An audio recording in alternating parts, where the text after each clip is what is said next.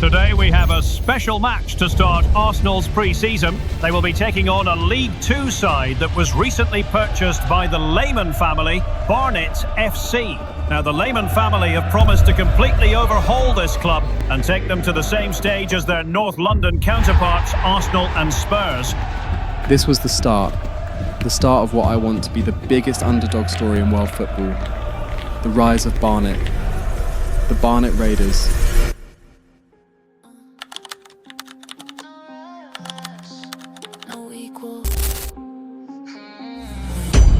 I recently retired as the greatest player in the world. Although I still had a couple more years in front of me, I had a vision for something else, and the fact that I had completed football as a player made me want to chase another dream. I bought Barnet FC with my sister, my hometown club. We acquired the club while I was still an active player, and now that I've closed that chapter of my life, it's time to fully focus on the club. I told Kori Lehmann, my older twin sister, to work on the revamping the brand while I work on the club itself. I plan to fully overhaul the club. Our ultimate goal here is to win at least one Champions League trophy. And frankly, that's quite impossible with the squad we have. So my first task was to hire scouts that would fly across the world to scout out the best possible young talents that would fit the vision I have for the club. And they did well. We hosted competitions in different locations around the world, with hopes of finding players with really good potential. They scouted a total of 68 players, and the task was to cut it down to 22, 20 of which would be incorporated into the main squad, but only if they can defeat the current team after 2 years of training. And the man that's going to be in charge of all of that is Thomas Raleigh. He was recommended to me by my previous agent during my career, and she said he's someone she trusts to get the job done.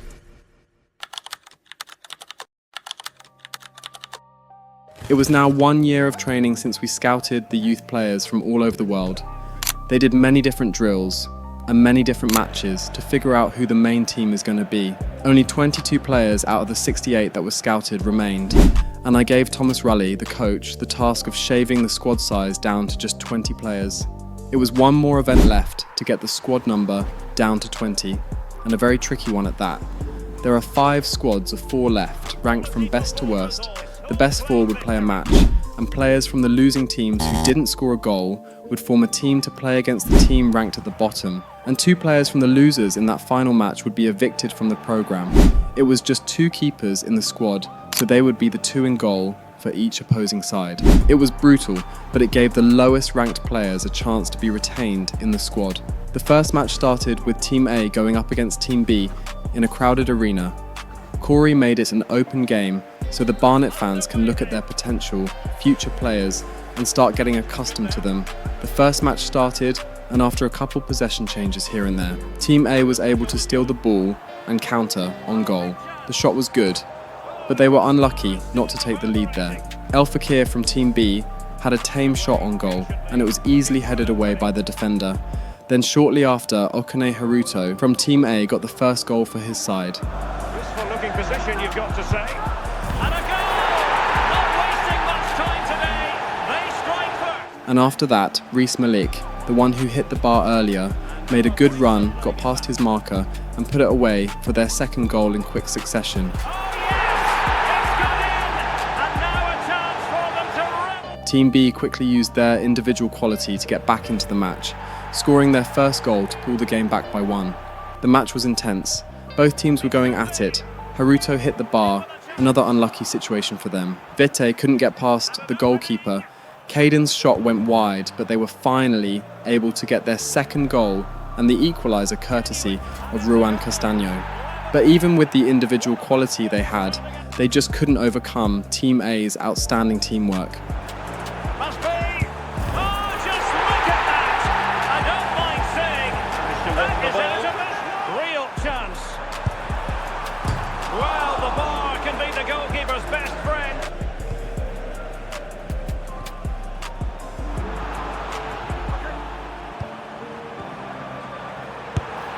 And in! Oh yes! Exactly what they were hoping to produce. The match ended with Team A dominating. They won the match, and with only 2 goal scorers from Team B, the 2 non-scorers would be on the chopping block.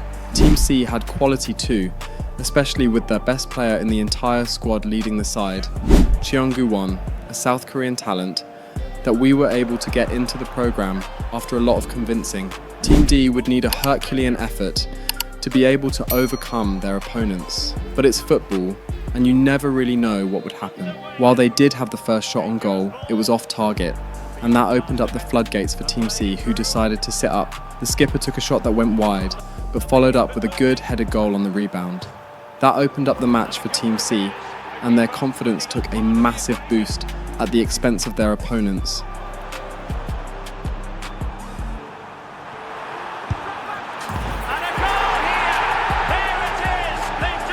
And after their second goal, striker Alexander Pavalos made a really insane block that further damaged the morale of his opponents. It was a big enough block to get the crowd riled up. And after that, not forcing the issue, great composure. And a goal here! Real chance. And in! Oh yes! Exactly what they were hoping to produce. their finishing was far from perfect, but they were able to get 2 more goals to seal their inevitable win. Team D was able to pull one back, but it was too little too late for them. But the goal scorer had granted himself immunity. The match ended 4-1, a big statement win from Team C.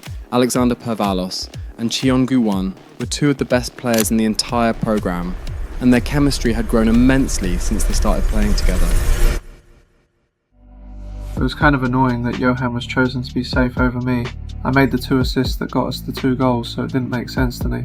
Well, I am the youngest in the entire squad, so I do expect to be subjected to things like this from time to time. Caden Van Boer was my former agent's son, and he did come to meet me during the break before the final match. I told him that the rules were the rules, and while I do care about him, I can't do preferential treatment. He just has to go out there and prove why exactly he deserves to be in the team. I believe in him. The final match was a really intense one. The Barnet fans in the stands were really impressed by what they've seen so far. This event was pretty much the make or break for our PR, and Kori got it spot on. The fans would fall in love with players that look like they can get their team out of League 2. The final match started. Caden led his side as the youngest player, and Team E, with the worst performing players in the programme so far, would need to upset their opponents if they all want to be safe. The match started with them giving up possession, and just like that, they conceded so early.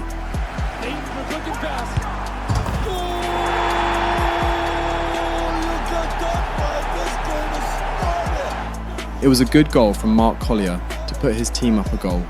The match after that was tight, but they were able to pull away. A goal from Nigerian winger Jordan Obiawe, and they had a couple more chances that they missed before Obiawe was able to grab his second in the match.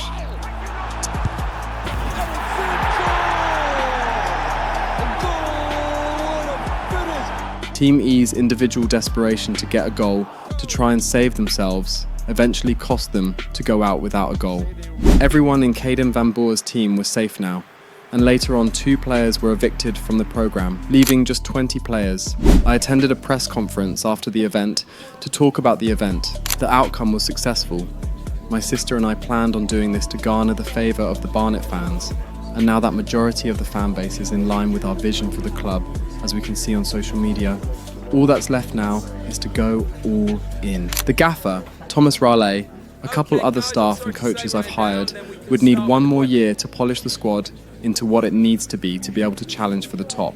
I believe this is the start of something special coming to this sport. We just need a little bit of patience, and everyone would see our vision as well.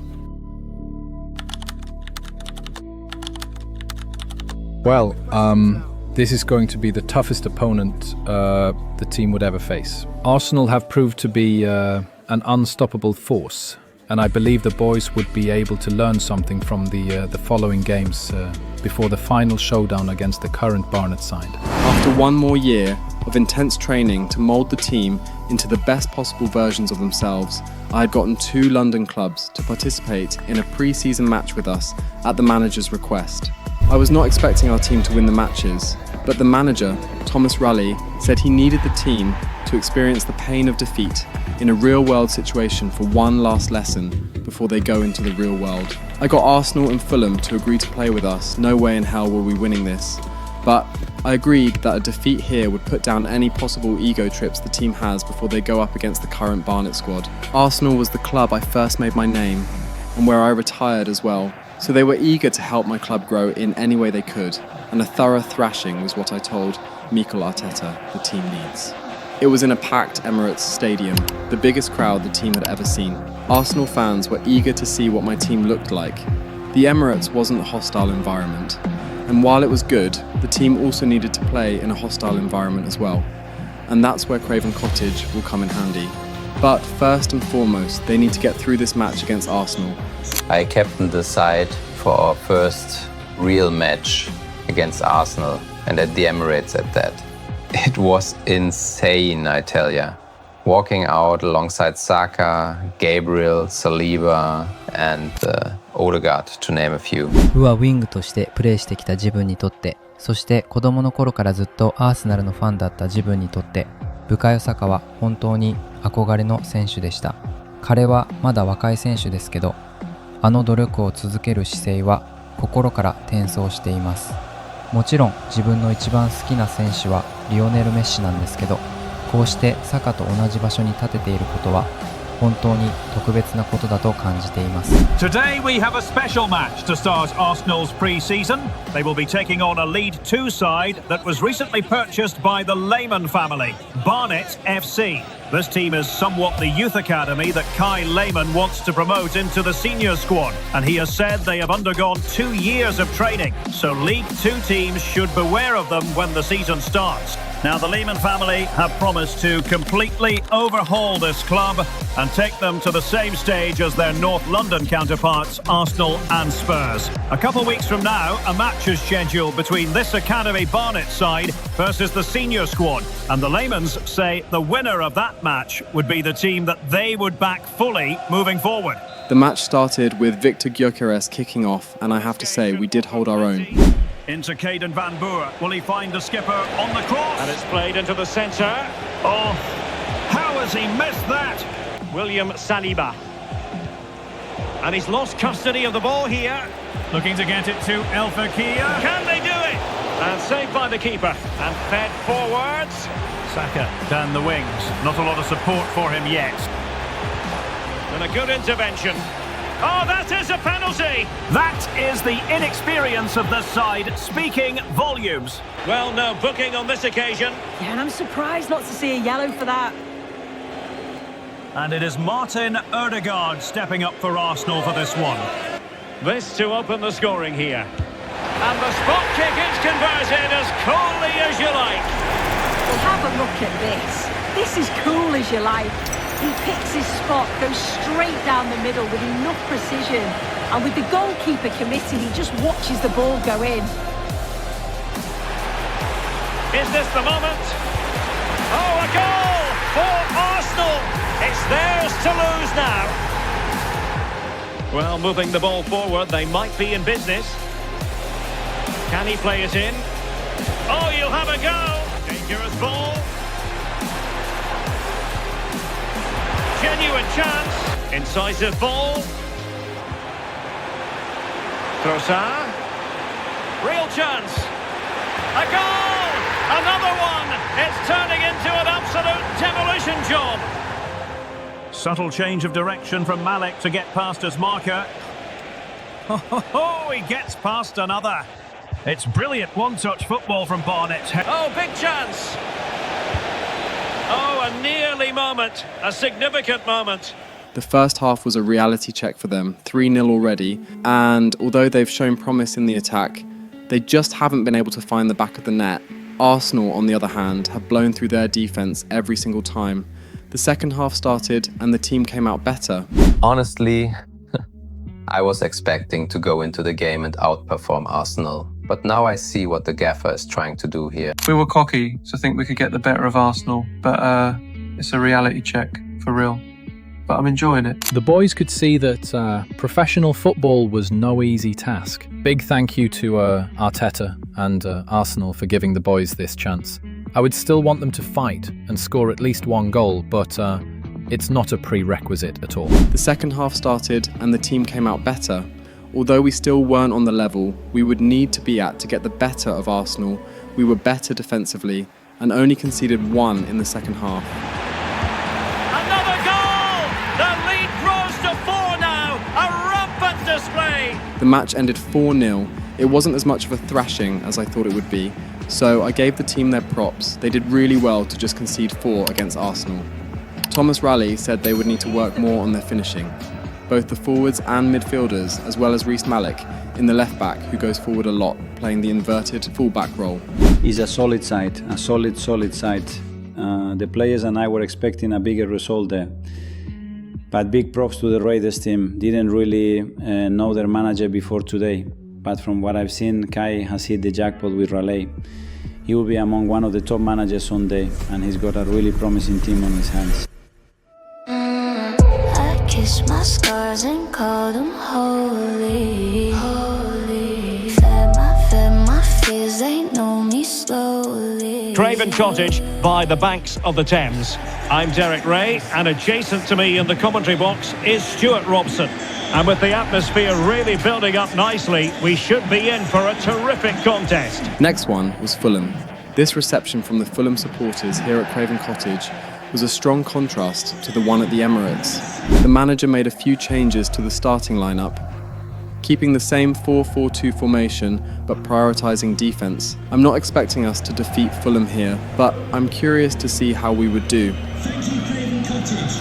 Enjoy the game. We started well and were really good on the ball. Cheongu Won, the captain, who is really good at passing, especially long balls, played one towards Haruto. He was able to get a header on it, but the Fulham defenders crowded the strikers.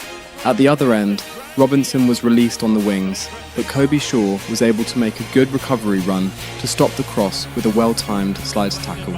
We dealt with the corner well, and our defence in general was way better than last match. After that, Jordan Obiawe did really well to get past the Fulham defender and find Alexander Pervalos in the perfect position. Chances on, and a goal! Now they have their opener, and now they can celebrate. The first goal for this new Barnet side goes to Alexander Pervalos. Well, here's the goal again, and it's a great ball to put him through. Good vision to set up the chance, and once he gets onto it, he just smashes it past the keeper with great technique. What an emphatic finish that is. He tried to find him again shortly after the goal, but the defender was able to intercept the pass. We were hustling, making sure that we get the ball back as soon as we're in it. We had a really good chance. Zola Naledi cut inside, but his shot was claimed by the keeper.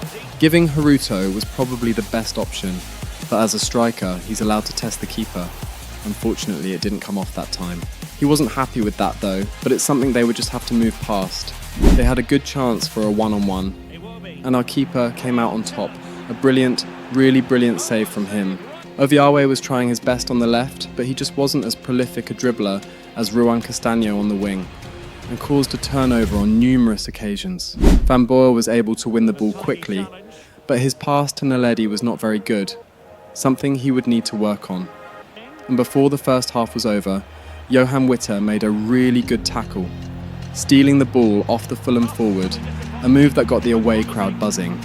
Half-time came and it was actually surreal that we were ahead of Fulham for a whole half. It gave me hope. Are we actually here? Did Thomas Raleigh actually bring this bunch of kids together to perform this well at this stage? It seemed they may have learnt a lot from the Arsenal match. The team performed really well, more than expected, but no one was ready for what happened in the second half. Pereira, and nicely over the top. He is in on goal. Will it go in? And the keeper there to deal with it. Can he deliver it with accuracy? And denied by the post. This looks more than decent. Well, a really good idea. Pereira in a decent position. Oh, it's on! And it's a goal. Level again. What a match this is turning into. And a chance for the lead. And getting enough on the ball to steer us away. Wait, what is this, Derek? And it's a penalty. How on earth did that happen? They've given away a penalty so cheaply. No, that's the frustration boiling over, and from the youngest player in the team at that. This to put them in front. And he slots it home with confidence. Yeah, that's his number. His manager has decided to take him off. They were doing so well. Now morale levels seem to have dropped after the penalty. Oh, in with a chance. Well, not clear yet. In it goes. At the second time of asking, and the keeper feels hung out to dry. 3 goals came just like that, and we were completely stunned. We had a chance to try and pull one back. Okanai Haruto was all over the pitch. His initial shot was blocked and cleared, and after we were able to build back up to the front, he headed the ball down to Pavalos, who wasn't able to beat the keeper. Haruto had one more chance after taking the corner short, but his shot was claimed by the keeper. The match ended shortly after that, and we were absolutely stunned. The Fulham support wasn't making it any easier on the players. But it's just a friendly match to make the team understand that they aren't the best in the world. It was still a very good performance from the boys.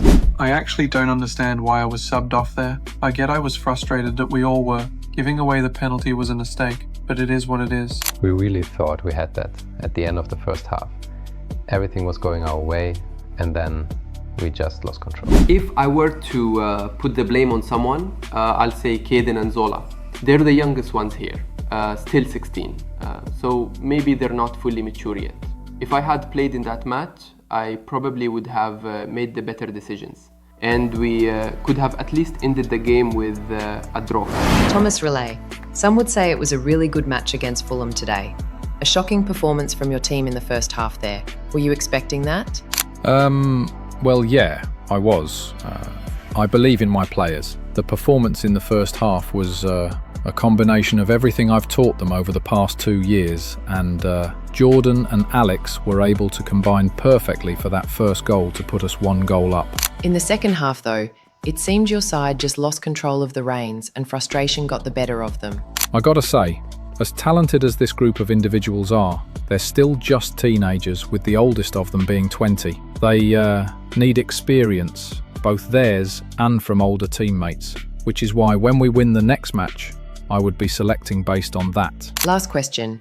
Do you think your team can bounce back from this loss? Any team can bounce back from any loss. I believe the Lehmanns and I have instilled the right values into the bunch for the most part. We are winning the next match, no matter what. We came from the shadows, built in the cold, blood on the gravel, hearts made of gold. They never saw us, never believed. Now we the ghosts that won't concede. Bruised up, knuckles still in our tone. Raised by the fight, carved from stone. Every bloody loss just sharpened the blade. Now the kings of the war they made. The next match was against the main Barnet first team. After I bought the club, I told Dean Brennan about my plans.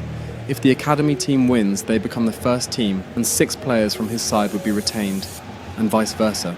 He was adamant that they weren't going to lose to a bunch of kids. And while I'm biased towards the side that I've spent a lot of money growing for the past 2 years, I always keep my word, so it's game on. The Barnet fans were ready for this one. This was the match that would change everything for them.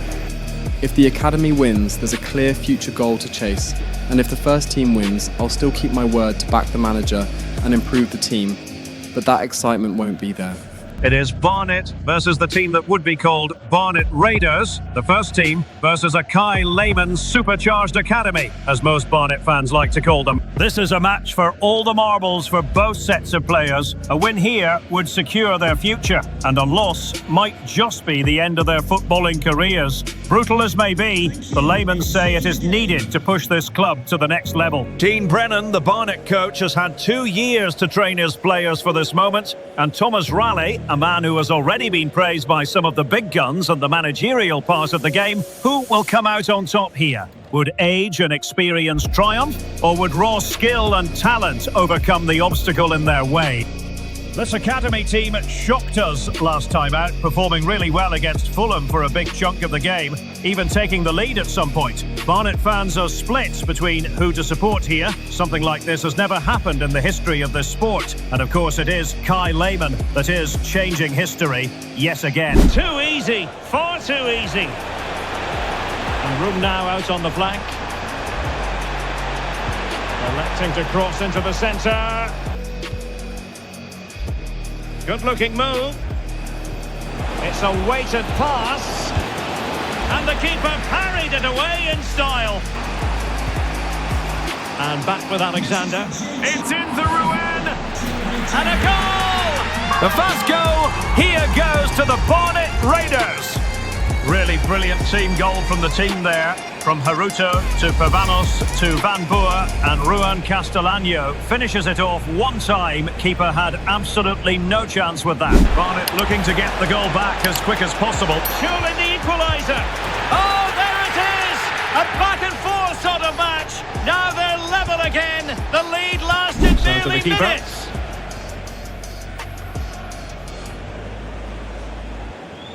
Now, who can he play it to? Well, going for power from there. Even Steven going into the second half of this one. Will it happen for them? Well, a bit more in the way of precision was required. I think we would all agree it's a logical decision to make the change. Didn't have a great game today. Tavares. That's a very fine piece of tackling. Can he put them in front? But it was a wonderful chance. But the goalkeeper comes through. And back with Alexander. Beautifully weighted ball. Not all that hard to deal with crosses like that. Kenlock. A goal here might win it. And great work from the keeper to avert the danger. Normal time ended with a 1-1 draw. The match was extremely tight. Both sides really wanted the win, it was evident. They were fighting like their lives depended on it, which is what I wanted to see. Extra time was up next. I didn't want them taking the easy way out. I wanted them to battle through it all for a place in the new team. And late in the first half of extra time, one of them got one more goal to seal the win and to seal their place as the first team of Barnet. Would he be able to make the run across the pitch? He's holding his run, waiting for backup. Backup arrives, 1-2 with Rouen. He's in on goal here! And a goal! At this stage of the game, it might be decisive. And just look at their supporters. They have done it! They have pulled it off, and it's thanks to the individual brilliance of this young man, Zola Naledi. Zola Naledi, the second youngest player in the academy team, got the win for his side and sealed their future for them. The match ended 2-1, and the team that would be carrying on for Barnet, soon to be called Barnet Raiders, was the ones from the academy. Yo, I still remember Rouen shouting at me to just take the shot after he played that pass back to me. That goal, I'm gonna remember it forever, bro. And hopefully, it's just the first of many. He's in on goal here! And a goal! At this stage of the game, it might be decisive. And just look at their supporters. They have done it!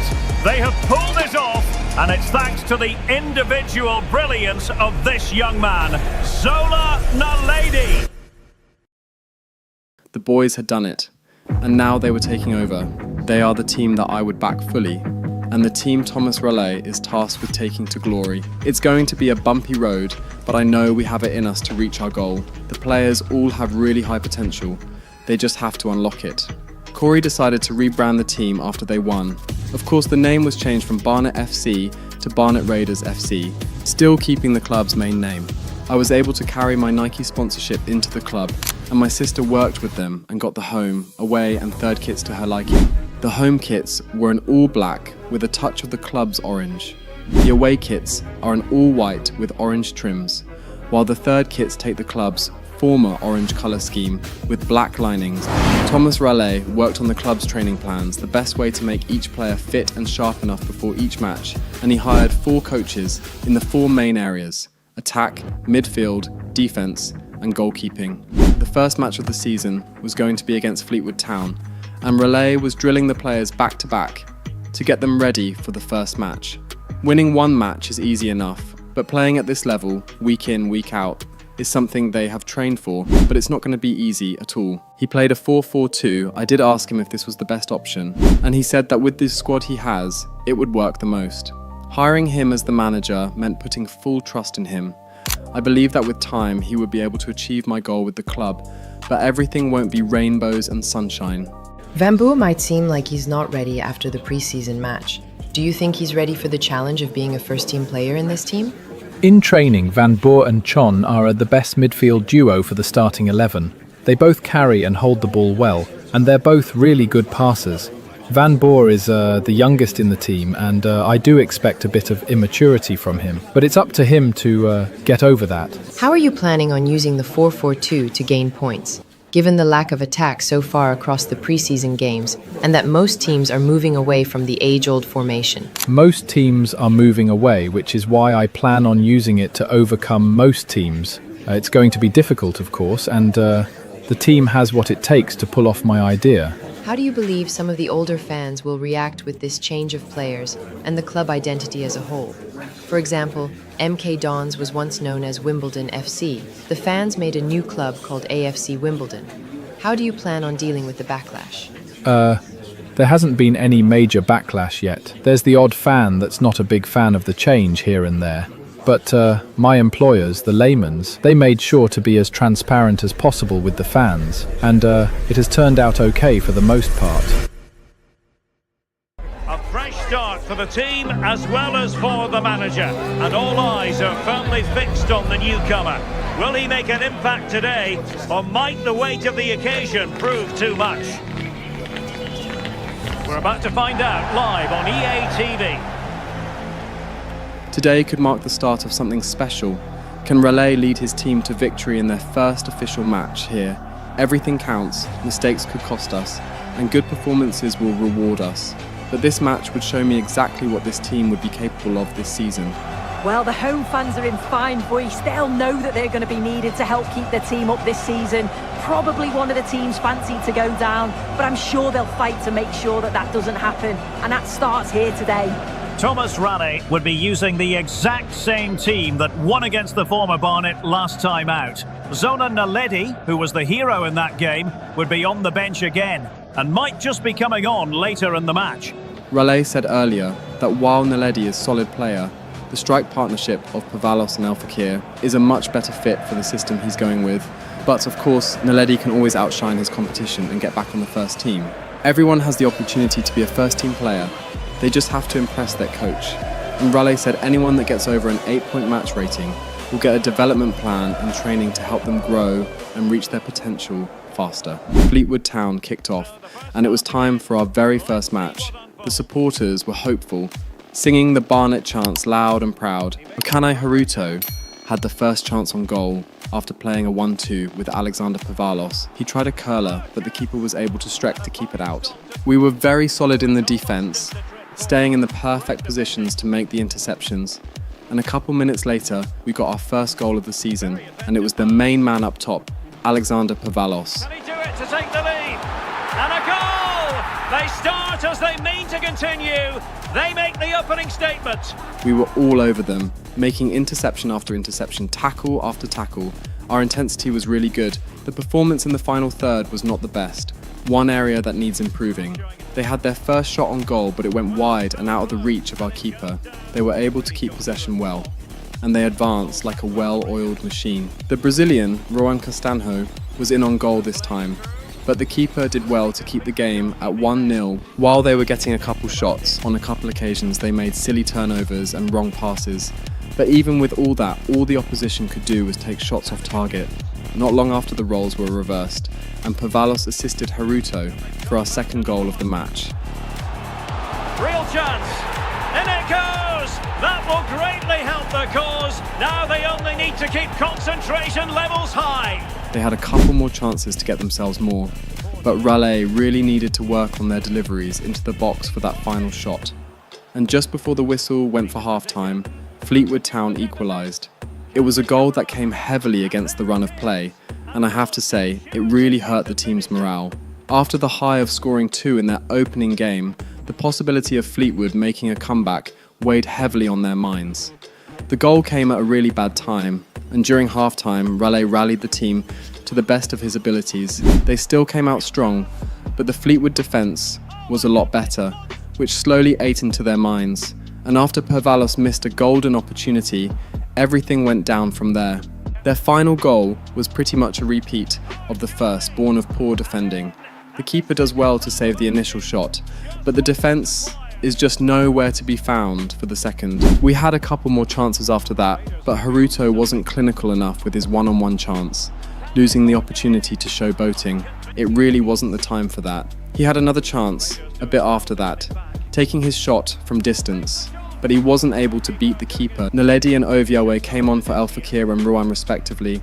Raleigh brought them on in hopes that they could be that super sub and use their dribbling skills to open up a chance for a winner. The captain, Cheonguwo, took a shot after the corner, but it was dragged wide. Oviawe went on an impressive run infield, dribbling past and avoiding defenders. He didn't have a lot of options, so he took it on himself, but the keeper matched it. And in the 75th minute, Van Boer put Naledi in on goal. The crowd went on their feet, expecting the goal from the South African kid. Unfortunately, he dragged his shot wide, missing a golden opportunity. Naledi put Haruto in on goal, and his shot just rolled wide to everyone's dismay. He put Cheonguwon in on goal shortly after, and it was another shot taken wide. We were very obviously the better side, just cursed with atrocious finishing. Pavalos put Naledi in for one final chance. It was on target this time, but he couldn't beat the keeper. The match ended as a draw. The match was a great watch. The team did relatively well. They were able to dominate their opponents for a majority of the match, but finishing is what absolutely killed our win in this match. It's a good start, honestly. It could have been better if we put at least one more of the total 15 shots away. But this has shown me exactly what needs to be worked on in training. The fans were something else though. Their support really meant a lot to the boys. It's a draw to start, and once we learn from our mistakes, it should be smooth sailing for us. Pavalos, Haruto, and the skipper, Cheonguwon, did get over an 8-point match rating, so they would be the first three getting the development plans. 3 of them made it into the team of the week for League 2, and yeah, in just their first match. I was proud. To be the first to get an official goal for the team, even back in the match against Fulham as well, it felt really, really good. I wish I was able to get more chances, but as much as I back myself to score every time, I'm also a team player. I wish I had gotten that one chance I missed, but I just have to learn from my mistakes.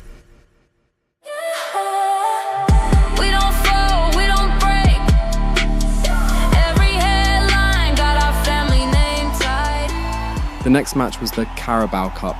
One of the objectives I set out for the manager this year was I wanted them to do well in a cup competition. Now the Carabao Cup and the FA Cup have bigger teams in it, so we might not go far in it, but I expect us to at least win against teams in League 1 and 2. The Virtue Trophy though, that's the one I'm really after. A trophy every season is a tough ask, and I plan on being extremely strict with it.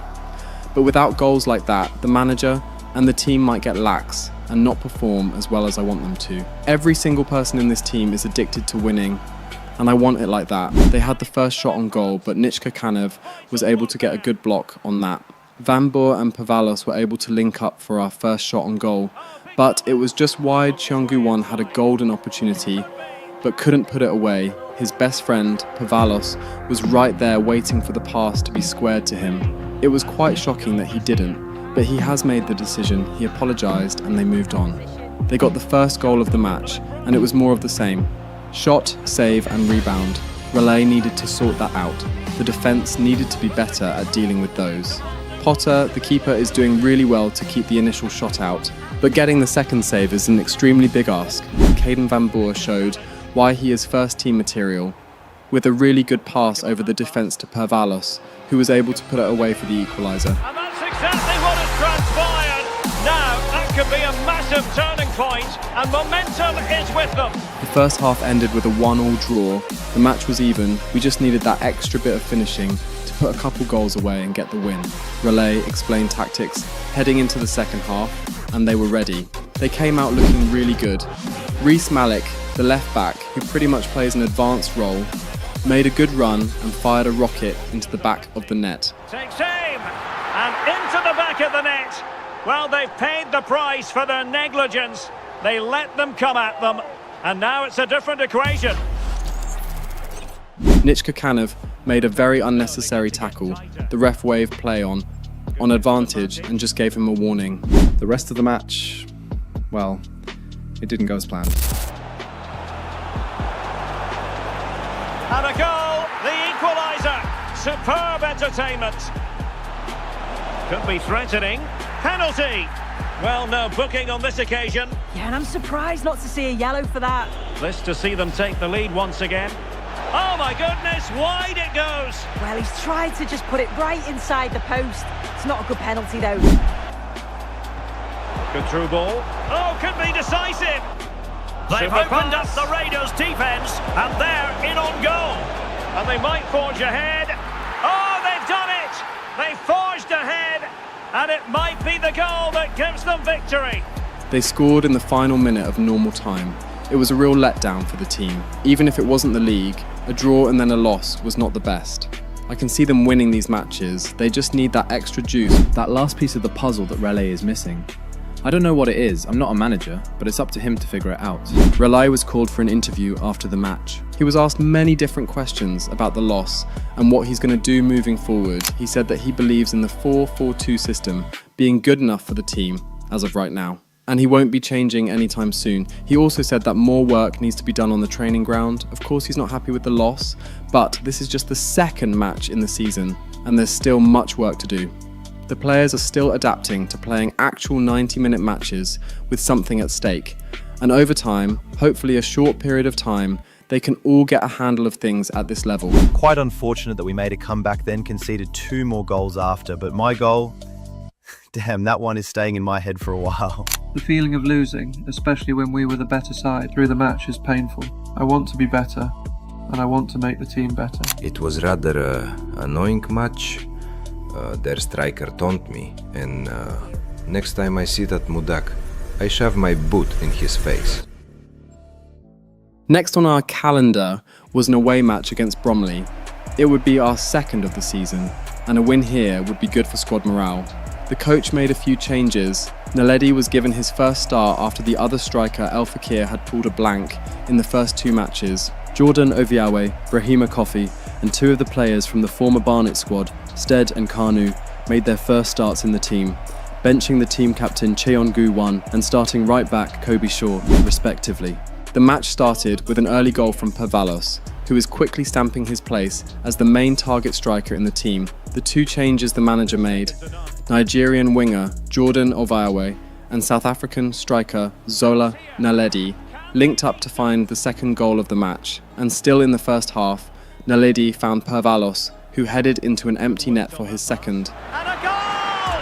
There he is at the double. They just can't subdue him. They were the dominant team, as they have been in all 3 matches they've played so far. And this time it showed in the result. They weren't able to get one last goal in the second half, but the 3 in the first were enough to seal the win. The 2 strikers were on the score sheet today, and that's what I love to see. Zola Naledi got himself a goal and an assist, as well as the Man of the Match award. He did better than what El Fakir did in the last 2 games. A couple more performances like that, and he might just be Pervalos's new strike partner. We found ourselves in 5th position on 4 points. It's just the second match, so the table would change drastically in the next couple of weeks. I want the team to win the league, but progressing to League 1 is more important than winning the league as a whole. So a top 3 finish is what I told Raleigh that I wanted. There was a bit of a rift in the camp during training. Naledi and El Fakir were having some kind of beef over who gets to be Pervalos's partner in the first team. This caused some players to pick sides, and Caden was very loud about his issues with El Fakir. I mean, he is quite annoying. He's had some sort of issue with Zola and I ever since the academy days, and he just won't quit. 2 kids that perform way better than him in each match. I keep saying it, they're kids. Caden is literally still 15, and it's very obvious his personal relationship with Kai Lehmann is the reason he's even here in the first place. It was the last thing any of the coaching staff wanted. Relay was still able to handle the team during the training, but the results of the matches that followed were not very convincing. The next match was against Walsall at the Hive, our home ground. We haven't won a match here yet, and that fact was going to stay a little while longer. Alexander Pavalos scored the first goal of the match, and that was the only goal in the 2-1 loss against Walsall. Swindon Town was next. Away from home, we were looking for a better result, but El Fakir wasn't able to put away his one-on-one chance. But Pavalos scored another penalty, and late in the match, when we needed to get the goal to salvage 1 point, El Fakir wasn't stingy and gave it to Naledi, who played his shot wide. We lost the match, again, and they just had to chin up and move on. A bold move by the manager today. It takes guts to leave out a star player, a big name. Will the risk pay off, or will it go down as a costly mistake? Raleigh benched El Fakir and tried the Pervalos and Naledi partnership against Cheltenham Town, hoping the two of them could make a difference yet again. Hello, it's great to be with you, and no problems at all on the weather front as we get ready for this match. They tried and tried Can he level it? and tried, but just couldn't get the ball in the back of the net. The first time we weren't scoring, and it was just a very unlucky day for the strikers. It seems that Kai Lehmann was in over his head when he mentioned that this team was going to be the next big thing. You can't just claim to get talented youngsters from all over the world, do some bullshit 2-year training program, and expect them to come into the real world and perform. It's just the League 2, but it is a professional league. And it seems the Barnet Raiders are in over their heads here. I'm telling you, it's that 4-4-2 system their manager is using. That formation is almost as old as time itself. Everyone knows exactly how to stop it, and that's exactly what we're seeing. Reporters were hammering the team, and loss after loss, it was badly hurting the team morale. During their next training before the next match, I showed up to give the team a bit of morale. I spoke to them, hyping them up, telling them about all the times I was close to losing morale, and all the times I did, and how I overcame it all. I don't even know if my speech worked or not. I just tried it regardless. I also told Raleigh that while I support his decision to use the 4-4-2, he should come up with something else that can work with the squad and try it out in the next match. 3-4-2-1. That's what he came up with. It was a very complicated formation that could be extremely defensive and attacking at the same time, and rather than there being two focal points in the attack, this time it was just going to be Pervalos, as the only striker with two playmakers behind him. The losses had dropped us down to 18th. It was bad, really bad, and we needed some form of breakthrough. Thomas Raleigh used the new formation in the next match against Colchester. Pervalos was the main man, and he chose Ruan and El Fakir as the two playmakers behind him. Malik and Haruto were the two on the extreme wings, and they would be supporting both the attack and the defence. Then the captain and Caden Van Boer were in the midfield. Brahim Kofi was the tallest player in the team, so he was positioned as the central centre half. The team was buzzing going into this match. Kai Lehmann came to training and he's almost everyone's hero in the club. And then the new formation also looked really promising. I wasn't starting in this match, but this one just felt right. The atmosphere in the stadium was perfect. I can see it working. Everything the gaffer has explained to us, I could see it working out. One thing that was amazing is how the fans did not let up their support for the team. I sat in the stadium and got ready for this match, and I wasn't ready for what went down. So here we go, an exciting 90 minutes in prospect. Perfect tiki-taka football from the Raiders here. Dangerous ball. And a goal to open the scoring. A very bright start to this one. Really brilliant goal from Pravalos there, beating the keeper at his near post. Good win. Oh, that's a super piece of defending. Alexander. Oh, moving it nicely. Well, you have to categorise that as a missed opportunity. Must be. Oh, that's a fine save. And striking it. It was all in the build-up play for me. So many different players involved. And once the space... Chance here. And that's tidy work to push it to safety. Well, we did have to cut off Alex for understandable reasons in this case. To clarify for you, the away side had super chance, and he's outdone himself. And moving it forward, and the cross into the middle. Well, the header needed to be a lot better than that. Official, by the way, Kalidou Koulibaly has completed his move to Crystal Palace. Well, listening to him wait a minute, they could be in here. And great agility to make sure they didn't level matters on the break. To the wing for Okene Haruto. And goes for goal. Could be threatening. This could level it. And it is the equaliser. Parity now. And who's to say what's going to happen next? And it's Zola Naledi's first touch on the ball after coming on. 20 minutes remaining. The Raiders are advancing here with a certain confidence about them. Could be dangerous. Oh, surely! Oh, that's top-notch goalkeeping, you've got to say. Can they chisel open the defence? To Van Boer. To Naledi, and he takes the shot! And he's kept it out, fully stretched, somehow reaching it. Well, what a game this has been. You've got two sides wanting to be positive and taking the game to the opposition. Very evenly matched as well. It's been a real enjoyable watch so far. Naledi might keep it in play here, and he does. Quick one to Van Boer. Trying to tee it up. Oh, what's he going to do here? No. That was the wrong option. Good-looking pass. Yeah, it's a really well-weighted pass. Picked out the perfect run there. Well, just fractionally wide. Good strike. Another goal for Bristol Rovers. The game's all level again at 2-2 with 83 minutes on the clock. What a fascinating... Can he put it away? Oh, they've done it! They forged ahead, and it might be the goal that gives them victory. Well, it all starts with this ball over the top, weighted just right, and I couldn't see him missing from there. He made a strong connection. It's a nice goal, that. And the referee has decided to add on a minimum of 5 minutes. The Raiders have gotten the ball back again, not giving Colchester any chance to breathe. They are really looking to put this game to bed. Interesting pass. This could be it. And it is. He's done it. Surely a case of game over. They went from back to front so quickly. And the opposition just couldn't do anything about it. Utterly helpless in that situation. We gave them absolute hell in that match. Literally no space for them to breathe. It was like the new formation. Literally choked out the opposition, and the boys executed it very well. The defending was much better, and although the attack in the final third still had a lot of room for improvement, the performance in this match was a big step in the right direction. The boys absolutely outdid themselves there, especially Pavalos with his 2 goals. You can just tell how much emotion he put into that second goal. That win took us to 14th on the table with 7 points. Just 3 away from 7th position, the final spot for the promotion playoffs, and 5 points away from 3rd place.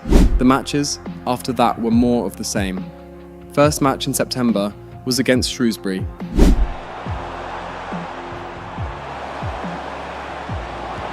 chance. In it goes. He scored on his debut, and his fans are loving that. Alexander. Could be dangerous. Oh, he could finish. And a goal! They've added to the lead. Much needed security. Zola. Fine pass. Oh, genuine chance. And a goal! That's his brace. They just can't keep him quiet. A 3-0 win, it was a very assured performance. I was extremely impressed with how the team had turned around with just a simple formation change. The fans and I look forward to the next match against Crewe Alexandra. A lot riding on this one today, with both teams ready to leave no stone unturned in their quest for success. A match that ought to tantalise. Haruto scored 2 in the previous match, so he was all over the headlines. Last match was the 2nd win in a row for us, and we're looking for a 3rd. This would be a really epic comeback, and morale everywhere is through the roof. El Fakir was able to get his first goal of the season to seal the draw against them. And a goal, the equaliser. Superb entertainment. It was a tougher match, but we were better defensively, and all in all, were able to get a point. Grimsby Town was next, and this time, Cheongu-won, the skipper, was the one that got his first goal of the season after a couple missed chances from Pavalos. And look at this, and there it is, the opening goal, 1-0, and they'll feel they deserve it. They were able to equalise late in the match, and it was another draw for us. But at least the draws are better than losses. The final match in September was against Oldham Athletic. Sadly, we weren't able to get a goal in the match, and we lost our first match in a while. The next match against Accrington, and even after the loss against Oldham in the last match, the team didn't lose morale. We needed to try our best to make sure we get another 3 points. But Accrington was just too much for us. Pavalos got a consolation goal. But that was it really. After the match, because of the frustration that had built up over the past couple weeks, especially in training, El Fakir and Van Boer got into a scrap in the dressing room, which had the players separating them. It was bad. We all knew Xavier and his little clique in the team had been picking on Zola and Caden because they were the youngest, but it never got this far. I mean, he was chatting shit about Zola after the match, and I just couldn't deal with his high and mighty attitude anymore. I don't see what I did wrong. I just pointed out that they both need some maturing. It was unacceptable. News about it spread across England like a wildfire. Chaos in Kai Lehmann's team, infighting inside Barnet Raiders' dressing room. It was not the kind of news I needed for my team, so Kori and I single-handedly took matters into our own hands and suspended both of them for the next 3 matches.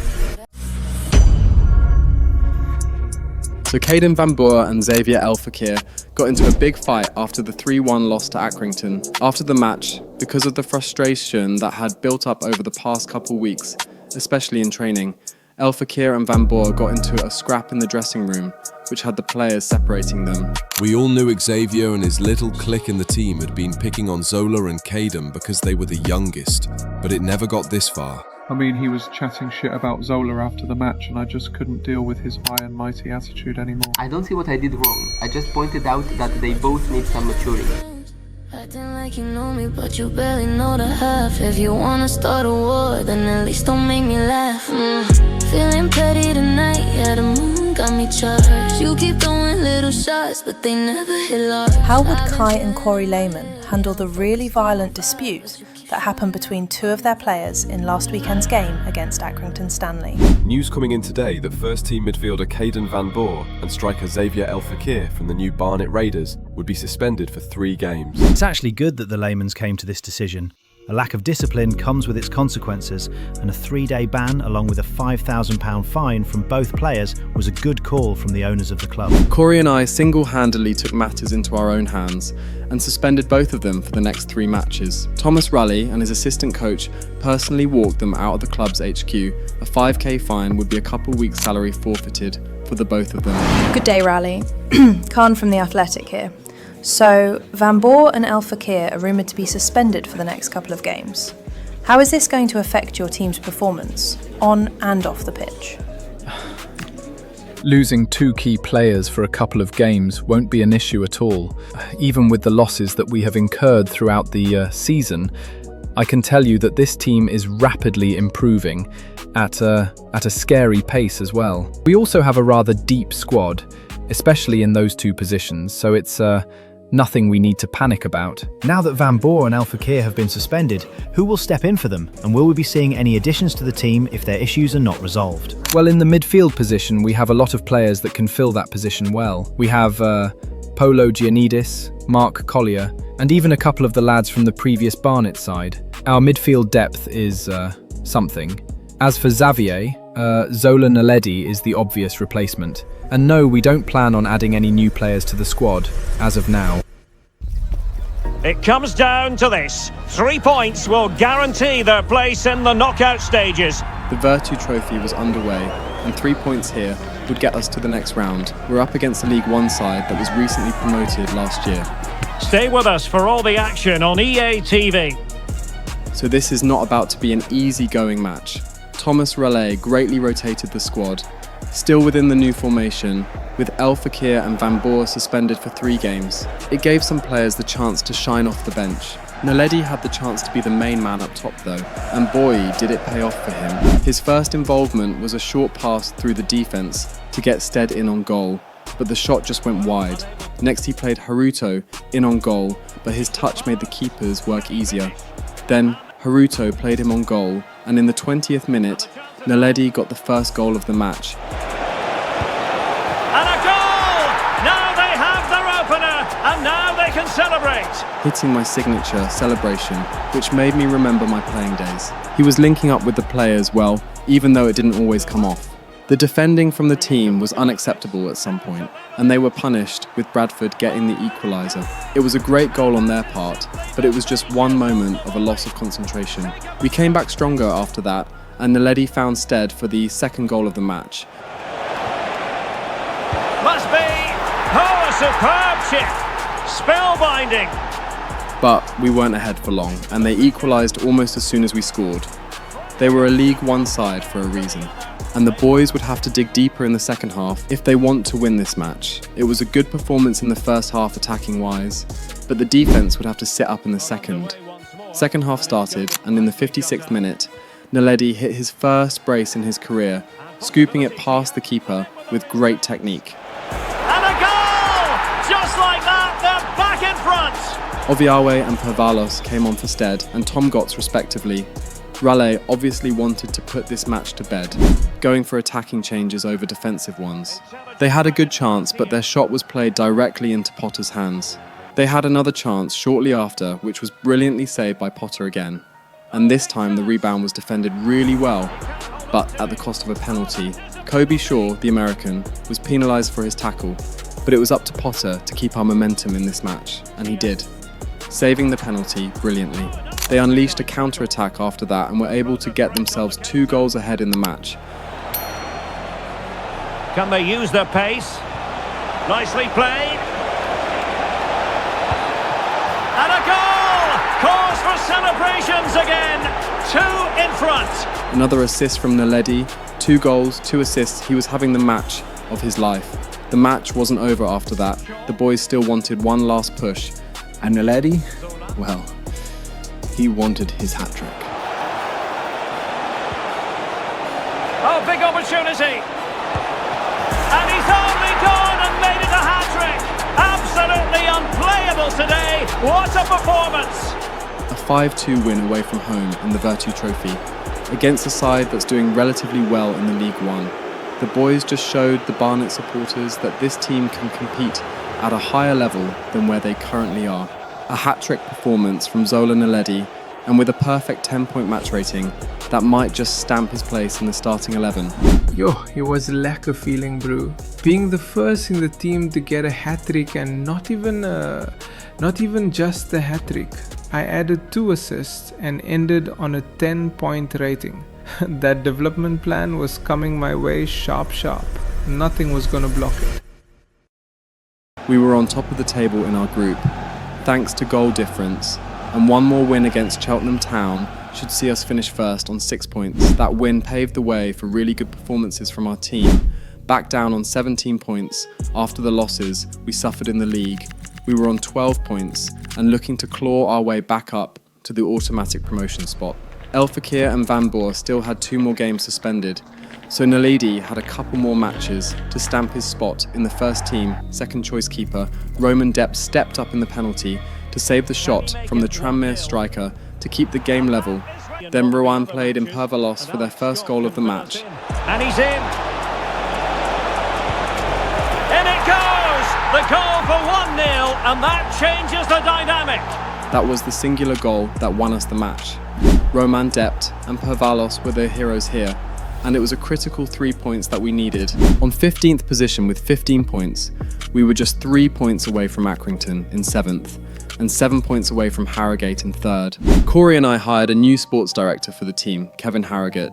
In the weekly meeting with the board, he said that he doesn't plan on making any changes without Thomas Raleigh's go-ahead, but what he would do is put up promising talents in the shortlist for future transfer windows, and the manager would pick and choose which players would work in his system.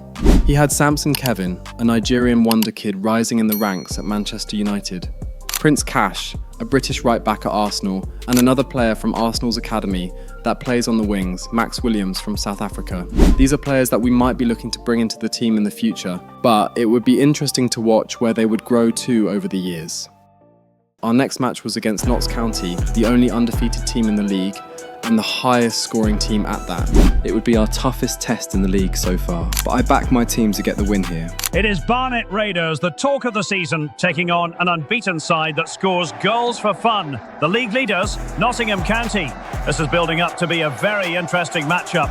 1st versus 15th, and the team in 15th place is really looking to close the gap between them and 1st. Would Kai Lehmann's wonder team be able to get themselves a favourable result here? The team has their supporters behind them, and they have been in good form as of late. Would they be able to topple the League Two giants? Playing against the highest scoring side in the team, with our defence not the absolute best, was going to be tasking. We would need the 3 centre halves, Brahim Kofi, Johan Witte and Nitschka Kanev, to really step up here. Of course, the 4 at the midfield are there to help, but the majority of the work is on the 3 at the back, and the attack has to be something else. Pervalos, Ruan and Naledi would have to be at their absolute best to outscore this side, and the match began. So the first half begins. Let's see what unfolds. And the Raiders moving the ball forward. What can they do from here? And the keeper making sure that was pushed well away from danger. It's a weighted pass. Can he put it in? And a goal! An early boost for them. The first goal of the game. They're off and running. And snuffing out the danger.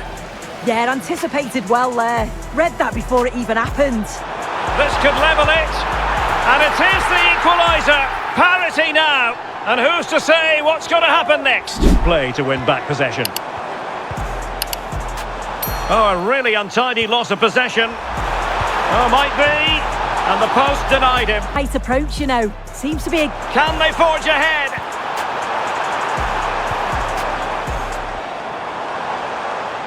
Takes aim. To take the lead. And he's in. And it's in! They're back in front. Stunning scenes here. Oh, wait a minute. Look what's happening. And still pressing. Opportunity again. Well, that goes down as a disappointing effort. A chance then for the respective managers to address their charges. It is half-time here. So back underway here into the second half. Now they have possession in a good area of the pitch. Might work out. No shortage of excitement. Level again. No wonder they're excited. This is a wonderful ball played through. It's great work to set up the chance. And as soon as he's through 1v1 with the keeper, he just smashes it. Such power in the strike, it's brilliant. And trouble is brewing. Pervalos is in on goal here. Can they forge ahead? They do. And you've got to say they're good value for the lead. Well, I'm hearing there's been a goal in one of the other games, and Alex Scott can fill us in. It's another goal. Now jumping in because this is a chance, and the keeper more than equal to it. Must be. Oh, how did he keep that out? Who can they pick out? The chance is on. How about this for drama? All even once more. Astonishing. The move looks promising. A goal here surely would finish it. And the tables seem to have turned. The Raiders on the march here, looking for a winner. Chances on. And a goal! At this stage of the game, it might be decisive. And just look at their supporters. They made their comeback twice in this match. Incredible hustle play from these young lads. And with the time left, they've seemingly won it. Well, here it is again. And it's all about the pace in transition. They were so quick to get out from the back. And once he's in, it's all about the finish. No messing around, just blasts it past the keeper. It was a brilliant performance from the team, and from Pervalos to get himself a hat-trick. The match ended 4-3, a roller coaster of a match. The boys came and gave the Barnet Raiders fans a show. Raleigh informed me that Pervalos came to his office a couple days after the game against Nottingham County. Gaffer, I'm feeling a little homesick, and I'm struggling to adjust to life here in London. It's very different from Argentina, and although I've been here for over 2 years now, it's a little different being outside of the training academy, and it's the first time I've been away from home for so long. Is there anything you think can be done to help me cope? I understand that you are finding it tough to acclimatise. However, this is the reality of being a professional footballer. Outside of the accommodation facility the Lehmanns have set up for you lads, you would have to find a way to make everything work. I get it, sir. I'll try my best. The best thing you can do right now is focus on your football, fight through, and I promise you'll come out the other end as a way better player. If the rivalry between Zola and El Fakir increases, what are your plans to avoid another public fight and help keep the team from being divided? Well, the measures and the consequences that we've set for situations like this are already in place. So players should definitely be avoiding anything like that again. After the selfishness Chongu Won showed in the Carabao Cup game, not passing to his so-called best friend, does he deserve to wear the captain's armband? In my opinion, There's absolutely nothing wrong with a little bit of selfishness in this sport. No one would be saying it was selfish if the chance went in the back of the net. Hello, Thomas. Pervalos is in great form, and at an age like this, are you worried it'll get to his head? Alex? Alex has such an amazing character. He's hard-working on and off the pitch, and it's working out for him. I have absolutely no worries when it comes to Alexander Pervalos. The last match in the month of October was against Barrow, a team that's 6 positions behind us on the league table. It was a good start to the match when Zola Naledi and Pervalos linked up to get the first goal of the match. The keeper saved the first shot, but Pervalos was sharp and quick to the rebound. And almost immediately after, Ruan played him in on goal, and he chipped the keeper wonderfully. Nobody would have expected that, but it happened and we were 2 goals up. We had a couple chances to play a striker through the defence, but it didn't work on both occasions. We completely dominated them. Naledi had a chance with his weaker foot from a really tight angle, the keeper 9 times out of 10 going to come out on top there. Shortly after that, they were able to pull one back off the back of a really good counter-attack. In the second half, we were still going strong with our attack. Pervalos chipped one to Naledi, but the keeper was able to smother his shot. Then, a little bit later, he was finally able to get past the keeper to take us 2 goals up. Will it be? And a goal! They've added to the lead. Much needed security. Ruan played it to Naledi, who played it to Pervalos. The shot was tight for him, so he laid it back to Naledi, whose shot was saved by the keeper. After that, El Fakir was given a chance in the match.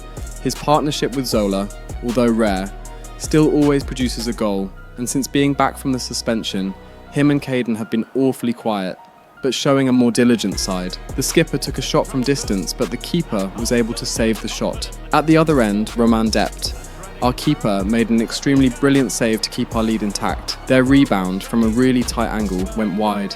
Then, in the 75th, the Brazilian, Ruan, played a really good low ball across the field to find Naledi, who was able to finish perfectly for his second and the third of the match. And towards the end of the match, Cheon Gu-won came off for Caden Van Boer. It was late, but Raleigh decided to bring them both on, especially after 3 games, 3 weeks of no action at all. Van Boer did really well in the short time that he was here. Even with low sharpness, he was able to tactfully win the ball, lay it off to Naledi, who held the ball really well before releasing it for Van Boer. A goal! And I'll tell you what, on this sort of form, very few would lay a glove on them. Almost like they had been practicing that together while Van Boer was suspended, and it paid off really well for him. Ruan tried to get El Fakir a goal at the end. It was a really well done cross, but his header was unfortunately wide. It was a big 5-1 win, the team did really well. Van Boer came off the bench with 5 minutes to go and still got an 8.3 match rating. Goes to show how good he really is, and with the right training and with discipline, he'll probably become one of the best midfielders in the world. During the final training session for the next match, Thomas Raleigh told the players that something big would be happening at the end of the year. He would be picking 6 players that would get loaned out in January. He would be basing it on who would benefit the most from a bit of time outside of the team. Of course, the team would offer accommodation. The reactions from the players was mixed. Some thought it was just a sugar-coated way to get rid of the players that haven't been up to par, while others were excited of the prospect of leaving the team to play in a bigger league. I actually understand why the gaffer and the Lehmanns would do this. Not everyone in the team has the same amount of game time. There's a set first team, and the gaffer just rotates around us from match to match. And of course the older players that came from the main Barnet side get just enough playing time as the experienced players in the side. So I doubt they would be getting loaned out. Can't help but think this is just the way to get rid of me after the whole thing with Caden. He's the Lehmann's golden child. Pretty much grew up with them. I can already smell the preferential treatment in this club. We were 6th on the league table. We've done well to climb back here, but the season is far from over. We're still in November, and to keep our winning form, we would need to work extra hard. The next match was against MK Dons, pretty much the same kind of team as us, but all our decisions in the rebranding of the club was given the go-ahead by the fans, so it was a type of rivalry. A rivalry that I was expecting the team to overcome. But the case was different. Very different. Pervalos missed a header, granted it was difficult, but that entire attack could have been better. They got their first off a counter-attack, then won a penalty after Kanev lost his head out of frustration. They got their second, And then in the second half, they got the third. Oh, big moment here, Derek. A goal! How about that? He's put it away to make it a hat-trick. Pervalos tried going it alone to try and pull one back, but he just couldn't get past their defence. It was a hat-trick from Aaron Collins that dismantled our team, but we would be back. Cheltenham Town was next in our second match of the Virtue Trophy. A win here was beyond compulsory. Chen. Fine pass. Oh, tremendous goalkeeping awareness. He's in.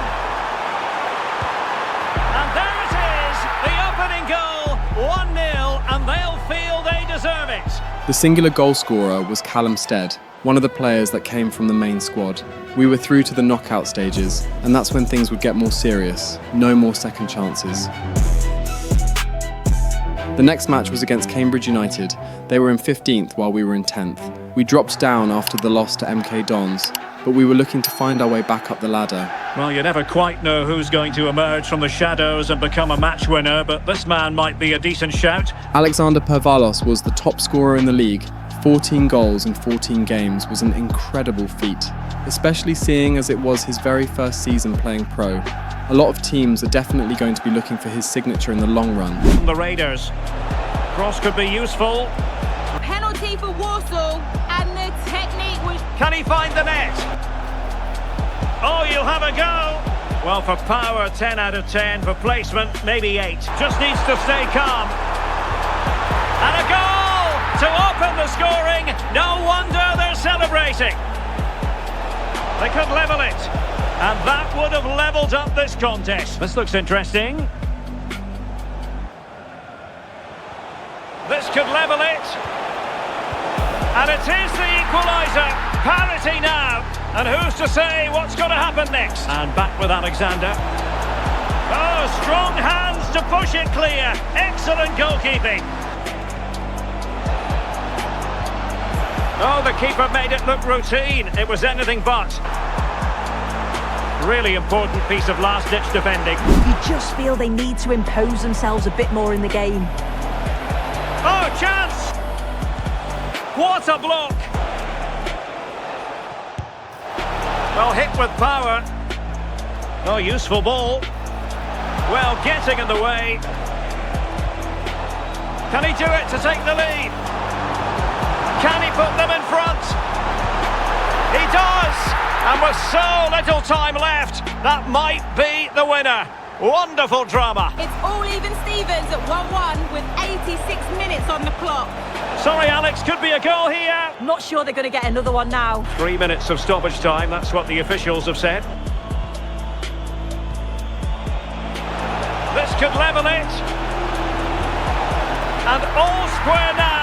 And you have to ask the question, is the time for either side to win it? Pervalos proved why he is who he is. 2 goals to clutch up for us and grab at least a point in the match. If I did better, I possibly could have gotten another goal or an assist to get us these 3 points. But it is what it is, and we just have to move on to the next. Our cameras on one man, in a rich vein of form and #1 in the scoring charts. See it on my face, I made up my mind. Not another day, you're on borrowed time. Let me get away, yeah I'm running, yeah I'm running. This to make it 1-0. And a goal! He was composure personified, and he's done his job from the spot. It was a 1-0 win to Gillingham, courtesy of Pervalos' penalty. A win that took us up to 9th as we headed into the next couple of matches. The games against Harrogate and Bristol Rovers at the beginning of the month of December both ended up as goalless draws. Honestly, I actually don't care anymore. The team is letting me go. The whole bullshit loan system is just the perfect way to get me off the team. Yeah, I noticed. It's not fair that the Caden brat would get to be in the team. It's all good. Whatever team that I'm going, I'll try and convince them to do a loan to buy. I'm talented and I don't really need to be in this stupid make-believe team to shine. Honestly, I wish I was you. Raleigh gives a good speech. but I just don't see how we're making it to the Premier League. Talk less of making it to the Champions League and winning it. It's a stupid pipe dream. Once I'm out of here, I'll make my own way to the top. I'd advise you do as best you can, so when this dream fails, you can at least get scouted by a good team.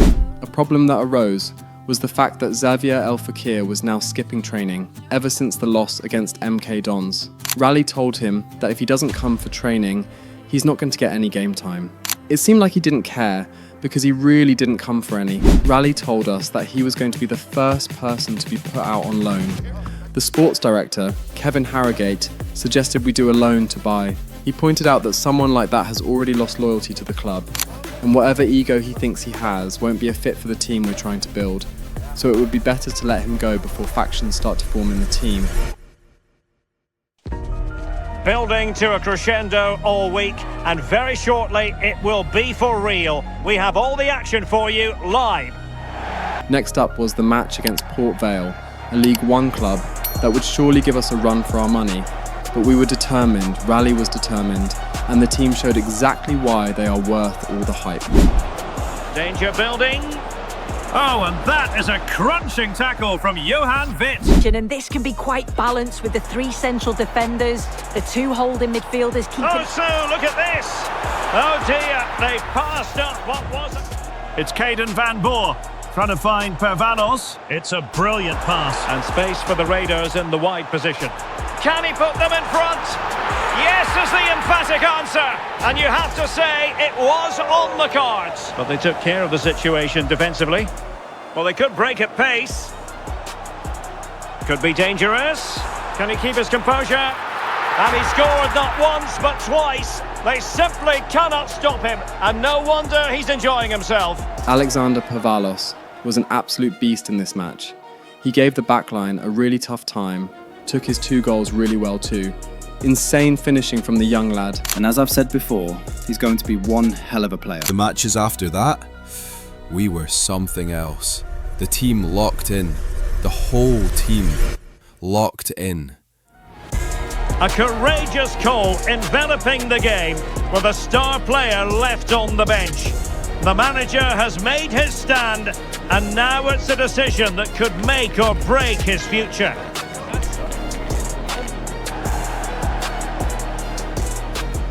It's more likely to be 3 players in behind the main centre forward, and those 3... Oh, wait a minute, they could be in here. Real chance. There it is. A delightful start to this match. Just what they were hoping for. An opportunity to level matters. And the penalty is converted. I don't think anyone really questioned him. Opportunity here. And a goal! He's put it away. A celebratory moment. Jordan Obiawe passes it on and wants it back. Through on goal. And a goal! They've increased their lead, and they don't want to be throwing it away from here. And he has options available. Incisive ball. He's through. And a goal! He's doubled his total for the day in superb scoring form. And no problems at all on the weather front as we get ready for this match. Sure, they stay compact out of possession and then stretch the pitch. Oh, they could be in here, Stuart. There it is, the opening goal of this match, and what a start they've made. Chance to equalise here. Goal! Taking aim from the spot and finding the target. And the ball in behind the defenders. Could be in here. And a goal to re-establish their advantage. Just look at the celebrations. And playing it through. In position, and a goal! They've increased their lead, and they don't want to be throwing it away from here. The floodlights shining down on the players as we speak. And Derek Ray here on the gantry, and back with Alexander. Can they forge ahead? Oh, genuine chance. And a goal! Now they've broken through. 1-0 here. He plays it through to Pervalos. Real chance. And there it is! 2 goals in a matter of minutes. Incredible stuff. They've had some good finishes too. They'll be looking to keep this going for the second half. opportunity. In it goes! The lead just gets bigger. Surely they can't let this slip now. This looks interesting. Is it going to be? In it goes! To rubber stamp it once and for all. It was a good ending to the match. Malik, Haruto and Naledi did really well in the match, and Pavalos showed he was more than a goal scorer in the match. We won the last 3 matches, and we won emphatically. Cheong-gu was sick, came down with the flu, so he was excused from the end-of-year team briefing. Thomas Raleigh stood in front of the whole team, getting ready to call out the 6 names that would be going out on loan. Xavier El Fakir was the first name on the list. I was surprised he showed up after his immature display of feelings. He was not going to be on this list, but his behaviour showed us that he's not ready to be in this team. Brahima Kofi was the second on the list. He has shown incredible talent. While he might not be a first-team starter now, Raleigh said he wanted him to be at the core of the defence in the future of the team, and I believe he has everything it takes to be just that. Ruan Castaño was the third. Mark Collier, who has had the least playtime in the entire team, was the 4th player on the list. Roman Dept, he had moved up from second to first choice keeper in the team, but Raleigh thought he needs exposure outside of the team to get better. Same with Ruan. And finally, the last person that has been put on the loan list is... One of us seems to circle the other. As you go, you remain a stranger to me, to you. But our pieces left uncovered. I'm thinking This was definitely our toughest match ever, against a team that has been in the Premier League, Huddersfield. It would be a tough, very needed test to see where the team is at now, but nothing is impossible. It is the Barnet Raiders taking on Huddersfield, a team that might just be too much for them, but we cannot put anything past Thomas Raleigh's side. Even though they've been shaky in recent times, they are known to clutch up in fixtures like this, where they are very much the underdog. Alexander Pavalos and Zola Naledi have been absolutely solid at the front for them, with the Korean wonder kid Cheong-gu being the heart of everything that happens in this team. They can very well pull off a shocking win here against Huddersfield. So here we go. Oh, the challenge was spot on. Really nice looking pass. It's a cross towards the near post. Good ball over the top. Oh, surely! Well, he's beaten his opponent and played in. And coolly done despite the mounting pressure. Getting right into his face. Such an ambitious run. Good weight on that pass. Must be! And doing well to keep that one out. Chance here. And so near on the volley. Well, he'll be frustrated with that finish. That was a big opportunity there. Alexander. And the Raiders moving the ball forward. What can he do from here? Can he? And a goal!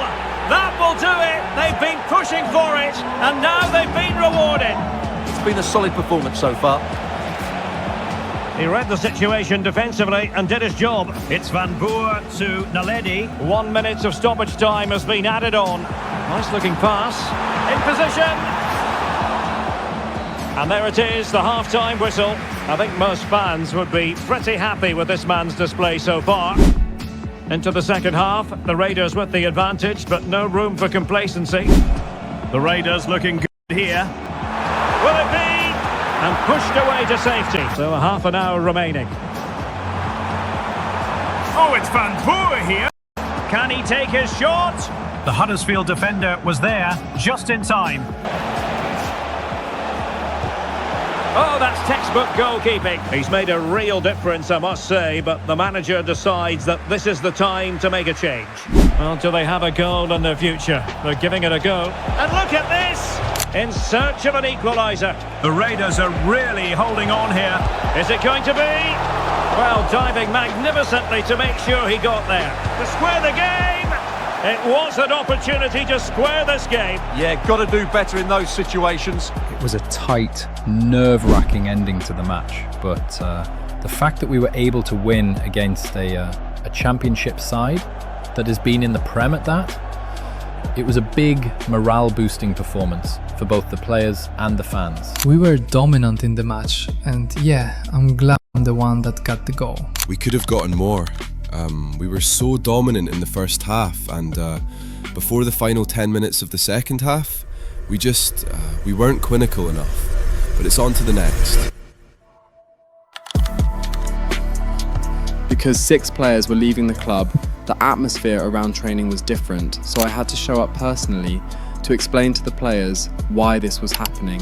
The last thing the club needed now was a lack of morale. The ones going out on loan now are the ones most likely to be major players in the team in the next 4 to 5 years.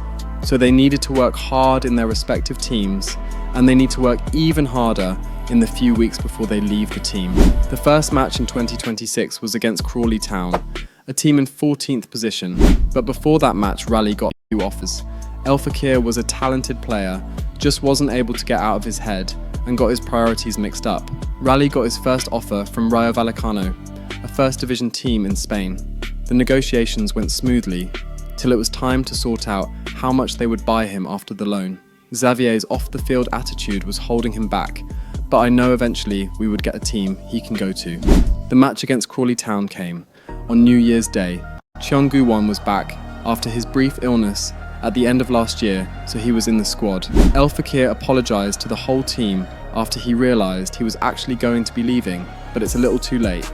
Raleigh, who doesn't hold any grudges, gave him a chance to play, partnering with Zola Naledi this time around. And like I have said before, their partnership almost always produces a goal. And a goal! They start as they mean to continue.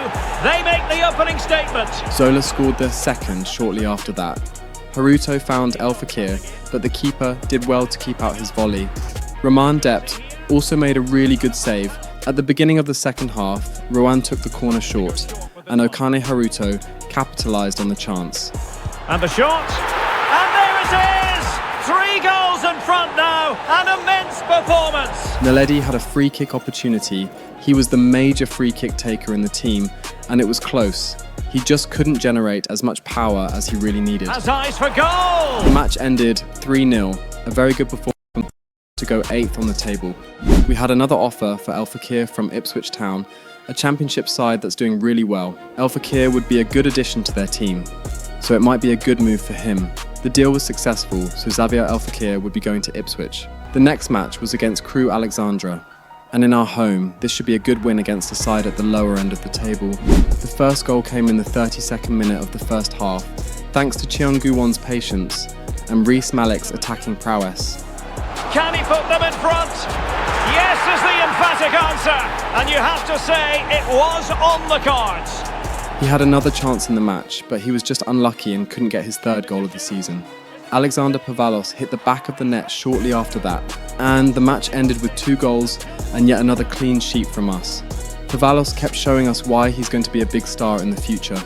Brahima Coffey's deals were finally complete, and he made his way to the United States, where he would be playing for Orlando City. Ruan, on the other hand, was going to the Premier League to play for Leeds. It would be a big change for him, but I believe he can do it. Next was Rotherham in the Virtue Trophy, and with the form we're on, we should be progressing into the next round. Zola gives it to Pervalos and makes a quick run on goal. Must take the lead here, and they have. You've got to say, it has been coming. Cutting his way inside. Chen. And he's made headway. They've gone and scored again. They're doing everything in their power to make sure they're not pegged back. And the lady has been released in on goal here. Can they do it? There it is! The goals keep coming. No stopping them today. Another big win with a clean sheet, and with that we were through to the next round. After that match, El Fakir left the club to Ipswich. It's a better club, on paper for now. But that would change on a few years. Mark Collier moved to a team in League One. It was just a 6-month spell at Cardiff, so he might be going on another one when he's back in June. We found ourselves on 5th in the league. just 4 points away from first. If we can keep our good form, we might find ourselves in first by the end of the month. Pervalos has a total of 35 goal contributions in just 29 appearances. In just his first season, he is looking very good, but also scary for the club because he might leave to a much bigger club that's interested in him. Hello, it's great to be with you, and no problems at all on the weather front as we get ready for this match. My name is Derek Ray, and joining me for commentary, ready to provide all the tactical intricacies, is Sue Smith. And we have live action from the FA Cup to bring you today. It's Doncaster Rovers and take on the Raiders. Yeah, it looks like a 4-5-1 or a 4-2-3-1. This can be quite an attacking lineup with the three progressive players behind the lone striker, but you've still got that defensive protection with the two midfielders holding. Good patient build-up. Try to fashion something. And it's opening up. Must be. Oh, a sensational stop. Takes it on. And the goalkeeper has outdone himself with that save. Now opening things up. Can they forge ahead? They do. And you've got to say they're good value for the lead. Can he play it in? Terrific piece of anticipation. It's attack after attack for the Raiders. Can he put it away? Well, looking for his second of the game. Well, the visitors have dominated possession over the past 15 minutes. They've created some brilliant... Can they do it? And a goal! They've increased their lead, and they don't want to be throwing it away from here. Yeah, dealt with that really well, didn't he? Barnet Raiders on the attack again. Intelligent threaded pass here. Oh, it's on! There it is! The goals keep coming! No stopping them today! It was win after win for us. Pervalos, Van Boer and Haruto got the first 3 goals in the FA Cup match against Doncaster. Pervalos got subbed off in the second half, giving way for Hugil, a previous Barnet player. Haruto had a really good chance to get his second, but it was just wide, and while Roman Depp was able to save the first shot, the second one was really well placed. A goal! He's dispatched it, much to the sheer delight of the fans. Zola found Giannidis, but he was just put off the header. Stead had a chance to restore our 3-goal lead by just squaring it to Hugil, but what happened has happened. We were lucky to not concede another one. Their shot hit the bar, and Depp saved the rebound shot, and he saved yet another right before the end of the match. He's doing really well. I wish he wasn't going out on loan, but Raleigh has made the decision. It was another big win against a higher division side in the FA Cup, and it really got England's eye on us. The Barnet Raiders are through yet another round of the FA Cup. This team is really proving to be a force to be reckoned with. Is Kai Lehmann's team actually going to be able to go far in this competition? While I believe they are doing unbelievably well for a team that's just in their first year of professional football, it's still too early. They are still yet to face an actual Premier League side. Last time they did in pre-season, they were absolutely outplayed. It was a really good match, and no, I'm not surprised. I know all of my players, and I know what they're capable of. Caden, Alex, and Dokane were really brilliant in that first half. And although he didn't score, Naledi is really excelling in that false 9 role, dropping into the midfield to help Guwan and Caden. He is absolutely brilliant. And while I hate to see him go and can't wait till he comes back, I'm glad that Caden was able to score a goal in his last match here for a while. Yes, Caden Van Boer was the final player leaving on loan. While he's a first-team player that has contributed a lot to this team so far, Raleigh thinks that he's one of the players that would benefit the most from the loan move. I believe and hope that he becomes a really great midfielder. He moved to Everton, a little far from us here in London, and he was going to be back here, hopefully when we're in the Championship. That night he came over to my house. His mum, Florence Van Boer, was my former agent and one of my closest friends, so he pretty much grew up alongside my kids. Just 1 year older than my son and 2 years younger than my daughter, so they were really close, especially after my family settled here when I made the move to Juventus. My daughter, Kaya Lehmann, was already in her second year playing as a pro player in Arsenal's senior squad, so Caden came over to meet her. It was just a casual conversation between them about him being loaned out because he wanted to stay in the team. She reminded him that a move to Everton meant bigger exposure, though she admitted it was strange since he'd been a strong first-team player all season. She then revealed she'd overheard his mum and I talking about the loan moves to see how he and Ruan handled pressure at a higher level. Seeing it as a training arc made Caden feel better. That night, I told Caden to focus on his football and be his absolute best to make me, his family, and most especially, himself proud. Raleigh attended a press conference before our next match against Grimsby Town. Do you think Zola Naledi and Alexander Pavalos can help the team to win the cup with their chemistry? Good question. And the simple answer is, yes, they can. With their work rate and chemistry up top, it is far from impossible. How do you plan on keeping Pavalos? Because surely at the end of the season, teams like Arsenal, Madrid or PSG will be knocking on the door to get him. Well, before we started this whole project, the Lehmann spoke to all the players one-on-one about the vision they have for the club. While not all players would be here forever, obviously, Pavalos is our ace and he knows it. And he is also loyal to the club. One more. Pavalos has been on striking good form, but so has Naledi, who has been decided on as the main striker. The system I use utilises both of them very well in the starting 11. When it's 4-4-2, Naledi drops deep to assist the midfielders, and when it's the 3-4-2-1, Pavalos has two really good ball careers behind him. That is Naledi, and now that Ruan is out on loan, Jordan Obiawe will be filling that spot in the first team. That's all we have time for today, thank you. The reporters in the press conference mainly had questions to do with Pavalos' form and the possibility of leaving the team. We knew how good he was ever since the academy days. He was the best player in the entire squad. And I did have a conversation with him one-on-one. He told me that he wants to take Raiders to the top flight in English football and win a major trophy with the team before he even entertains the thoughts of moving to a new team. He also said all that is dependent on how the team does from the start. And well, the team has exceeded both our expectations. The stadium is buzzing already, and with good cause. Two top sides ready to go at it, and this should be something special on the pitch.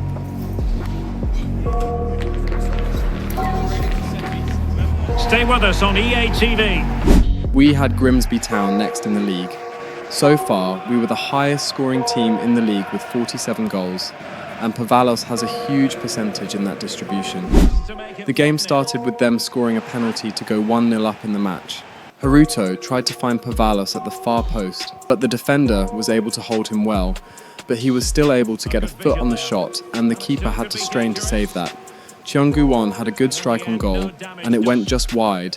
Then in the second half, the Nigerian, Jordan Obiawe, floated one over to Pavalos, and he was not going to be missing the one-on-one opportunity. And it goes!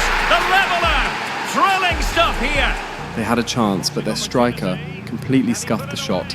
They had another, but Potter was able to claim it properly. Haruto tried to find Pavalos on the cross again, but the defender was able to stop the header. They had a chance from a really tight angle, and Potter had it covered, and Cheongu-won was able to clear that to safety. The match ended as a 1-1 draw. Grimsby are a team that we haven't been able to beat this season. A draw in both matches, and if we progress to the next, we might not get to play them again. Roman Det was the final player to leave the team on loan, moving to Luton Town, a championship team that also has Premier League experience. Hopefully, he grows well there. We sat on 5th position after the draw, drawn on points with Cheltenham and Crewe Alexandra, but with a game at hand.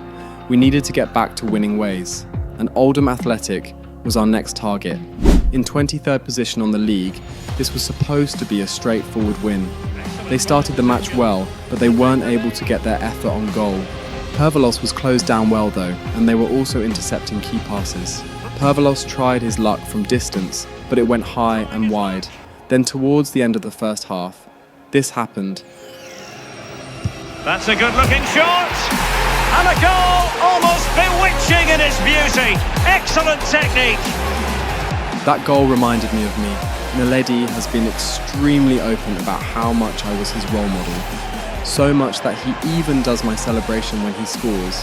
And he also fought for the number 7 when Raleigh was assigning jersey numbers. And this free kick? Damn. Seeing someone else score something like that from that angle gave me goosebumps. His goal opened up the match. The skipper, Cheon Gu-won, also found himself on the score sheet shortly after the second half started. Hugil had a chance, but he couldn't get his effort on target. And then Oldham pulled one back after Nishka Kanev gave away yet another penalty. The match ended 2-1, a good win for us and a good performance from Naledi in particular. Our cameras on one man in fantastic form and the top scorer in the league. 22 goals for Alexander Pavalos on his breakout season. He has been absolutely phenomenal in the past 7 months. We've seen him in action here at the Raiders, and with this kind of goal-scoring prowess, it's only a matter of time before the big clubs come knocking for the Argentine signature. You really can't underplay how good this Barnet Raiders attack has been this season. Their movement on and off the ball is key. They're always threatening the space behind the opposition, and when the ball does come, they're always able to find that bit of room away from their markers to create that chance on goal. They are absolutely entertaining to watch, and this man, Alexander Pavalos, has been something else altogether.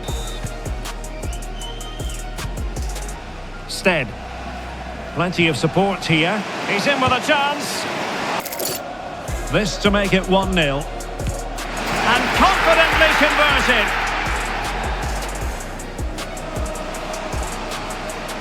Oh, surely. Full credit. Safely away. Well, that's how to clear the danger. Good piece of defending there. Opportunity. And there goes the final whistle. And the home fans are going to be happy about this outcome. We were the more dominant side in attack, as usual. And although Pavalos' penalty was the only goal in the match, we never really looked like we were going to be losing the lead. Raleigh has done absolutely well with this bunch of players, and I'm proud of what they have been able to do. Pavalos had an interview after the match, reporters asking him about his future allegiances to the club, and him using his goal-scoring talents to win bigger trophies at bigger clubs. Well, I don't know if you've heard, but our dream is to win the big trophies here at Raiders.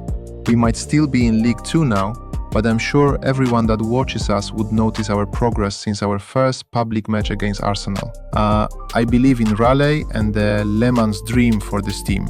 We are taking it a step at a time, and with the amount of hard work I see from my teammates, week in, week out, paired with our most recent results, that dream looks like something that would come true. Those were truly inspiring words from Barnet Raiders ace Alexander Pavalos. And I'm sure it would be a relief for the Barnet fans to hear that his allegiances are with their club. He's a confident lad, and rightfully so, but come on, this is just the League One, and we can all see that this Raiders team, I dare say, might be too good for this division. If they do in fact make it to the Championship, where the competition gets even more intense, I would like to see how they do then. Pavalos' interview gave mixed reactions from reporters, pundits, and fans of the sport alike. Some were calling the club delusional after a couple good games. Some were fully backing the confidence of our extremely young squad. Kori, my sister, had taught them a lot of media training during their academy days, so they know how to block out all that noise. This was a foolproof project that we started, and I intend to do whatever it takes to make my goals come true. The next match was against Shrewsbury, and it was another masterclass from Alexander Pavalos. And a good-looking ball. And a goal! Not wasting much time today. They strike first. Threading it. Well, that was the chance to extend them. That's a high-quality pass. Big opportunity. In it goes! That will greatly help the cause. Now they only need to keep concentration levels high. Could reduce the deficit. And he does! There was hope for them, despite the adversity they suffered earlier. The match ended 2-1, and yet again, Pavalos did really well to seal the win for our side. What a player, what a team. We moved up to second on the league table, 5 points behind Walsall in first, and with a game at hand. If we beat them and win our next match, we would finally find ourselves on top of the table. Pavalos won the January Player of the Month. This is his second time winning the award, and it has been well deserved. Every single time. It was a rainy day here at Walsall, first versus second. We have played a team in first when we went up against Nottingham County, and that was a really tough match. This man, Alexander Pavalos, earned himself his first hat-trick, getting the winning goal on that day. Would he be able to do the same this time around? So the first half begins. Let's see what unfolds. Could be threatening. And a goal! Not bad for starters. They take an early lead. Could be dangerous. And an opening on a solid piece of goalkeeping. Chen. And back with Alexander. And the Raiders moving the ball forward. What can they do from here?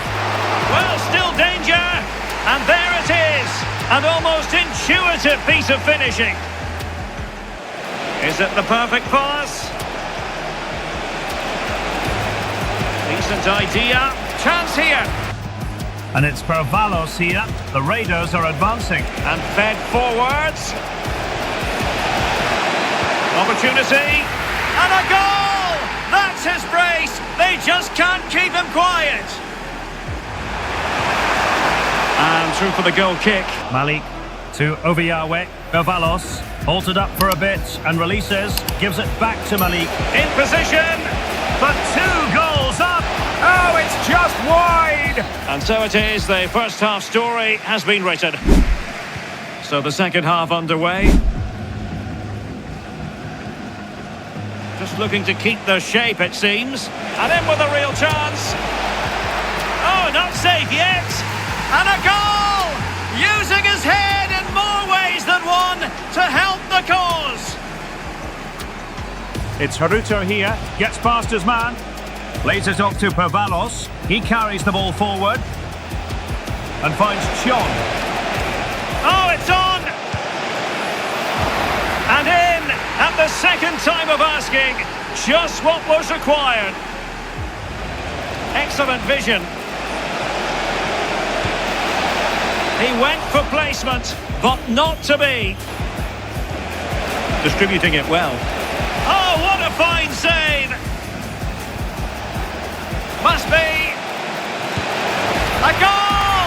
And I'll tell you what, on this sort of form, very few would lay a glove on them. Yeah, it's a goal for Barrow. They're now behind by 1 with 10 minutes left on the clock. And it goes down as a missed opportunity from there. And playing it through, and just has to remain calm. A goal! We're really being spoiled. This is attacking football at its finest. And there goes the final whistle, 6-1 against the league leaders. I guess it's safe to say that the Barnet Raiders are the best team in the 4th division right now. Still not on top of the league table because they have a game at hand, but with the way they're playing, it can only go up from here. Step on the pitch and the crowd goes wild. Raiders in the building, yeah, we run this side. Great in 1v1 situations, and their movement is also very good. But it's wait a moment, look at what's happening. Could be in.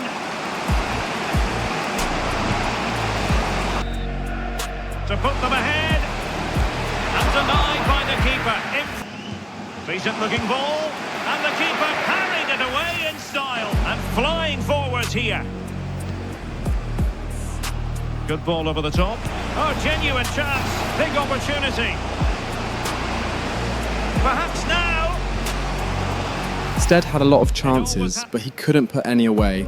The match went to penalties, and we did really well. Our players were on target and put away all their chances. Meanwhile, Leyton Orient missed 2. Then the man who put us in this position of penalties was the one that got the final penalty to win the match. It was a huge relief, and we were through to the semi-finals of the Virtu Trophy. Under these lights, you'll hear our names. We fight, we fall, we rise again. No matter the scars, no matter the pain, we carry the Raiders. 3-4-3 formation. Oh, it's developing nicely for them here. Couldn't quite hang on. Oh, that's brilliant! A strike so delightful, you'd never tire of seeing it again and again. Sheer technical. Lovely ball over the top. Just needs to stay calm. Can he? Oh, difficult save to make. To make it 2-0. And there it is. Perfectly executed. After the FA Cup match, we were back down to 4th in the league. That's because we had 2 games at hand, and winning this 2 would get us to 62 points. one above Walsall, who's still renting out our spot in first place. This is our land, this is our game. When you see black and gold, better remember the name. No retreat, no fear, only hearts unchained. This is Raiders forever, and we raid in flame. And then stretch the pitch when they do have the ball. Hold on, Stuart, they're in here. In it goes, an early goal. No wonder they're celebrating. A really good pass. And they've done it to square the game once again. Exhilarating. We drew the match against Colchester, a result that we weren't expecting, but something we'll just have to lift our heads and move on from. The draw slowed our rise to the top a bit, but Walsall did lose a match and we're still 2 games behind. It's easy to see how, as a manager, he matches the DNA of the club. Everyone pulling in the same direction. Well, for a while, everybody... And the shot. And back with Alexander. Trying to connect. Oh, good finish. There it is. And just the ideal start. Opportunity here. A goal! That's 2 for him today. They simply can't stop him. No wonder he's celebrating. Haruto scored yet another brace in his career, and the match ended with yet another clean sheet for us. Potter did really well in goal though, and that earned him the Man of the Match award. We were 3 points behind Walsall with the game at hand, and our next match is going to be up against Chesterfield. They're currently in 6th position, so we would have to bring our A game into the match.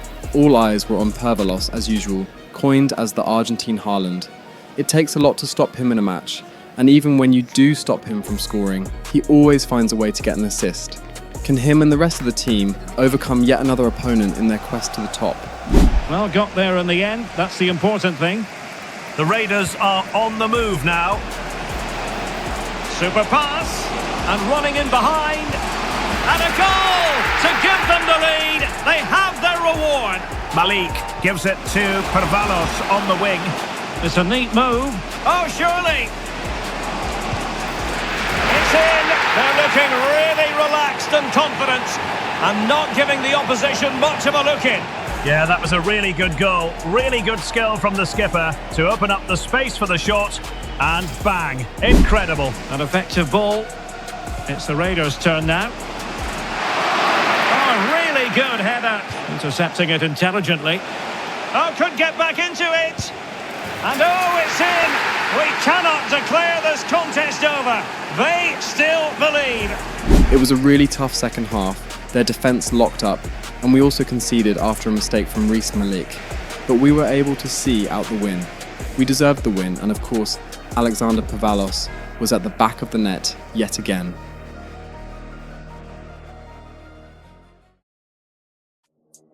In the board meeting, the sports director, Kevin Harrogate, pointed out that there was yet another wonder kid to look out for, João Santos, a Brazilian wonder kid that Barcelona just acquired.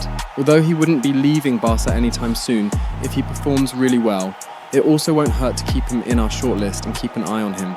He was also keeping an eye on the other players on the shortlist, while Raleigh was watching the players we've sent out on loan. Van Boer was doing really well in Everton in the 6 weeks that he has been with them, scoring 1 and assisting 1 in the 3 games he has appeared in. Ruan has also been getting way more playtime in Leeds United. Very soon he might just be their starting left winger. These kids were really exceeding all the expectations I had for them. We were just 1 point behind Walsall and still with a game at hand. We just need to keep up the form we're on, and before we know it, we're winning the league. Pervalos led the league in terms of goals, 28 and 33 appearances, and he's also joint first with Ollie Norburn league assists. Overall, he's gotten 48 goal contributions in the team in 40 appearances. Zola Naledi comes second with 27 goal contributions. Okane Haruto a close third with 24, Cheongu Won in fourth with 6, and Reece Malik with 5 goal contributions. It was a good, unbeaten start to 2026. Zola Naledi got a hat-trick. While he's a brilliant player, he's better used as a support striker for Pervalos, and he's playing that false 9 role brilliantly. And Alexander Pervalos is just the talk of the team at the moment. Even in training, he's extremely hard-working, and you just see his brilliance during the games. The season would be coming to an end, and with the way we're playing, automatic promotion to League One seems like a huge possibility. hard work. And they have! You've got to say, it has been coming. Determination. They've gone and scored again. They're doing everything in their power to make sure they're not pegged back. And the shot. And there it is! 3 goals in front now. An immense performance. Those were the qualities we had, going into our toughest match yet, against a Premier League side and a fellow North London rival. Tottenham Hotspurs. A manager who has made them very difficult to beat here on their own patch. But today represents a tough test. Can they hold on to this run, or will it be the day when it all comes crashing down? Hello everyone. You know, some footballers enjoy a rainy day. Not sure fans always feel that way, but an exciting match in prospect nonetheless. We were up against Ipswich Town, the club that El Fakir was loaned out to. It was an interesting return to our home ground for him. At least that's what we thought. The assistant manager predicted their probable lineup, with El Fakir leading the line for them. But that wasn't the case. They didn't start him. Maybe they didn't want him to play against his parent club, so he was left in the reserves. But he had done well for them so far. In the 6 weeks he has been out on loan, he hasn't scored a lot of goals, but he has been very helpful with their attack. They kicked off and the game started. Ipswich Town are a championship side, so this should be a tough match for us. But the boys have proved time and time again that they are at least championship level. So they just have to go out and prove it yet again. Showing good width here, the Raiders. Can he? And a goal! 1-0 it is. They've been pushing for the opener, and now they have it. Chen, what can Raiders do from this position? Good ball over the top. Attractive build-up. Released it nicely. This could level it. And the post denied him. A bit disappointing in the end. Well, it was certainly a chance to get back into the game, and you have to say they're a bit unfortunate, but they do need to finish off one of these chances. Not much happened after the mind-blowing skill from Okanai Haruto, and the first half came to an end. Ipswich had more possession so far, but we've been the more clinical side, and in the second half, we just have to come out as a way better side. So the second half underway, and Raiders looking to build upon a positive first half performance. Well, not very clever defending. Oh, it looked really promising for them.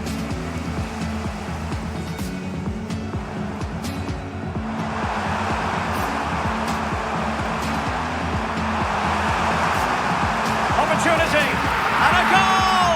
They've increased their lead, and they don't want to be throwing it away from here. Can he deliver? Oh, what a save! Oh, to trim back the lead. Well, good run and good ball control. Could pull one back here. And nicely parried away. Searching for the angle. And hit with ferocity! And the defensive intervention there.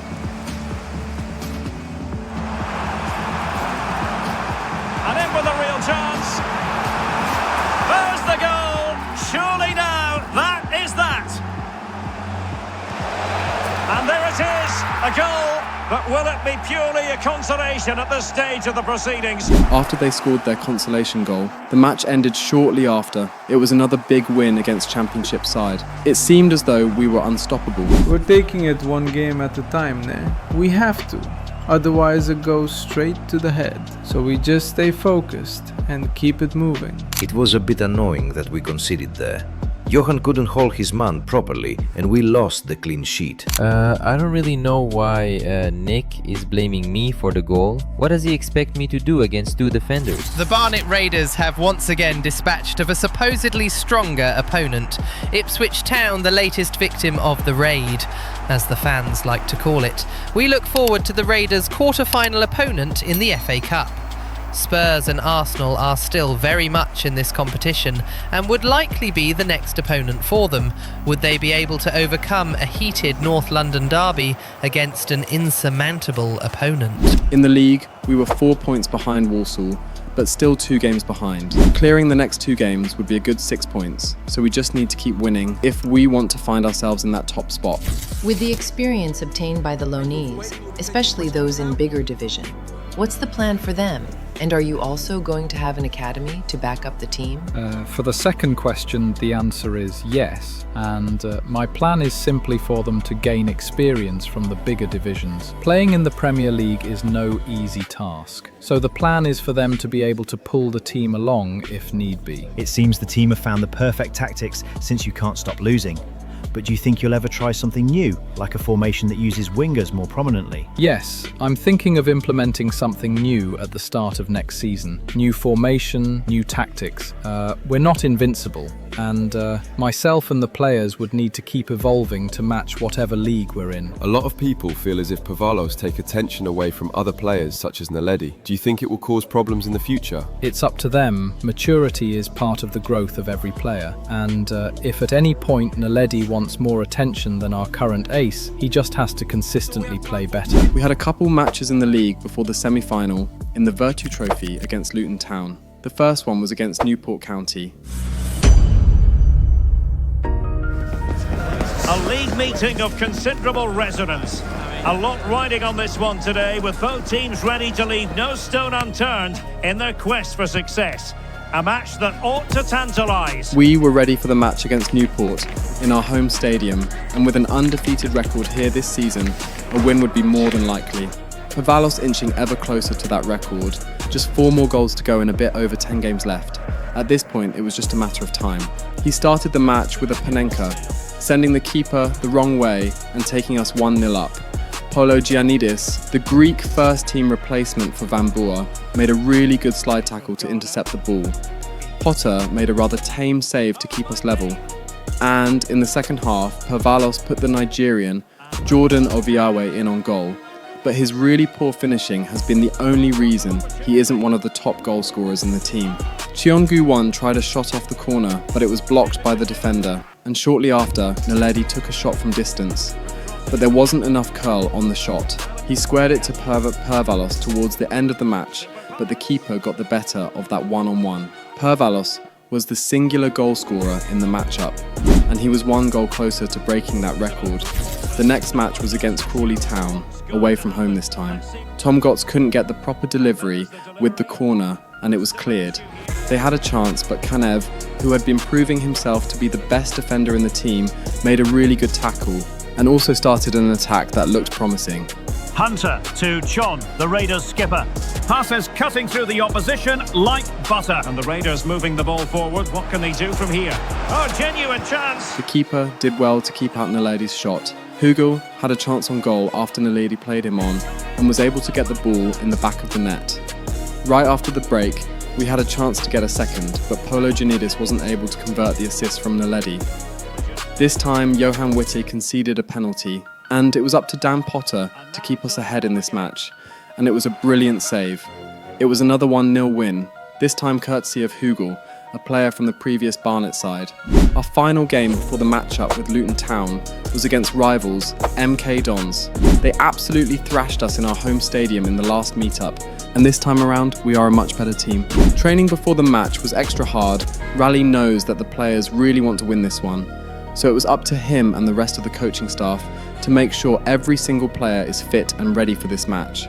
Raleigh switched the formation back to the 4-4-2. He decided to rest Naledi, and if things don't go too well at the front, he would bring him on in the second half. He also started Tom Gotts on the left, over Jordan Obiawe, who really hasn't been doing very well on the wings. MK Dons was 7th in the league, and a whole 11 points beneath us. We were the much better side on paper this time around. The players just have to go out there and prove it to themselves, and the fans. Trying to open up the defence. It was all in the build-up play for me. So many different players involved, and once the space opened up, Now jumping in because this is a chance. Oh, a superb chip. Spellbinding. Opener here with 19 minutes on the clock. Alex, thank you very much. This could level it. And it is the equaliser. Parity now. And who's to say what's going to happen next? Oh, nice ball over the top. Gives it a go. Taking one for the team. 1-1 with 26 minutes played. Alex, apologies, I have to jump in because this could be a chance. Oh, in it goes! And how about this for gumption, for determination? They've turned it around. Well, there is going to be stoppage time, but only the 1 minute. Could be threatening. Good-looking move. Polo Giannidis, who has stepped up since Van Boer went out on loan, ended that first half with an insane miss. All he had to do there was be on target. But it just didn't work out for him. We went into the dressing room trailing on points. We needed a miracle to turn our game around in the second half, and after the close call from the skipper's power shot, Raleigh knew just the man that would make the difference. Well, options at the back post here. They could level it. Just throws his body on the line. Excellent play. Can he play it in? Weighted well. And a goal, the equaliser. Superb entertainment. Threading it. And the chance is on. And a goal! In the lead again. Fully deserved. Counter-attacking chance. Can he finish? Well, it might still work out for them. And there it is. But hang on, the flag has gone up and it's not going to count. Alexander. Trying to open up the defence. Can he finish them off? As soon as Zola Naledi came onto the match, the momentum completely shifted our way. He got his goal to tie up the match. And the German, Tom Gotts, did capitalise on his chance in the first team and got himself a goal. It was a good match. Coach finally gave me that first team start I've been looking for, and I feel like I've made him proud. Fighting for a spot against Haruto on the right is not possible. So I told coach that I can also play left, and it's paid off so far. Yes, so it sucks. When you have the first team spot and you up, then someone now comes and does really well in your position. Chai, that's in the pain. But I just have to sit up in training, bro. Work hard and let my God do the rest for me. During the monthly board meeting after the match, the sports director briefed Raleigh on the progress on all the shortlisted players, as well as a couple new ones that have potential and would be a good fit for the team. The new players on the shortlist are Octavian Knight and Chris Wayne. Apart from that, he also brought something up, a youth academy, and a new stadium to get the team ready for competing in the Premier League when we eventually get there. I was on board with the idea of a new stadium. I was already thinking about it. We had to look for investors. My sister and I collectively have very deep pockets, but not deep enough to fund the construction of the kind of stadium I have in mind. So investors would be a very good idea. Thank you all for joining us. All right, take questions now. Luton Town would be a tough test. A side that was recently in the Premier League and a side that achieved triple promotion, which is what we are after here at the Raiders. This match will not just test our physicality and endurance, but also our mental strength. Luton is a brilliant side, and may the best team win. While Pervalos is leading the charts in the league, Naledi leads the charts in the Virtue Trophy with 5 goals. This match is going to be a big one for us, and a win here will take us to our first final. Roman Dept was loaned out to Luton, and yes, he is in the lineup, and I'm sure he's as excited as us to be playing against each other. Well, you never quite know who's going to emerge from the shadows and become a match winner, but this man might be a decent shout. So here we go, an exciting 90 minutes in prospect. Oh, good vision there. Plenty of players waiting in the middle, and really tried to blast that one past the keeper, but his radar was a bit off. Well, good run this. Now what can he do with it? Oh, nice ball over the top. A wild effort it was. Haruto moving forward with the ball and lays it off to Reece Malik. Really favours this position. Can he? What a save! I tell you what, that was an incredible reaction save. Close quarters, the ball was hit straight at him though, but you can't take anything away from the keeper there. Elijah Adebayo. Well, foul play, says the referee. Brown. Incisive pass. Could be a chance. statement in this semi-final, putting them in front, and there they intend to stay. Is it going to be? The game has been turned on its head. They have never stopped believing, and now they sense victory. Oh, surely! And a goal! He's doubled his total for the day in superb scoring form. Chen. The Raiders have been absolutely outplayed here, but can they pull one back? Now the keeper grabs it, and that is how to block. It's still alive. Can they break here? The attack ended disappointingly. Well, Raiders could be onto something. Herbanos holding up the ball well. Then he lays it through to Okanai Haruto, who has a lot of space. And there is the goal! He's found the net. Joy unconfined. First half ended with us very much on the back foot. We've had a couple shots on goal, but Roman Dept has been an absolute unit for Luton in the back. The second half, though, we needed to raise our performance up a notch. We are not allowed to give up. And they get the ball rolling again. It's not lost on Raiders. They need to raise their game here. Count. Real chance. Oh, it's a terrific challenge. Can he score? Oh, still not dealt with. And there it is, a goal. I must say, much to the annoyance of the keeper. Their fourth goal came in a very frustrating manner. We were now back to 3 goals behind. It was tough, but the skipper, Cheon Gu-won, rallied the players. We could still come back in this match. And will it be crazy if I tell you that we did?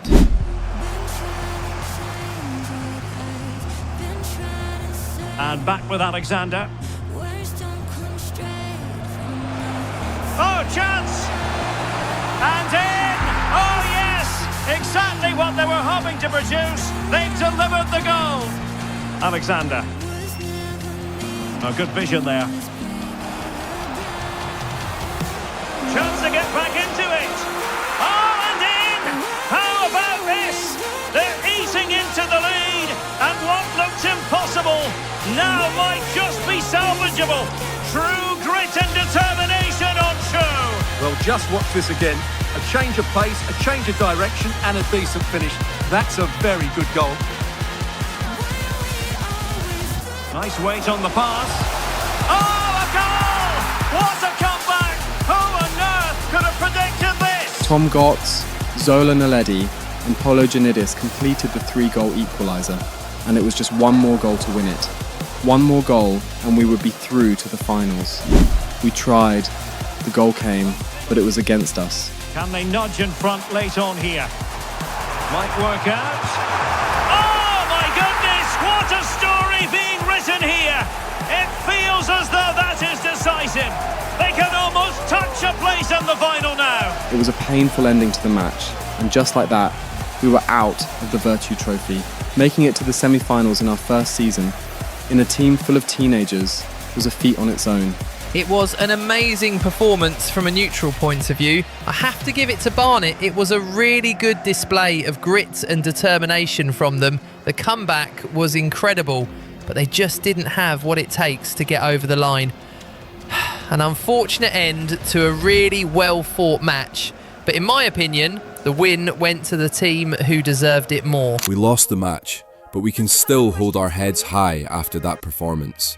4-1 to 4-4 was no easy task, and although we ultimately lost, we learnt a valuable lesson here today. Luton made it to the final, where they would be going up against Peterborough. My money is on Luton though. Zola Naledi bows out of the competition with 6 goals in 6 games. And unless Jordan Clark from Luton gets a hat-trick in the final, Naledi would be claiming his first golden boot. In the league, Walsall had dropped points again, which left us just 1 point behind. And with the 2 games at hand, top spot is as good as ours. Raleigh rested and rotated the team a lot for the next match against Cambridge United. We had to be at our absolute best to push for the league, but we also need to be at our absolute best for the FA Cup quarter-final draw against Spurs. Joe Hugill opened the scoring in the 23rd minute after a through ball from Stead. Potter saved a shot from their attacker, but the ball went right back to the striker's feet and he was able to slot it home for the equaliser. Then in the 50th minute, Stead hit this absolutely beautiful half volley. And Got to say, that is a beautiful goal.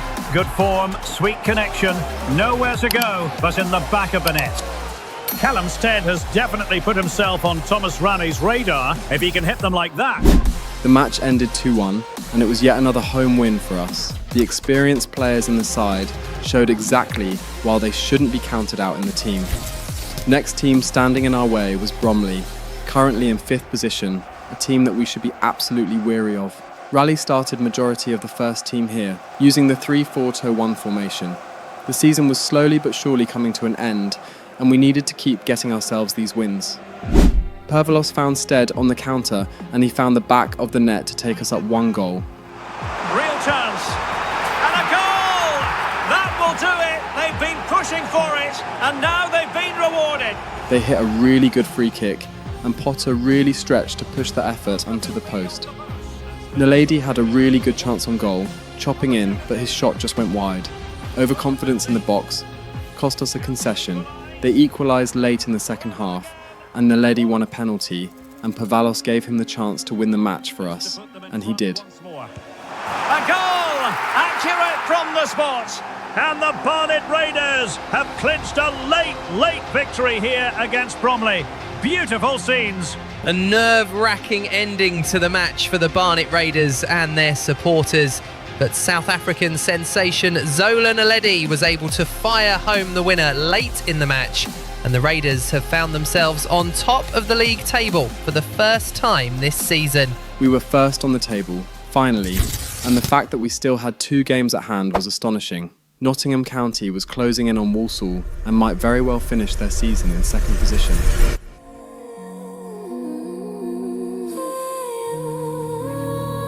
We came from the shadows, built in the cold, blood on the gravel, hearts made of gold. They never saw us, never believed. Now we the ghosts that won't concede. Bruised up, knuckles still in our tone. Raised by the fight, carved from stone. Every bloody loss just sharpened the blade. Now the kings of the war they made. Thomas Frank had done well for Spurs so far this season, and they were our next obstacle, a towering and extremely hostile obstacle at that. Arsenal was something like our parent club, solely because of my ties to the club. Because of this fact, Spurs fans hate the little project we've got going on here, and the fact that it has been successful so far really gets to them, so they would love nothing more than to end our run here. It is safe to say that this would be the Raiders' toughest match yet, on paper, mentally and physically. This is also the largest stadium they have ever played in, and with the Spurs fans being so hostile and extremely loud, how would the Raiders fare under this insurmountable amount of pressure? And the referee gets this game going. Every reason to believe this should be a cracker. And Spurs moving the ball with purpose.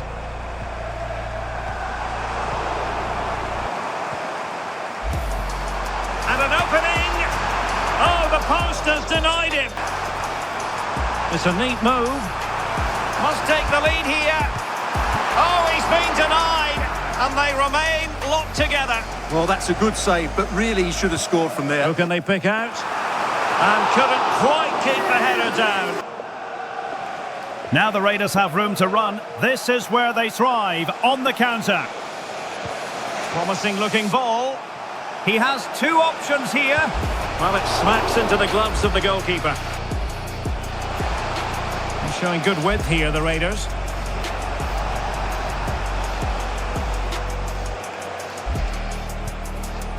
Gianni, and the ball in behind the defenders. I tell you what, the Raiders have pulled off yet another shocking performance to be able to finish this first half all square against a very much informed Spurs side. It has been an entertaining match. Although one-sided, the Raiders are still finding their way to take 1 or 2 shots on target.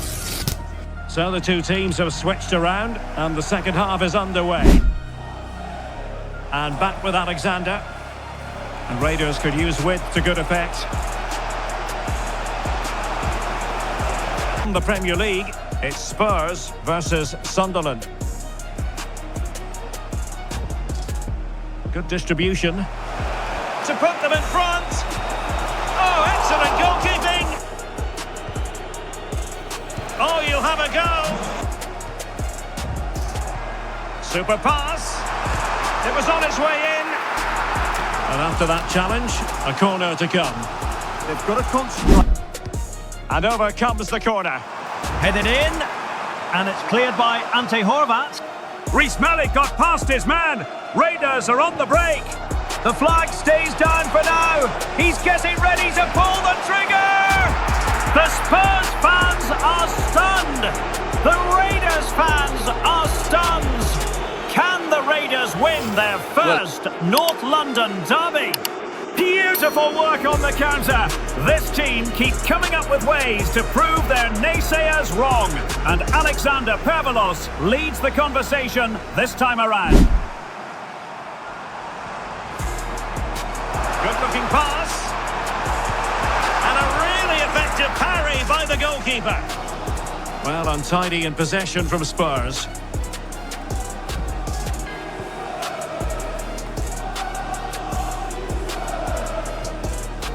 Zola on the ball. Well, the keeper grabs it. Well, didn't go to plan in the end. 10 minutes left for play.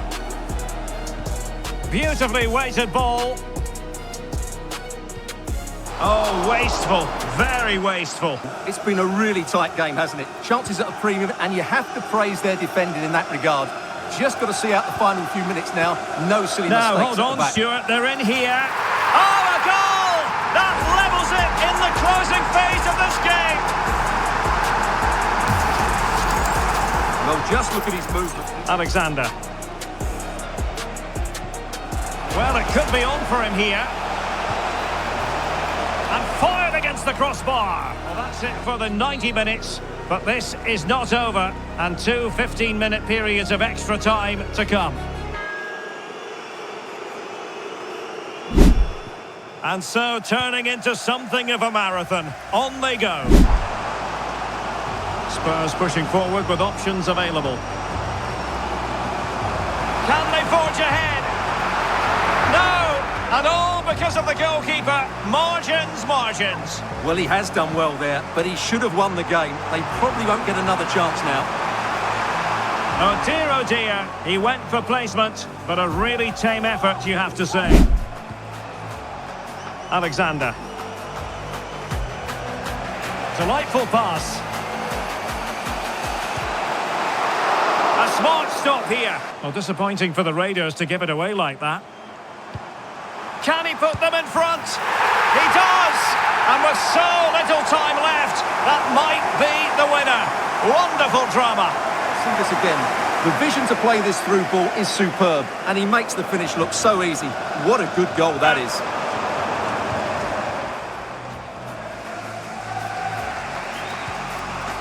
Gianni. Superb looking pass. Just needs to steady himself.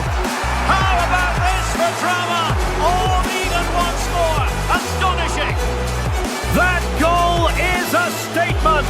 We are not going anywhere. The Spurs Stadium boos. The Barnet players don't care. They have given themselves a fighting chance. Well, here it is again. The ball over the top is an absolute beauty, and his movement's so clever. Once he gets onto it, there's only one thought in his head. Smash it as hard as possible. What a good goal. The match went straight to penalties after Pervalos stunned Spurs at the end of the match. Penalties, a nerve-wracking tiebreaker. This was the first time our team was under this much pressure, with the Spurs fans right in front of the penalty takers. It was just too much for us. We missed 2 and got 1, but it was not enough. Brennan Johnson got the final goal to take Spurs to the semi-finals, where I hope they lose to Arsenal. While we didn't win the match, holding this Spurs side to a draw for 120 minutes in their home stadium was a win in and of itself. Almost a year ago they lost badly to Arsenal at the Emirates, and now they're holding Spurs to a draw. That is significant growth. It was a sign that we were on track with our goal. Getting to the Premier League in record time was a dream that was very clear now. Everyone just has to keep working towards it. Our cameras on one man, in imperious form and the leading marksman in the league.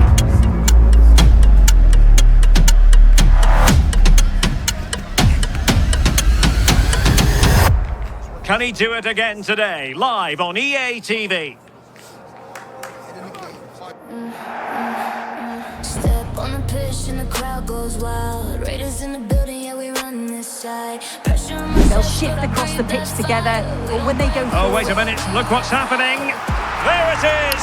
A delightful start to this match. Just what they were hoping for. It covers most of the bases defensively, and if you can then rotate your positions... Oh, wait a minute. Opportunity. In it goes. An early opening statement in this match. And he is tied for the highest number of goals scored in a season. Will it go in? And a goal! They're going to take some stopping now. 2 in front here. With this win, the Barnet Raiders are now officially in the League One for next season. Promotion in their first ever season is a big feat, and there's a long list of players and members of this club responsible for such a big win. We could be 90 minutes away from seeing the champions crowned right here. 3 points will do the job. Stay tuned as we have all the action live. Joining me today on the commentary gantry is Sue Smith. And today could be a memorable day for the visitors. The Raiders on the counter here. Can the lady get it to Pervalos here? And he's broken free. In it goes! He has broken the record! 33 goals in a single League 2 season. You might say it's just the 4th division, but this kid is going places. And there goes the final whistle. I'll tell you what, for weeks, the fans have been singing, we're going to win the league. And that's exactly what they've done. Yes, a performance that has impressed absolutely everyone. And now it comes down to holding that piece of silverware aloft. The sweet taste of success. The Lehmanns are a family dead set on breaking records. They've done it in their individual careers, and now they're doing it together with a football club that they own. We won the league. In our first season, it was unbelievable. Yo, it was surreal, eh? To think we actually did it in our first season? Nah, that's insane, bro. Proper unbelievable stuff. I was proud of myself. I'm proud of my teammates. This was a team that works, and we have proved it with the performances from this season. And with the piece of silverware, we just won. The boys were actually amazing throughout this season, and most especially since the beginning of the year. Unbeaten so far in 2026, a solid end to my first year as manager for the Raiders. I don't know if most of you know my son, Kori Lehmann. A few weeks into summer break, he turned 15, and at this age, he was in the Arsenal academy and is already good enough to join the first team. What this team needed was an ace on that left-hand side. Jordan Oviawe was a really good dribbler, but he was not the best finisher.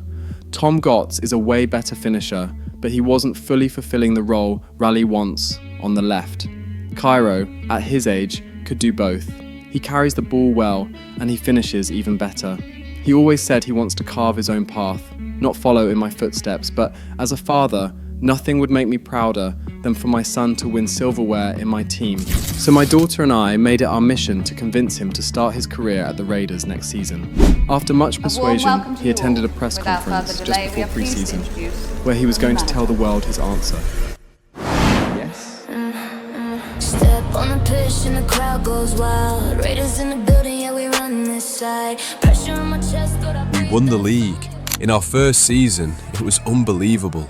Yo, it was surreal, eh? To think we actually did it in our first season? Nah, that's insane, bro. Proper unbelievable stuff. I was proud of myself. I'm proud of my teammates. This was a team that works, and we have proved it with the performances from this season. And with the piece of silverware, we just won. The boys were actually amazing throughout this season, and most especially since the beginning of the year. Unbeaten so far in 2026, a solid end to my first year as manager for the Raiders.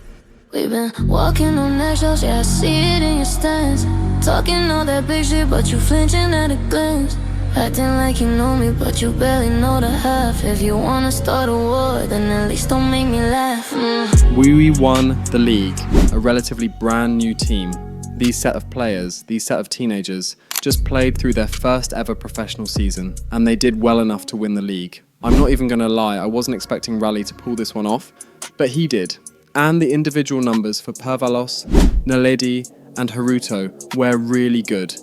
Alexander Pervalos was a whole different beast, scoring 43 goals and making 19 assists. He broke the league's scoring record and was also on top with assists. He led the team in the attack and took us to the semi-finals and quarter-finals of the Verti Trophy and FA Cup respectively.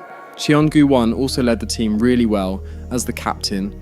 He showed maturity at his age, led with charisma, and his work ethic was something the younger players followed. With just 8 goal contributions in the team last season, it's not the best in terms of numbers, but he had a really good season regardless. He finished the league on 89 points, 5 away from Warsaw, who still made second place, and MK Dons, our rivals, made it to automatic promotion as well. Nottingham did end up winning the playoffs though, so they would be the 4th team joining us in the League One. Spurs made it to the finals of the FA Cup after defeating Fulham but lost against Liverpool, and Man City ended up winning the Carabao Cup. Kori attended a press release to showcase our new kit sponsors for the season. After a lot of offers, we were able to get a deal with Qatar Airways for 1 year. Our team is still relatively new, and one really good season does not really prove a lot. What we need is consistency to be able to pull these deals for multiple years.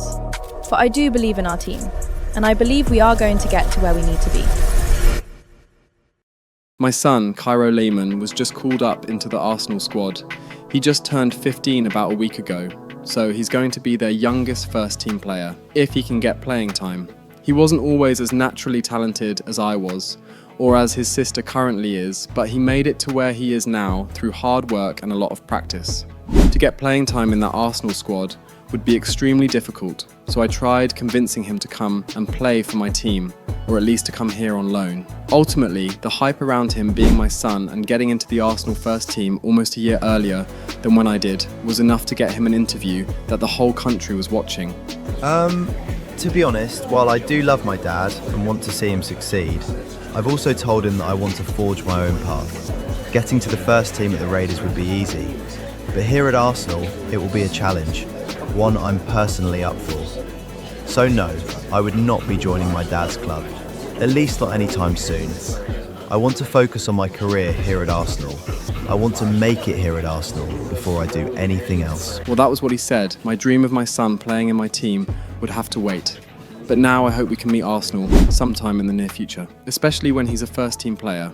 Majority of the budget for this season was going into the construction of the youth academy and new stadium that we plan to build. So the 5 million we got from Qatar Airways, Rally decided to hire a couple youth academy scouts to find talent as good as the current team. With the way our team plays, if we can find, mould and dish out this kind of talent, our youth academy might just be the best in the world in the years to come. We sent out scouts to England and Brazil respectively. 9 months to look for the perfect talent to bring to the team. We don't have the youth academy set up, but by the end of this season, we should have the minimum facility needed to get it up and running. The first offer of the season came for Owen Evans, our rotational goalkeeper. He did ask to be transferred, and Thomas Rally had meetings with the manager of Harrogate Town and Blackpool. After a couple days, the deal was finalised, and Owen Evans left back to the League 2 side, Harrogate Town. Mark Collier, who went on loan to Cardiff in January, was back.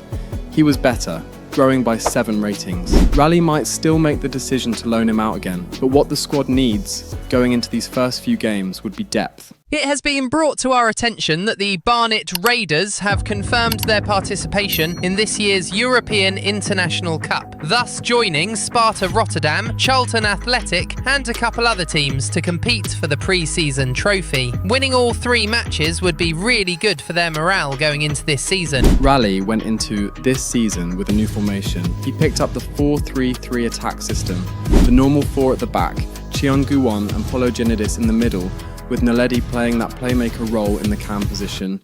He did really well beside and behind Pervalos last season, and while it is officially a more regressed role, he's still basically doing the same thing he was doing last season. Haruto and either Oviawe or Tom Gotts would be the wingers, with Pervalos standing up top as the main man. This system should work, and this team has proved that they can dominate the League One as well, especially after defeating a lot of teams from the league and higher last season. Pre-season was soon to be underway, and we would be showcasing our first kit for the first time in a match.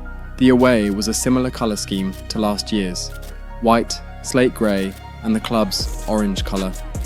Then the alternate kit would be a red and black shirt with black shorts. The team was ready for their first match. And here in the Philips Stadium in Netherlands, we proved just how ready we were for the season ahead. Now will the cross work out for them? And striking it on the volley. Gianni, wonderfully weighted pass. And a goal! Now they have their opener, and now they can celebrate. Now there's been so much talk about a potential transfer, but it's... your goal! And a goal! They're going to take some stopping now. 2 in front here. Teamwork and passing in evidence. Big chance! Well, not making life difficult for the keeper at all. A wide attempt. Now perhaps they can counter from here. And playing it through. Nice looking move. And there it is! Another goal! And surely there's no way back from this now. That's a good looking pass. Oh, that's a splendid save. Now can they hit them on the counter? They keep going. Could be threatening. Possible chance. Opportunity. And there it is. A goal. But will it be purely a consolation at this stage of the proceedings? They haven't been at their best. The concession at the end was unfortunate, but it was a really good match nonetheless. The first team delivered exactly what Rally wanted with this new formation, and he said they were ready for the season. He played the second team for the last 2 matches of pre-season, and while they did well, the results were not good. We lost 2-1 against Nacional and ended pre-season with another 1-0 loss to Aberdeen. The performance unnerved the fans a bit, and Rally pointed out that we needed more depth in the centre-half positions. Yigit Karademir from Turkey was his primary target at the back. We would need at least one more centre-back in the squad to back up Nitschke Kanev and Johan Witte. Rally met with the manager of VfL Osnabrück to strike a deal for the young centre-back. The deal was successful. He got the player for just 100k over his market value and said he would be a good addition to the squad. August 1st came and the first match of the new season would soon be underway.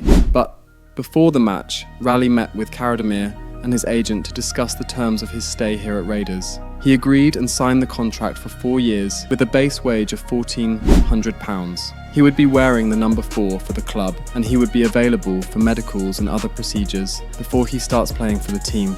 With Pavalos being so clinical, surely other clubs are interested.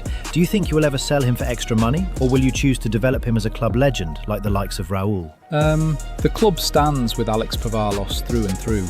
Last season was just his first. I know the bigger teams won't come knocking till he has a couple more seasons with that consistency. When they do come, I hope he chooses to stay and build with us. Will we be seeing any new faces and formation changes this season? Or do you think the current team is enough as it is? Yes, we will. I'm implementing a new formation for this season. Already tried that in the first pre-season match, and it worked out well. Since Cairo has made it clear he won't be joining Barnet, will you still look for another left winger, maybe Max Williams, who you're scouting and is in the same academy as Cairo, or someone else? Cairo Lehmann joining us would have been nice. He would have added depth on the wings, but I'm okay with what I've got for now. Max Williams is a good player. I don't think he would be looking for a permanent move to League One from the Arsenal. It is the first match of a brand new campaign here at the Hive, home of the Barnet Raiders. After weeks of anticipation, we get to find out for real what is going to happen. Do the Barnet Raiders have what it takes to thrive in a higher, tougher division here in League One? Or would they meet their match? This is a special occasion for Raiders fans everywhere, and the question on everyone's lips is, how would their team fare on a whole new battlefield? So the first half begins. Let's see what these two teams can serve up for us. Threads it nicely. Oh, tremendous goalkeeping awareness. Takes the shot. Oh, big chance. Can he finish? Oh, still not away. And back with Alexander. Oh, good finish. He went for placement, but not to be. And a good-looking ball. Just needs to steady himself. What can Raiders do from this position? He's in with a chance. And not cleared away properly. And second time around, he scores. But the keeper left to wonder what his defenders were doing. Good visualisation and execution. Oh, chance! Well, good technique in terms of how he struck it.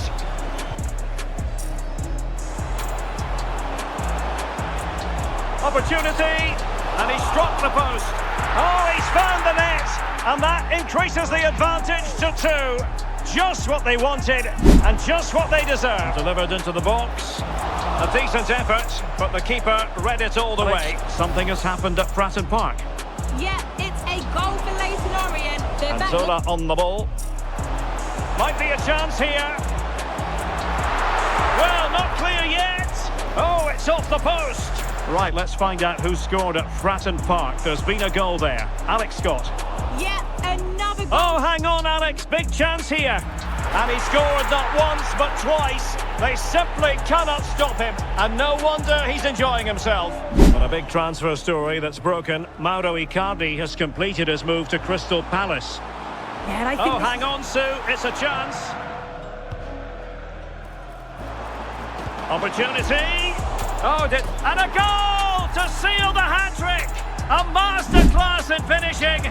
Just can't stop him today. Good-looking cross. Under pressure. Oh, it's an absolutely tremendous save. In possession, Oates. Good idea. Oh, ball still in play. Oh, good vision. Well, a nearly moment. Just over the top. And he's lost custody of the ball here. Oh, what an opportunity. Oh, burying them beneath an avalanche of goals. No let up here. Well, what can they do to stop him running at them? He's in here. Front.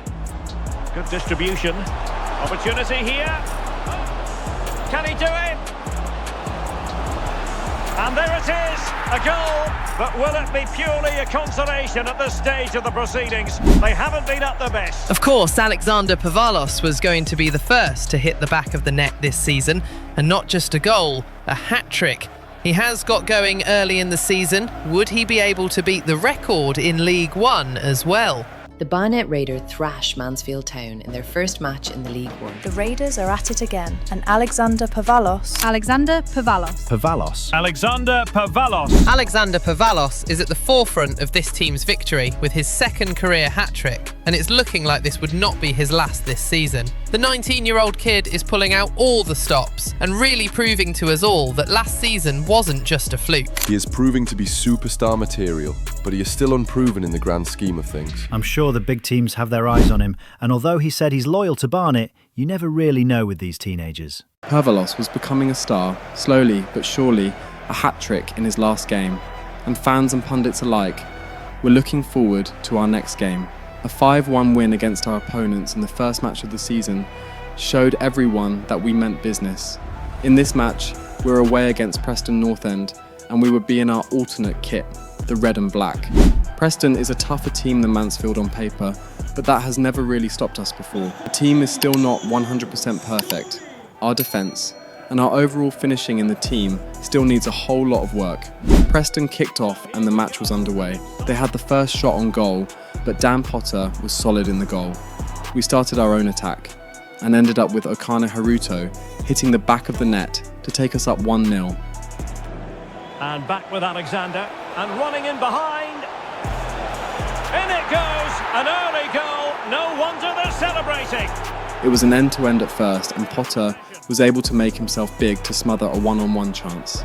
They had another chance later on, but the striker just dragged it wide. Second half came and we were pretty even. The only difference was the goal we scored. Pavalos had a chance, but the keeper was firm and kept the chance out. We were throwing a lot at them. Cheongu-won took a shot, but the keeper was able to save it spectacularly and parry it out for a corner. Haruto, Nalidi and Pavalos linked up once more for the inevitable second goal that has been coming.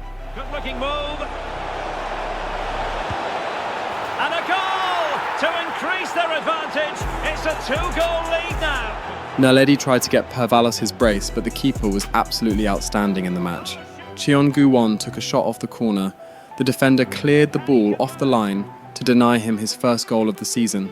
The match came to an end shortly after that. We were extremely dominant in the second half, and we deserved the result in the end, and the clean sheet as well. The 2 wins put us on top of the league with goal difference. There are a couple solid sides in this league, and we just have to be extremely wary and do what it takes and try our best to come out on the top. The next match was against Wigan Athletic, championship side, so this was going to be a tough one. Nights like these are what we hope for. Live coverage from the Carabao Cup. It's Wigan Athletic versus Barnet Raiders.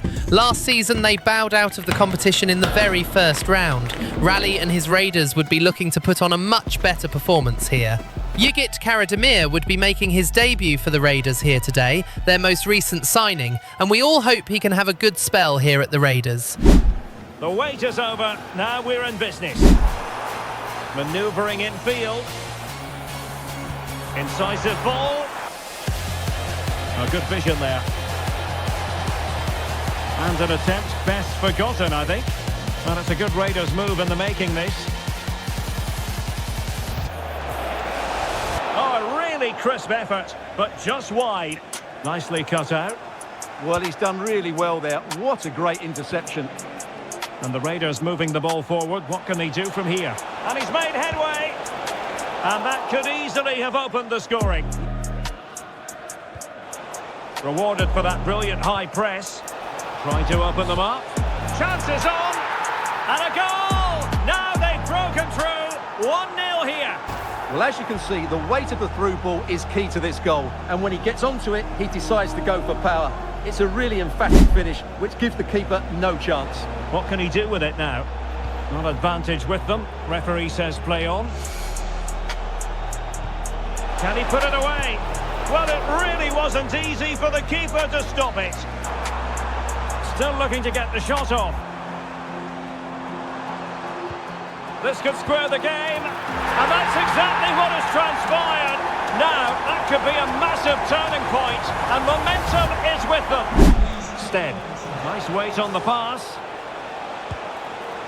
And just wide of the target in the end. Well, good effort, but I think the goalkeeper did have it covered. Giving it a go, and firing it towards goal on the volley. Could have gone in. Well, that's a big chance. Yes, it's on the volley, but I think he should score there. Decent looking pass. Can they nudge in front? Well, such a high degree of difficulty. Not quite in the end. How can they nudge in front late on here? Must take the lead here. Oh, he's been foiled. How pivotal could that be at this stage of the game? Robinson. Oh, read it really well. Feeding it through. Good looking move. Oh, they've done it. They've forged ahead. And it might be the goal that gets them victory. Zola Naledi came in clutch to win the match for us there. It was a tough one, although we were the better team overall. Wigan did bring the fight to us, and at the end of the day, we did deserve the win. Playing Cam? Honestly, I didn't see that coming, hey? I never really thought the gaffer would suggest something like that. I've always seen myself as a striker since I decided to play football. But Raleigh knows best, and I'm here to do whatever he needs me to do. And I'll do it to the best of my ability. I know Pervalos is a quality player, proper top level. And if I can't be the best striker, then cool, I'll be the best attacking mid. Both the gaffer and Lehmann have said I suit this role more. And yeah, I'm getting goals, I'm getting assists. So maybe it's time I change the dream a bit to being the best attacking mid in the world. Playing Zola Naledi in the cam position seems to be working out just well. He knows how to pass, dribble, score, basically an all-rounder. So it's just the perfect spot for him. The month of August was indeed packed. 2 matches every week was taking its toll on the players. The fitness coaches were hard at work. If this team wants to be successful, we need to be able to deal with the tight schedules the big teams deal with, especially those that take on the Champions League, Domestic League and major domestic cups. And yes, we were proving that we could do it.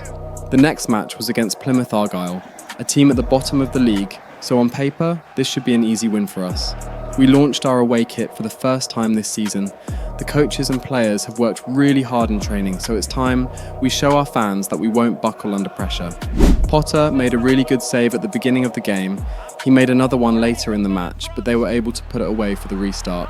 It was a disappointing concession, especially after Potter made such a good save. Late in the second half, Oviawe and Haruto linked up to get us the equaliser. Oh, might be.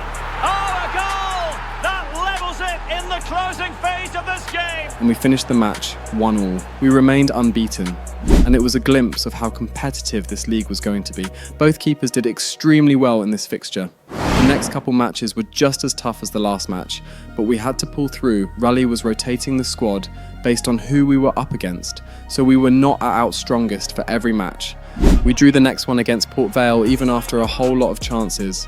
Then in the match against Rotherham, Oviawe did really well, getting a goal and an assist to Pervalos. And he's broken free. Great moment.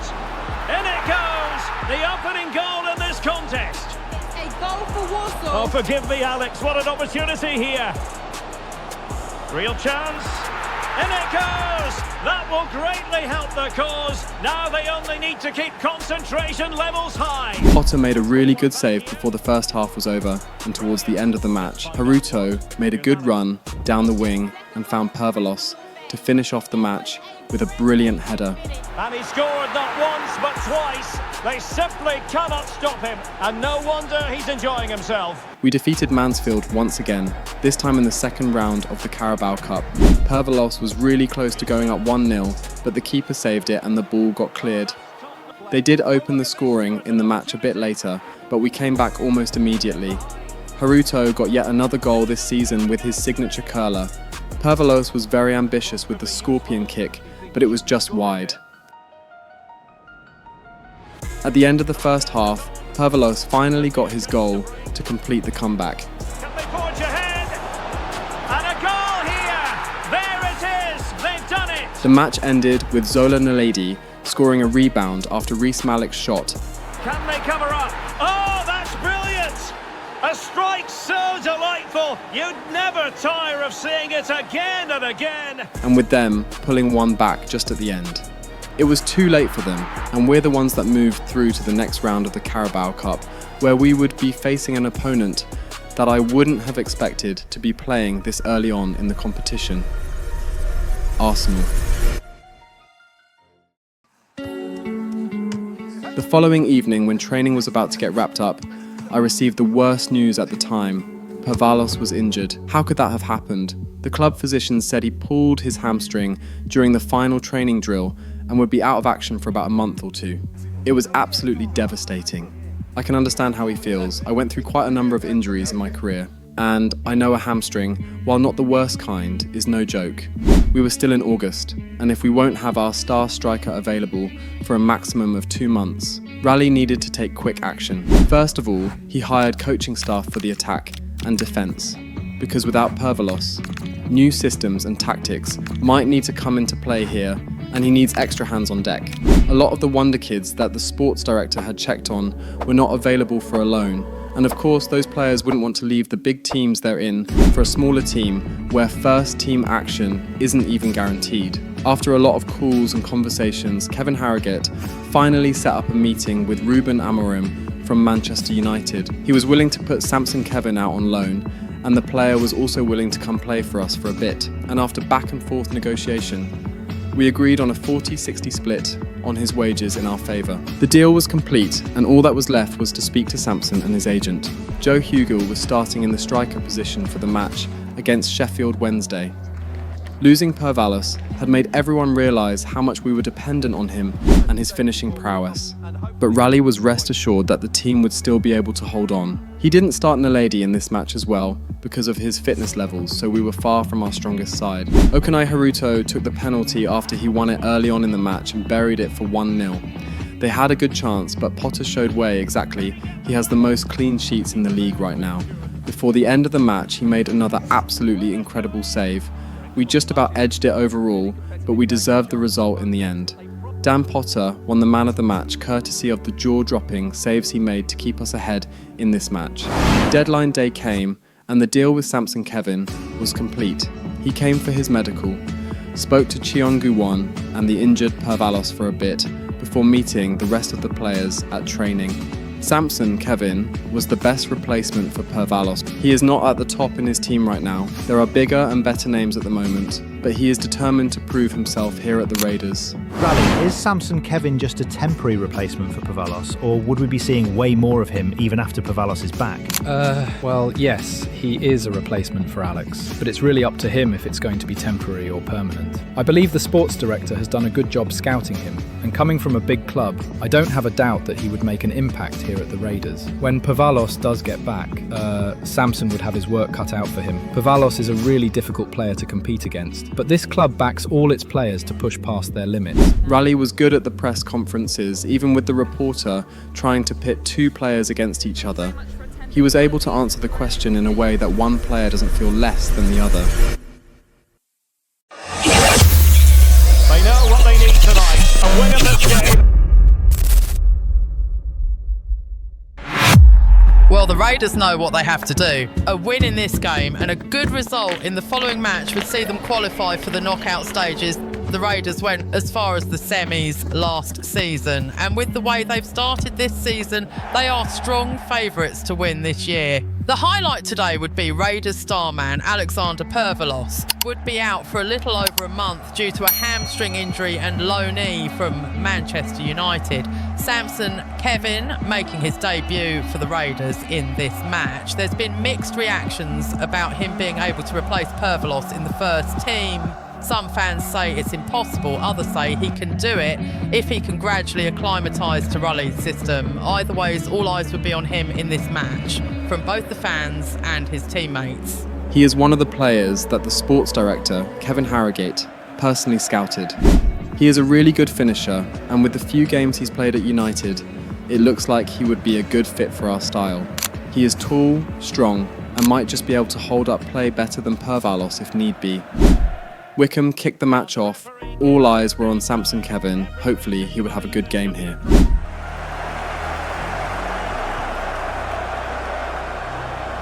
And teammates around him. Difficult from there. Splendid challenge that. That was a goal-saving challenge, no doubt about that. Has a go. Quite happy to sit deep, but that can have its risks. Now will the cross work out for them? And a goal it is! There was almost an inevitability about that. He has said, hey, Samson is not the only Nigerian you have to look out for. Think. Well, a promising looking attack, but comes to nothing in the end. Oh, he's through here. Well, had the keeper to beat, but failed to do so in the end. Oh, that's super defending. Well, that was close. It needed that intervention. Nice weight on the pass. Might finish. In it goes! That was a link-up of the three Africans in the team. And Samson Kevin gets his debut goal for the Raiders. Well, here it is again, and it's all about the pace on the counter-attack. They were so quick to break out from their defensive positions. And when he gets onto it, he decides to go for power. Zola. Well, for power, 10 out of 10. For placement, maybe 8. Good-looking move. Oh, big opportunity. It's still alive. And second time around, he scores. But the keeper left to wonder what his defenders were doing. Well, when you see this again, I think the goalkeeper's very unlucky. He makes a good initial save, but the ball comes off of him, rebounds straight to an attacker, and the finish is excellent. 2 goals on his debut. It was the perfect debut performance for Samson Kevin so far. The team has done really well, and bar the one-on-one chance that he missed, he has been absolutely brilliant. Is a lone player going to be the third to hit a hat-trick in the team? Well, the second half underway. Let's give full credit to the Raiders. Breathtaking stuff from them in the first half. Oh, surely! Well, a pair of steady hands in evidence. Oh, chance! A goal! And I'll tell you what, on this sort of form, very few would lay a glove on them. Excellent vision. Well, got right behind it and crucially turned it out of the danger area. Chen. Electing to shoot. Oh, a powerful effort. Close.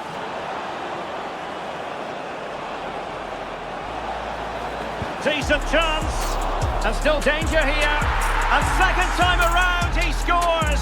But the keeper left to wonder what his defenders were doing. Oh, brilliant goalkeeping. And looking towards the back post. And there it is, a goal. He wasn't able to get his hat-trick, but that came down to the delivery from Callum Stead after he came on for Naledi. We nearly lost control of that match, especially at the end, but the defence was able to hold, and we won.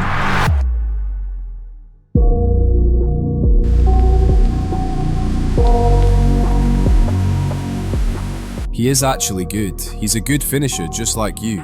But there really isn't anything you should be worried about. You're talking about Samson? Yeah. Oh yeah, I know that. I spoke to him after the last win. He's pretty cool. And yeah, I think he's going to be healthy competition for me. I need to up my game even more. I know the injury has set me back.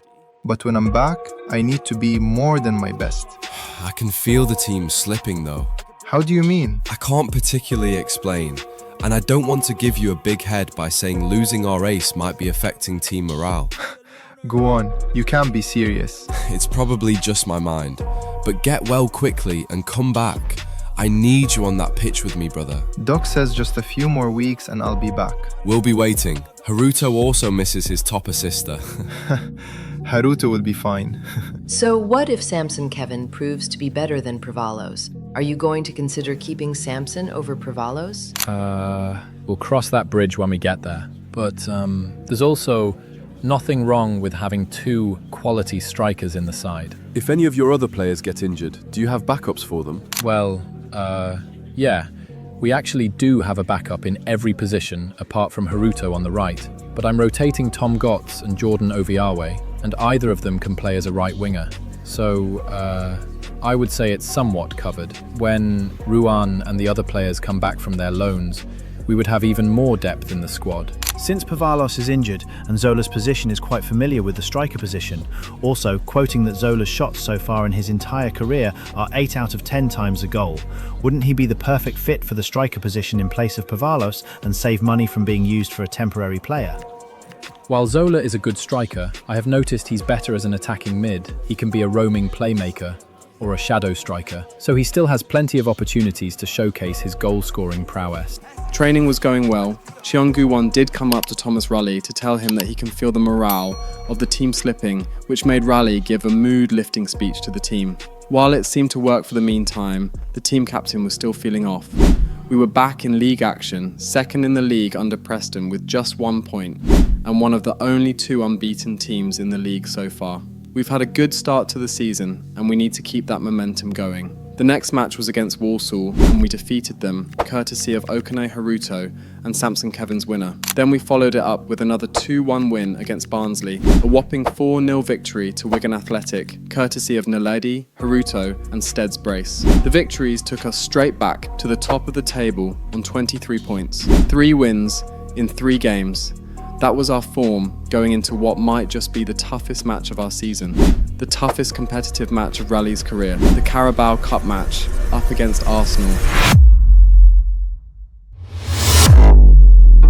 The Gunners visit the Raiders Stadium for the first time, but this would not be the first time these two managers would be going up against each other. Arteta has had nothing but praise for Raleigh and the Raiders in the press conferences leading up to today's match, but Arsenal would be giving their absolute best here today. Would the Raiders be able to pull an upset against Premier League titans? I've been saying it. I know my teammates. We've been playing good these past couple of games, but there's been a bit of a shift in the overall vibe and morale. Front kick is converted as coldly as you like. Just one bad day would tip us over and we're falling into the deep end. So underway, and we expect intensity, passion, and a few goals for good measure. And my fear came through. Today was that day.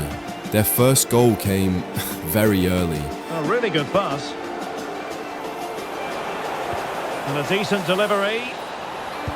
What a lovely strike! Lethal piece of finishing, drilled home with true conviction. Tremendous goal. We did try. Oviawe was good on the wings, getting past Prince Cash, their right back. We did put balls in the box, but their defence was solid, which forced us to take shots from distance, but nothing came off. And didn't miss by very much in the end.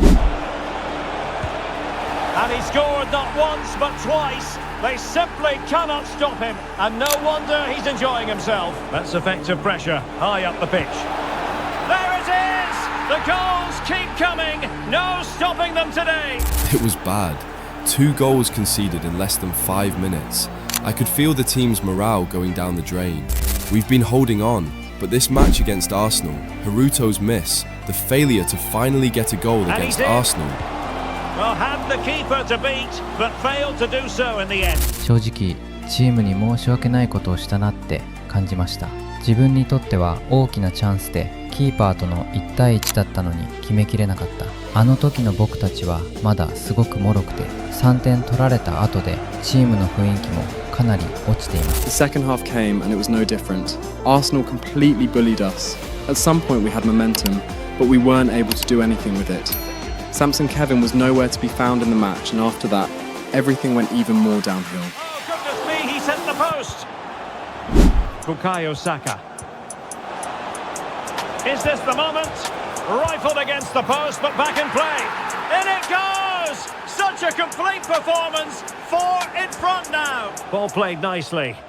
Oh, picks out the pass so well there. And a useful cross. And there is the goal to make it a hat-trick. Excellence in finishing, there for all to see. Gyökeres got his hat-trick, and Arsenal beat us 5-0. A worse result than the first time we played them, and their lineup wasn't even the full first team. Cairo also wasn't available for this match.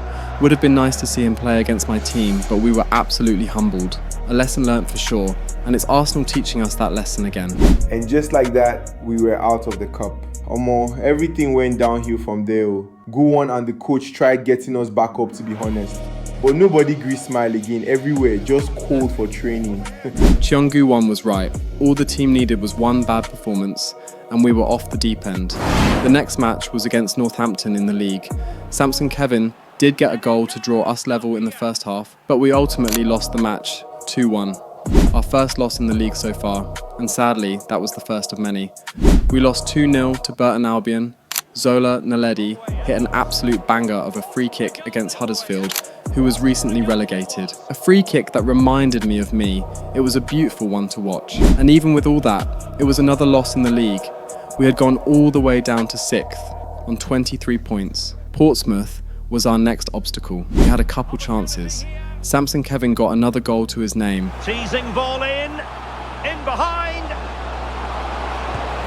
In it goes to reduce the deficit. Still very much alive and kicking. But Haruto just wasn't clinical at all. It was yet another home defeat for us, 2-1 in favour of Portsmouth.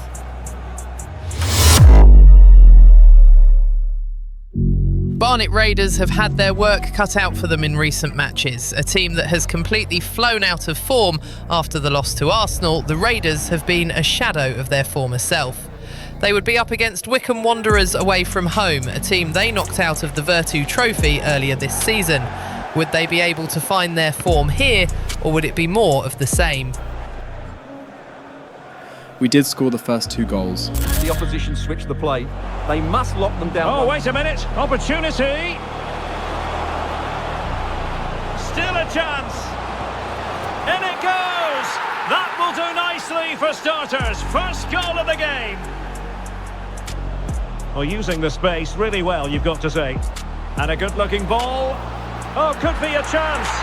What a lovely strike. Lethal piece of finishing. Drilled home with true conviction. Tremendous goal. Oviawe was onto something. The goals were coming from his creative passes, something that none of us have really seen. The 2 goal scorers, Okanai Haruto and Joe Hugill, had chances to take us up even further and get the wins, but their finishing let them down, and we ended the match with a draw. It was a step up in the right direction.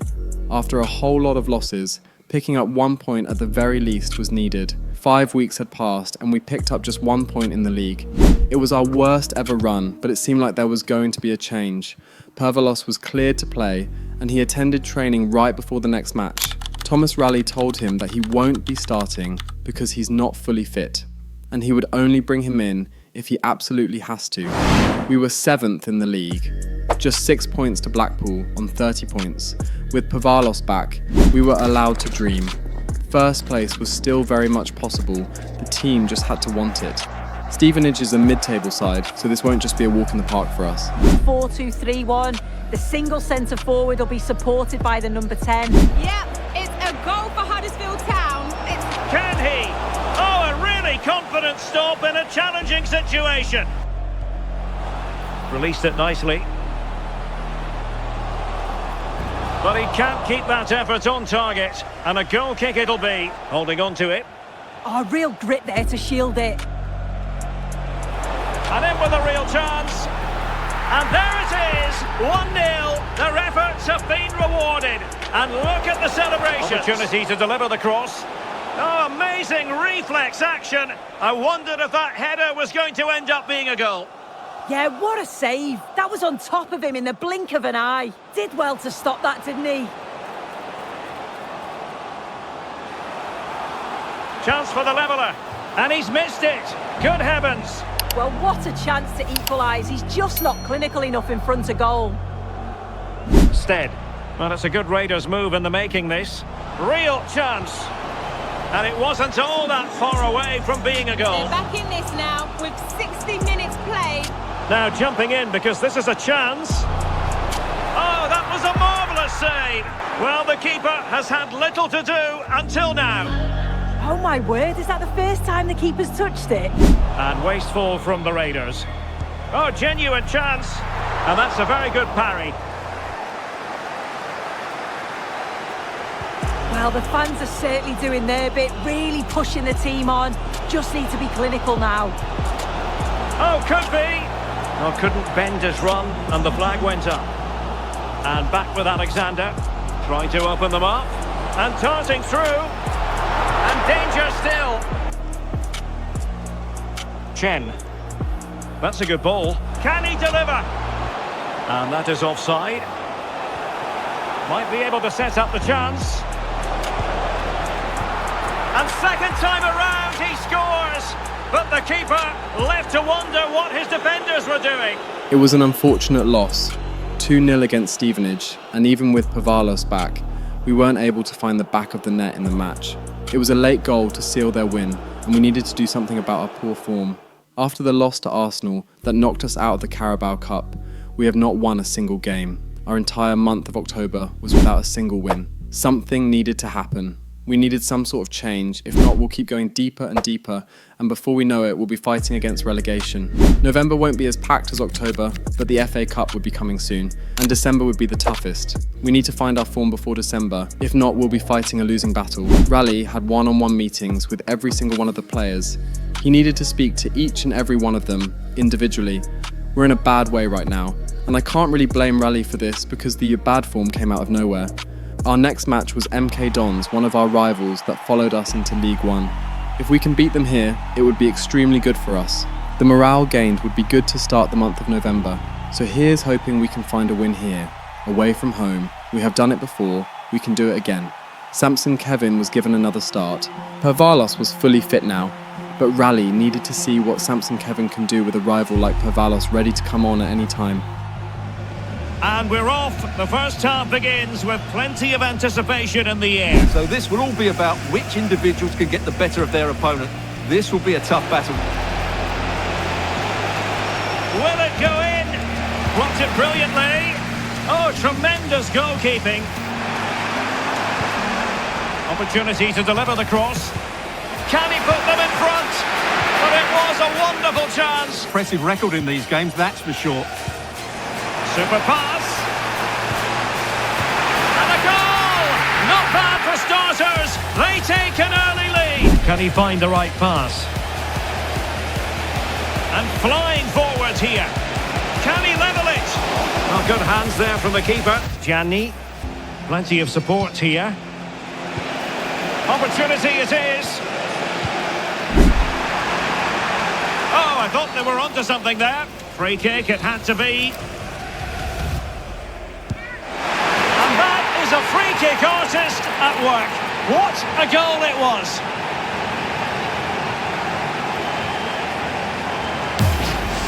There to win it back. He read it really well, didn't he?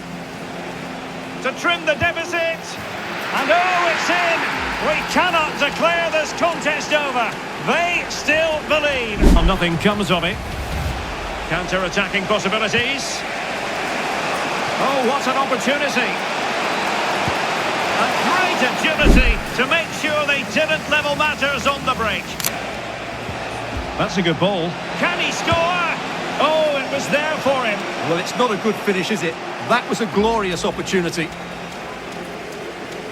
There's going to be a double substitution. Shaw.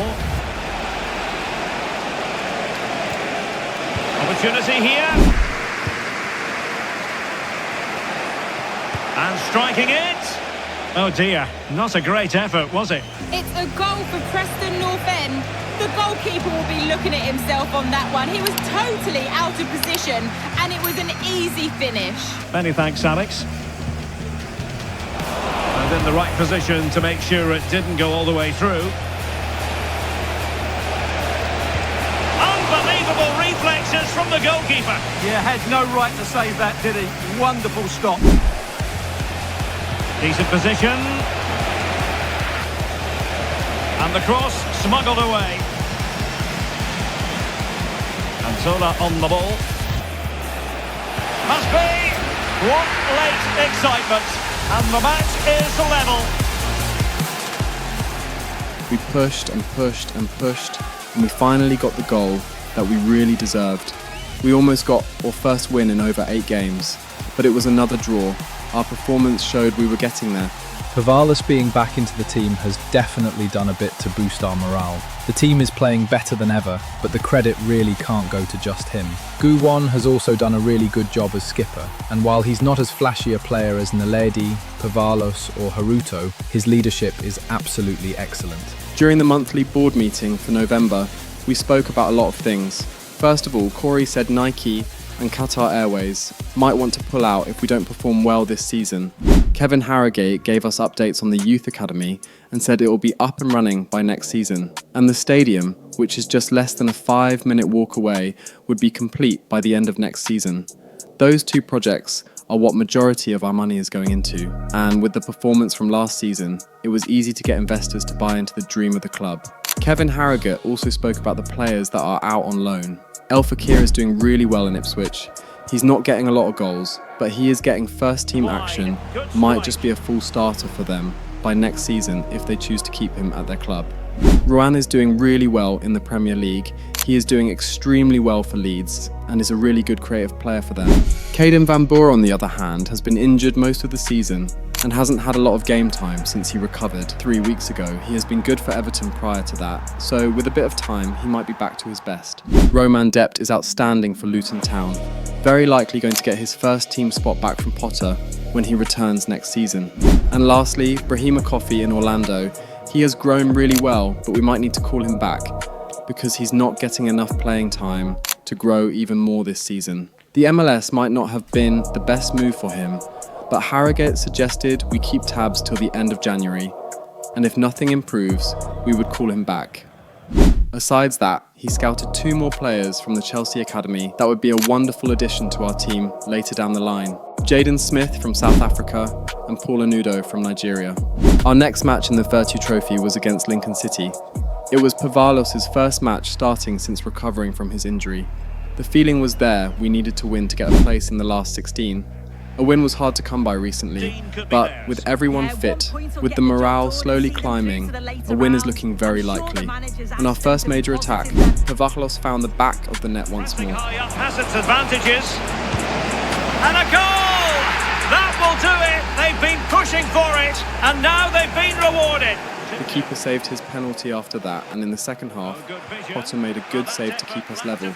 Later in the half, Pavalos tried a shot from distance, but the keeper saved it. It was a narrow win, just 1 goal, but it was a win nonetheless, and a good win at that. Could this be the gateway to finding our good form? We've been slowly creeping back, and it's looking very likely that we would be back on form. We went ahead to lose the league match against Lincoln, then won a difficult match against Blackpool, courtesy of Pavalos and Zola Naledi's brace. We won our first match in round 1 of the FA Cup. We drew our first match in December, thanks to Naledi, and then we lost away to Peterborough right after that. Our performance was not stable, but we were winning matches. And will Samson go back to United, or will it be permanent if he performs well? And what will that mean for Pavalos? Samson was brought into the team solely because Pavalos was injured, and we needed a striker with good finishing to replace him. But Samson has proved to be a good striker for us. Doesn't have a better goal average than Pavalos, but he is a solid player that we could use in the long run. I can't speak on if we would be keeping him right now, but it would be in our best interest. What changes, tactical or mental, are you planning to help the team regain confidence? The temporary formation we used last season when we were struggling would be the best bet, and using that after Pavalos got back, I have seen improvements. The lads are doing their absolute best to get back to where they know we can be. We've gotten back to a much better form, even though it's a bit shaky, but I believe that it's only a matter of time before we're firing on all cylinders. Coach, with both Pavalos and Kevin competing for the number 9 role, what factors will decide who starts as your main striker? Well, that would all come down to who wants it more. A courageous call enveloping the game with a star player left on the bench.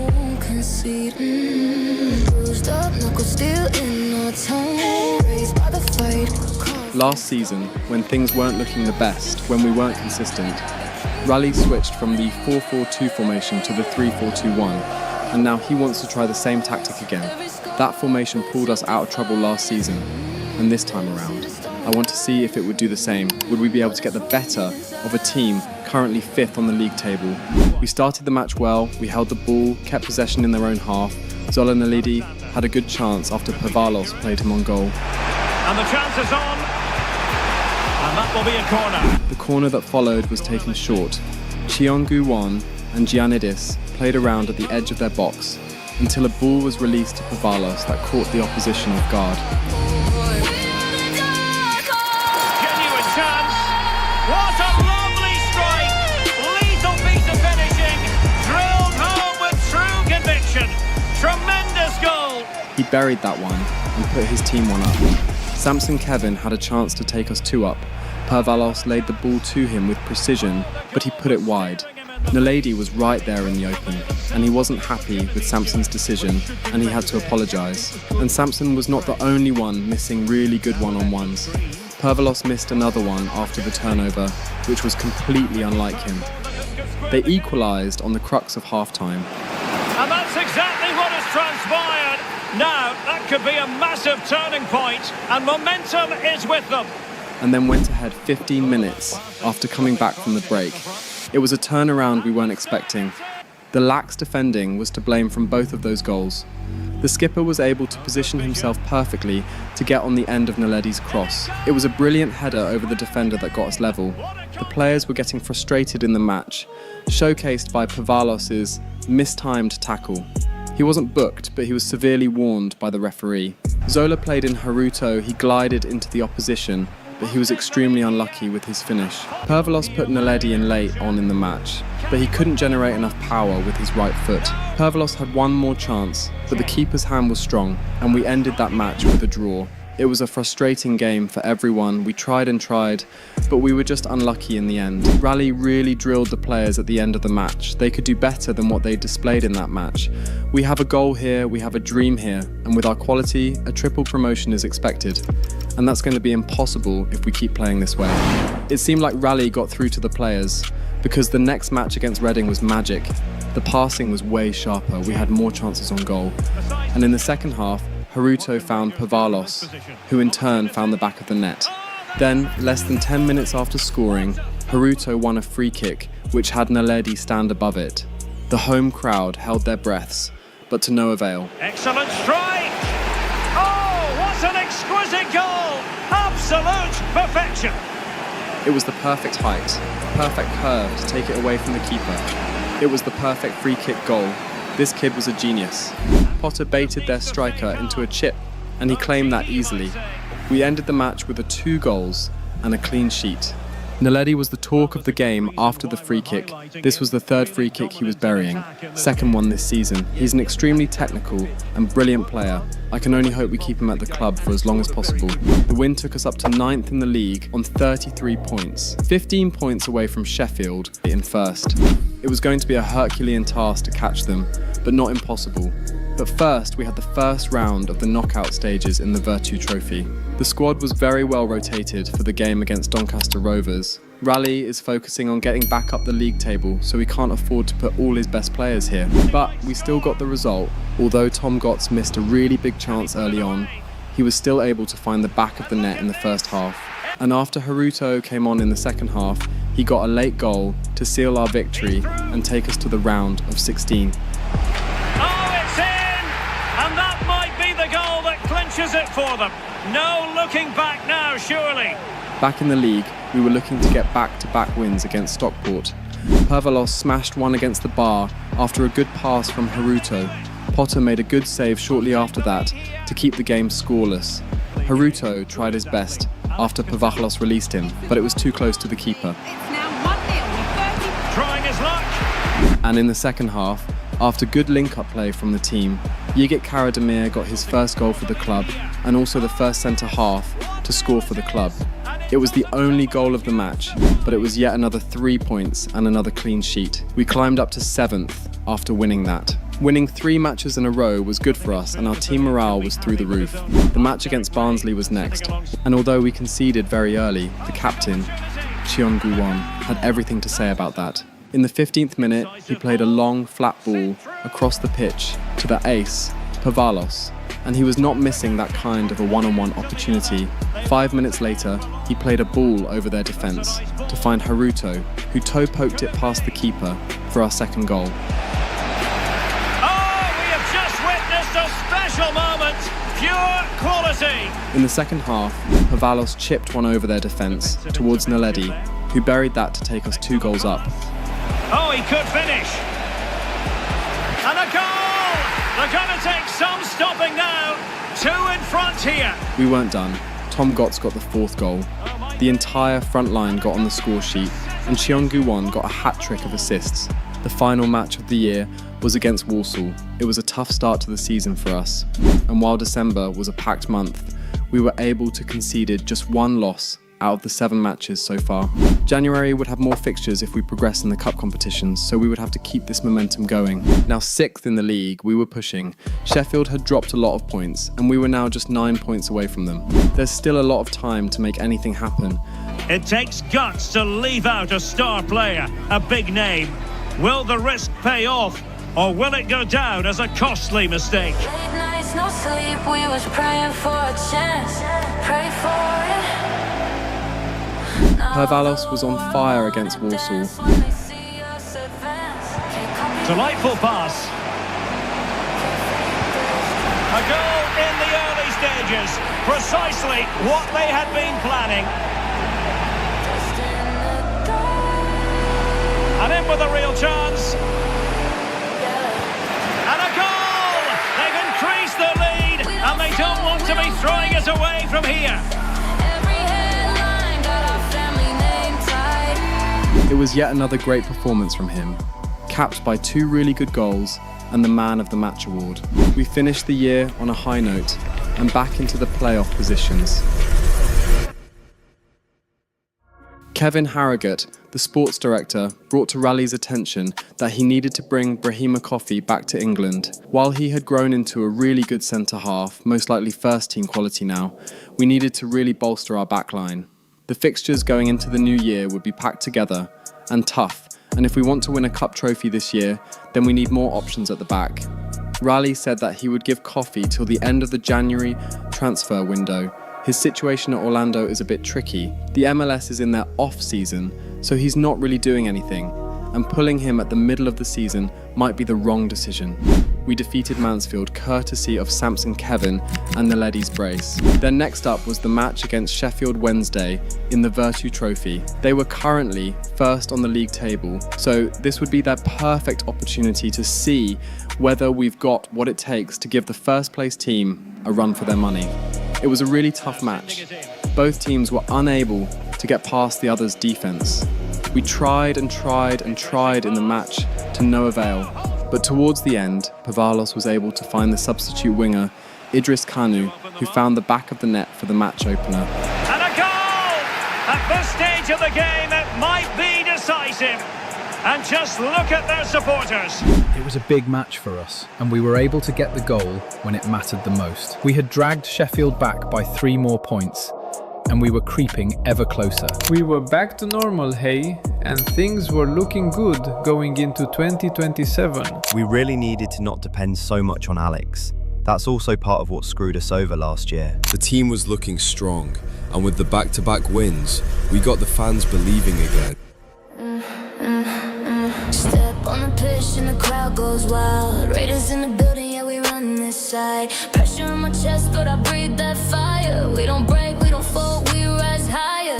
It is Stoke City versus the Barnet Raiders here in the third round of the FA Cup. It's a break from league action for these clubs, obviously a long way to go in the tournament, but would they have what it takes to go far? Last season, the Raiders made it all the way to the quarter-finals, where they delivered a shocking performance against Spurs that ended with an unfortunate loss in penalties. This year, the Raiders haven't been as strong, but Kai Lehmann says they are better than ever going into this match. Thomas Raleigh drops Pavalos and Naledi to the bench for this game and made a rather interesting decision to play the captain in the cam position for the game. Hugill and Afoba would be the only 2 replacements in the lineup. Will the Raiders be able to dismantle yet another championship side? It seems like it's only the Premier League teams that can stop them in these competitions. But plenty of anticipation in the air. What to like about that pass? Well, it was caught nicely enough, but the fact of the matter is it wasn't on target. Plenty of support here. And it's 2 options for the skipper. And the through ball. Well, you've got to say, he's been a bit unfortunate. The post beating him to it. Well, he certainly is unlucky there. He got plenty on it, just lacking that bit of accuracy. What do you think we should expect to see from him? Well, I think it's a good Oh, start. it's developing nicely for them here. And the score sheet remains blank. Yeah, the build-up deserved a better finish, really. Oh, that's a fine-looking pass. Can they forge ahead? Well, they would have done had it not been for the keeper. Malik intercepts the ball, and the Raiders advance here. Tom Gotts carries the ball with him and lays it off to Chongu-won. Well, this could really help the cause. Takes it on, but into the keeper's gloves. Read that pass all the way, cutting it out. Can they jump in front? There's still danger here. Well, the goal disallowed. Offside, Stuart. Yeah, I think everybody switched off there. It was quite clearly going to be offside. So into the second half with these 2 sides locked together. Oh, that's splendid play. And a chance for the lead. Tenacious challenge. Bojanic. Lovely weight. Oh, a tremendous save after a blistering counter-attack. They cannot be separated here, and it's on to extra time. So the tension rises, they keep on playing. The Raiders make 3 changes for extra time. Naledi, Kevin and Kanu come on for Chon, Hugill and Malik respectively. Real chance. Oh, they've done it! They forged ahead, and it might be the goal that gives them victory. Really good goal from Naledi. The first touch to set up the shot was almost as sweet as the curler on the shot itself. From the edge of the box, the opposition keeper had absolutely no chance with that one. Able to create room here.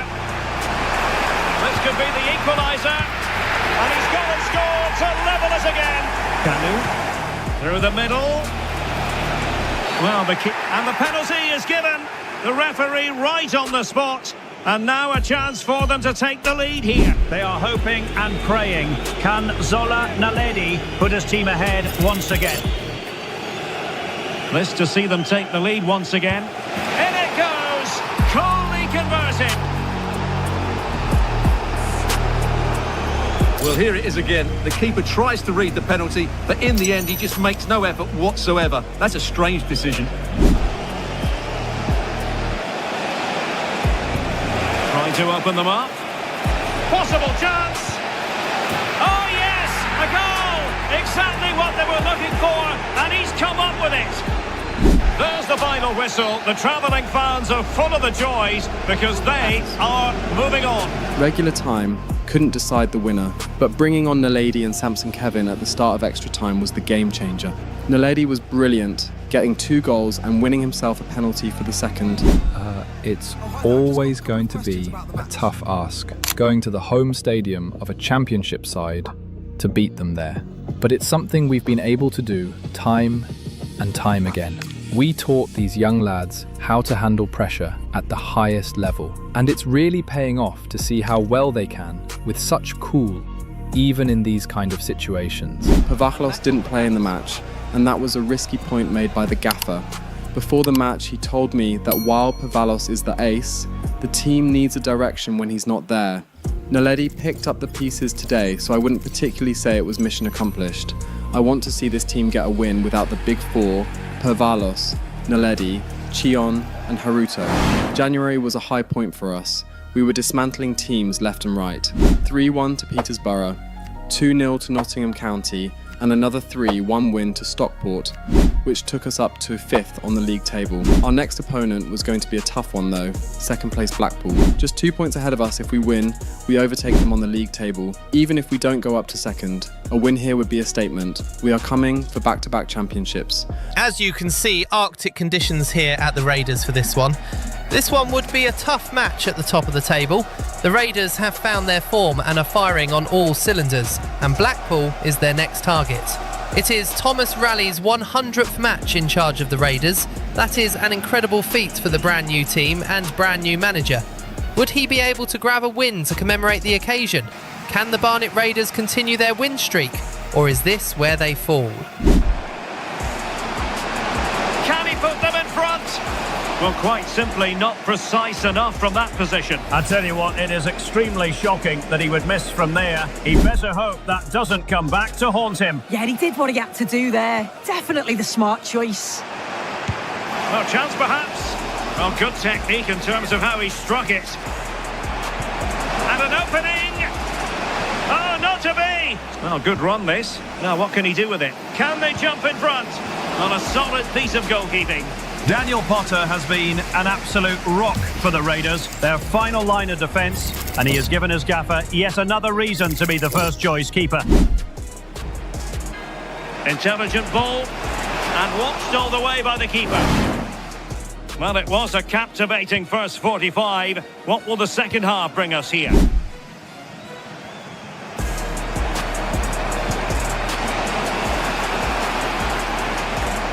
Fancies it. Still not dealt with. In it goes. But wait a minute, that will not count. Oh, that was so tight.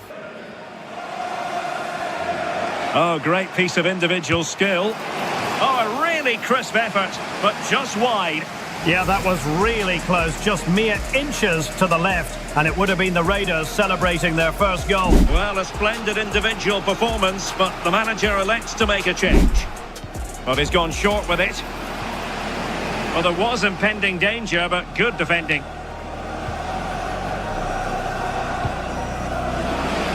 And the ball in behind the defenders. Opportunity. A goal! The opening statement of the match. A richly deserved lead, and now they can celebrate. You can see it here again. Sometimes you just have to go route one. They react the quickest, and it's a good finish in the end. Well, there's been so much talk about a potential transfer, but it's potential no more. It's fact. Yeah, he seems happy. Opportunity. Well, the keeper is happy. The bar was there. Certainly changed the game and the approach, but as it is, though, it could still go either way. Yes, so near indeed, but now they've got to concentrate on keeping their defensive shape. Well, they just couldn't make it happen. Will it happen for them? Will it be? Oh, a chance to put them in an even better position. Oh, that's a big opportunity. He's just not clinical enough in front of goal. Still game on. Now, this is confirmation that the Pervalos shot on goal was not, in fact, a goal. You can see it on your screens. The ball did not cross the line. No goal. Collier. Genuine chance. And just just off target, and they might regret that. It was another tight 1-0 win, courtesy of Haruto's goal earlier in the second half. It was a one-sided match in our favour, but yet again, this could have been 3-4 goals if our players were more clinical. Deadline day came and it was time to bring in Brahima Kori. We had done really well in the month of January, 100% record and a rewarding 4th place on the league table. But now that we're reaching the business end of the season, we need all our players fit. We have a rather deep and talented squad, but one more centre half would be needed if we want to get over the line. Kori successfully came back into the team, greeted his teammates and was ready for action. We have a good number of matches in February, and Leeds was the one that caught our attention. But before that was the round of 16 match in the Virtue Trophy versus Barnsley, a team that we had gotten the better of recently. We got down to business, and while we were away, we built up a record against Barnsley since last season, and we were the better team on paper. That meant nothing after they scored the first goal of the match. Raleigh didn't play any of our best players, especially in the attack. He wanted to see what the team can do without the 4 of them. Barnsley were the better team in the first half. We couldn't even get near their keeper at all. The next match was against Leeds, so it was a dilemma to either bring them on to bring home the win or give up on the Virtue and focus on the FA Cup. We couldn't get through their defence at all, and when we finally could, Jordan Oviawe wasn't able to beat their keeper. Raleigh decided to bring in Reece Malik and Okanai Haruto, while Cheon Gu-won and Zola Naledi would warm up to come in later, if needed. Gotts and Kevin played a 1-2, and he used his blistering pace to tear through their defence, all the way to their box, and he wasn't going to be missing that. Incredible scenes! He equalised for us, and we were back in the game. Raleigh brought in the big guns to wrap up the match after that goal, but Barnsley didn't even give us a chance to. A very annoying defensive mistake cost us the match, and we lost the game. This year, we got knocked out in the quarter-finals of the Virtue Trophy. The defensive mistakes hurt us at the worst possible times. Kori and Kanev had a good game until the very end of the match there. Raleigh had a separate talk with all the defenders in the team the next day during training. It was a brutal conversation he had with them, but it seems like he needed to bring them down to lift them up. Our attack in the team is perfect, our midfield is almost perfect, but the defence is unstable. They have good games, then they wake up one day and decide to have an absolute howler. Leeds would be a tough test for us. Ruan Castanho wouldn't be playing against us because we're his parent club, but he has done extremely well for them this season. This match would be a very good test for us. We haven't won against a Premier League side, but the only Premier League teams we've played competitively against are Arsenal and Spurs. We did really well against Spurs last season, but Arsenal was a different beast on their own. Leeds would be a perfect example for the world to see that we are coming for the Premier League. The wait is over, now we're in business. Good interception from Pavalos, and the Raiders could pounce here. We're using the space really well, but now can they push on? But the keeper anticipates it and deals with the danger. Now will the cross work out for them? Might lead to a chance. Outrageously good defending. They are determined to press Leeds United. Plays with a positional sense that is second to none. And he's made the run. Oh, tremendous work from the keeper to avert the danger. The Raiders retain possession and they have another chance to try again. Trying to tee it up. Can they forge ahead? No, chance missed. And a big chance at that, Derek. He should have put them in the driving seat there. He has teammates around him.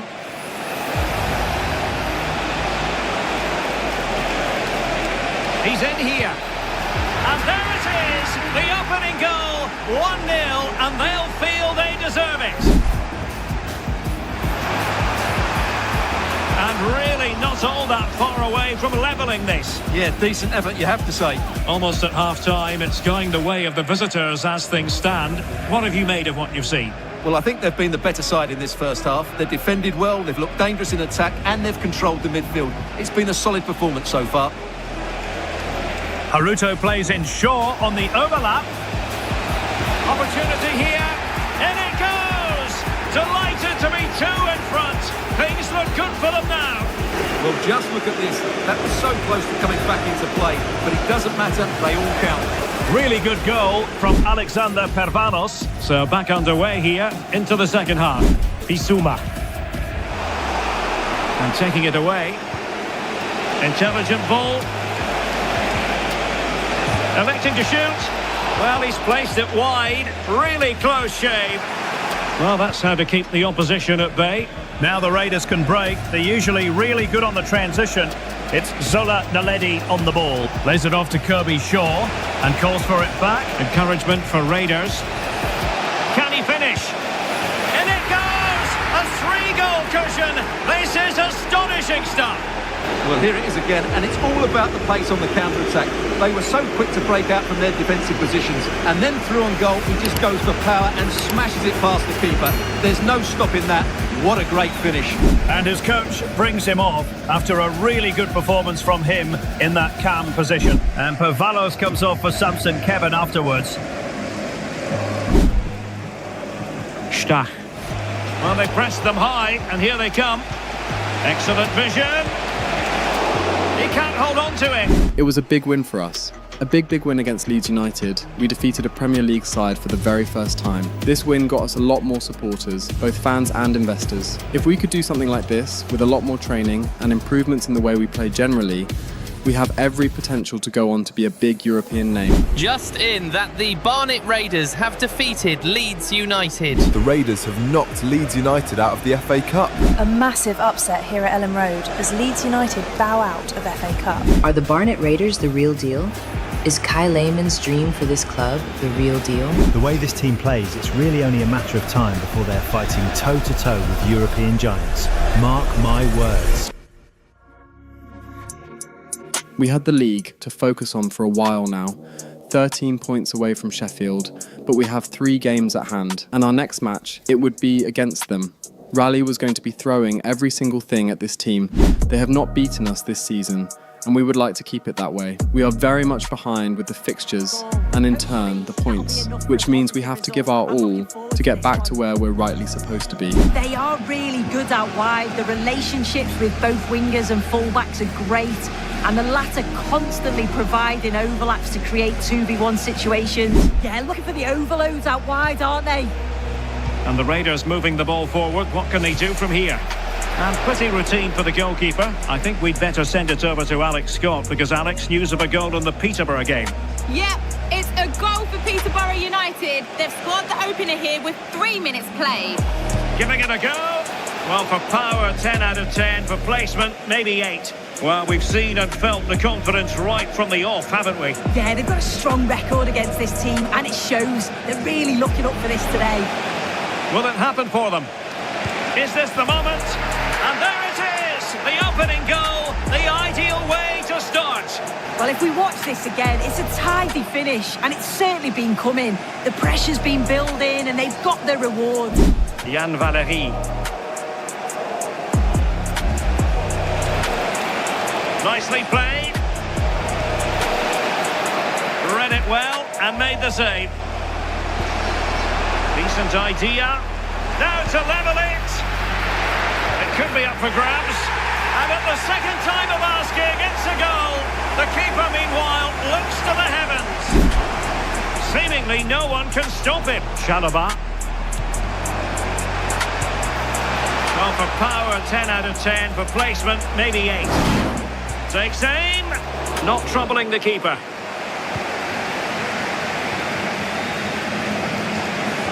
Well, there's been so much talk about a potential transfer, but it's potential no more. Chance. And great work from the keeper to avert the danger. And in the right position to read it.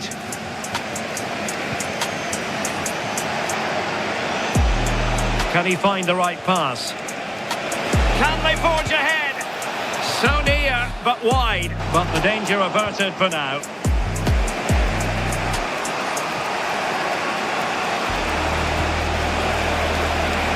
Big opportunity, and inches away. Didn't miss by very much at all.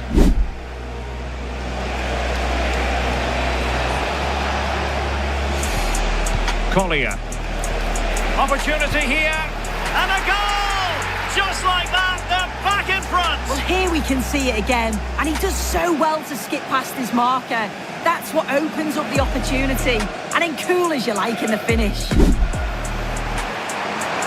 The threat was there, but no problems now.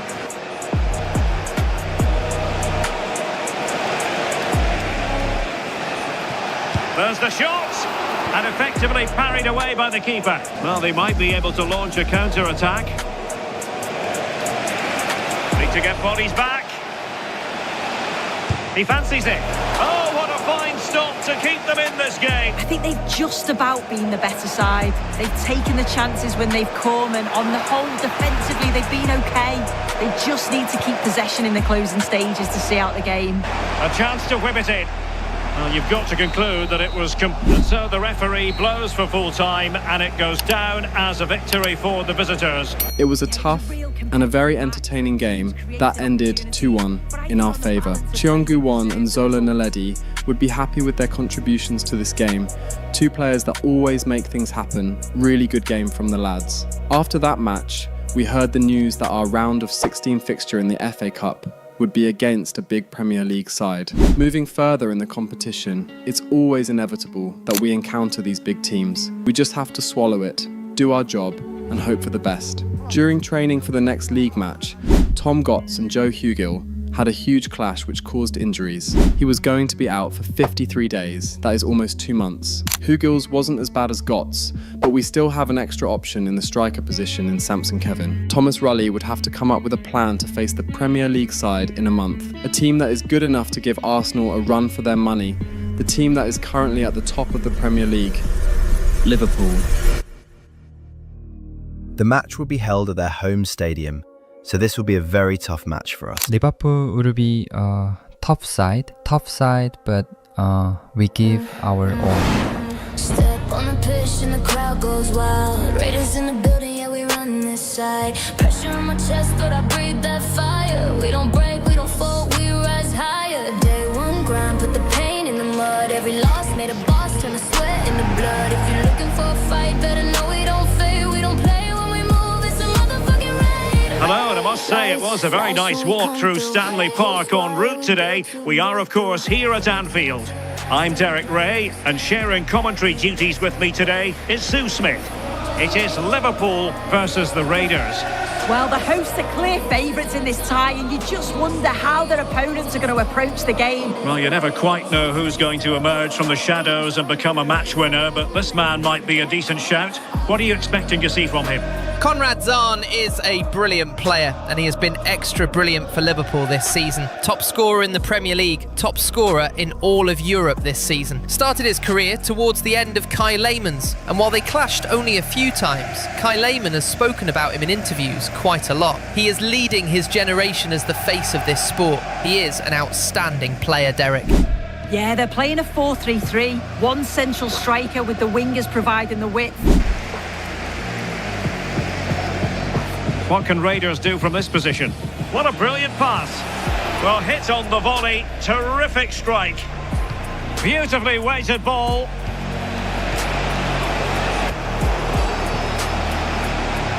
Now, who can he play it to? Can he put them in front? And quite simply, a brilliant save.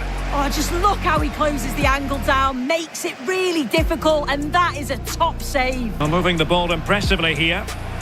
Well, they couldn't keep that sequence going, unfortunately. Could be dangerous. Can he give them the lead? And a goal! Now they have their opener, and now they can celebrate. Oh, good-looking run.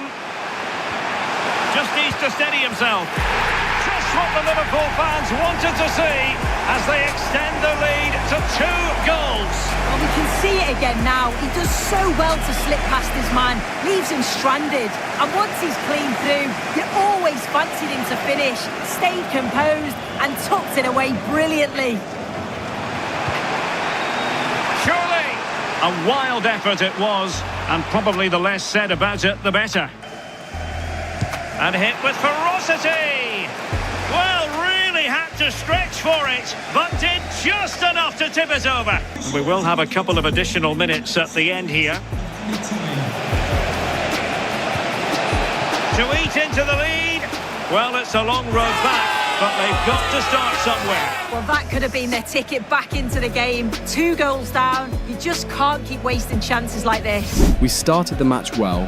The first 15-20 minutes were ours, but then Conrad Zahn got his first chance and his second chance. and the tide of the match changed. The kid is so clinical, he's hardly ever off target. That's the kind of level I'm expecting Pavalos and Naledi to get to. We can still come back in this match. We just need to calm down, pick our passes carefully, and make better decisions. But that didn't happen. The second half started with us under pressure again. Pavalos and Naledi had a chance, but the defender just put our striker off, and he wasn't able to get the ball on target. Then Potter came up with this amazing one-on-one save that gave our players a bit of a morale boost. Cheongu-won was not very fit for the match, so Raleigh had to bring him on early and take Naledi back to his regular role. Liverpool made one too many passes, and Potter was able to make another save. Conrad Zahn wasn't done with us though. He assisted Florian Wirtz for Liverpool's third. And it goes! Well, it's one goal after another. A highly impressive performance. And then at the very end of the match, a very weird return signing, Sadio Mane, sealed their 4-0 win. In it goes at the second time of asking, but the goalkeeper won't be proud of that moment. It was yet another big loss against a big Premier League side. We played well in different pockets of the match, but overall, it's not a performance to write home about. We were officially out of all competitions, but the silver lining is now we get to put all of our focus on the league. And with that, we have a better chance to win it. The fixtures are straightforward, not too cramped. We have time between each fixture, so we really have no excuse to why we won't be making it to the Championships next season.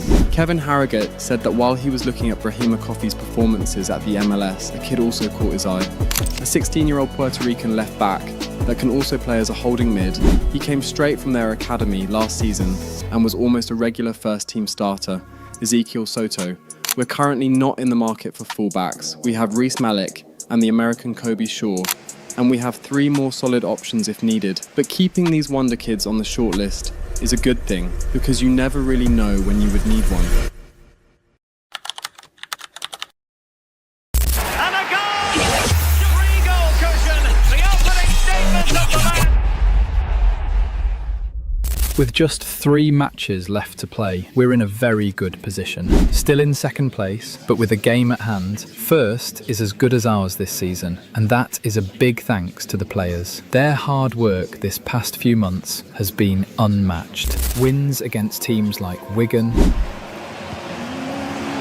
he might be through here.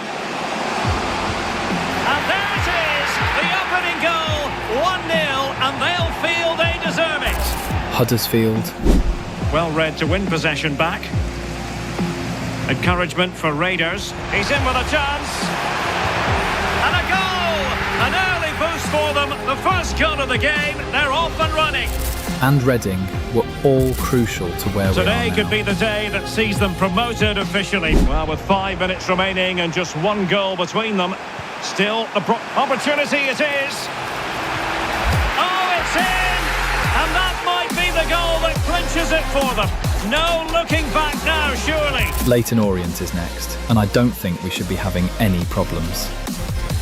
This is the kind of occasion we all relish as football fans. Non-stop hype all week long, and now for the action.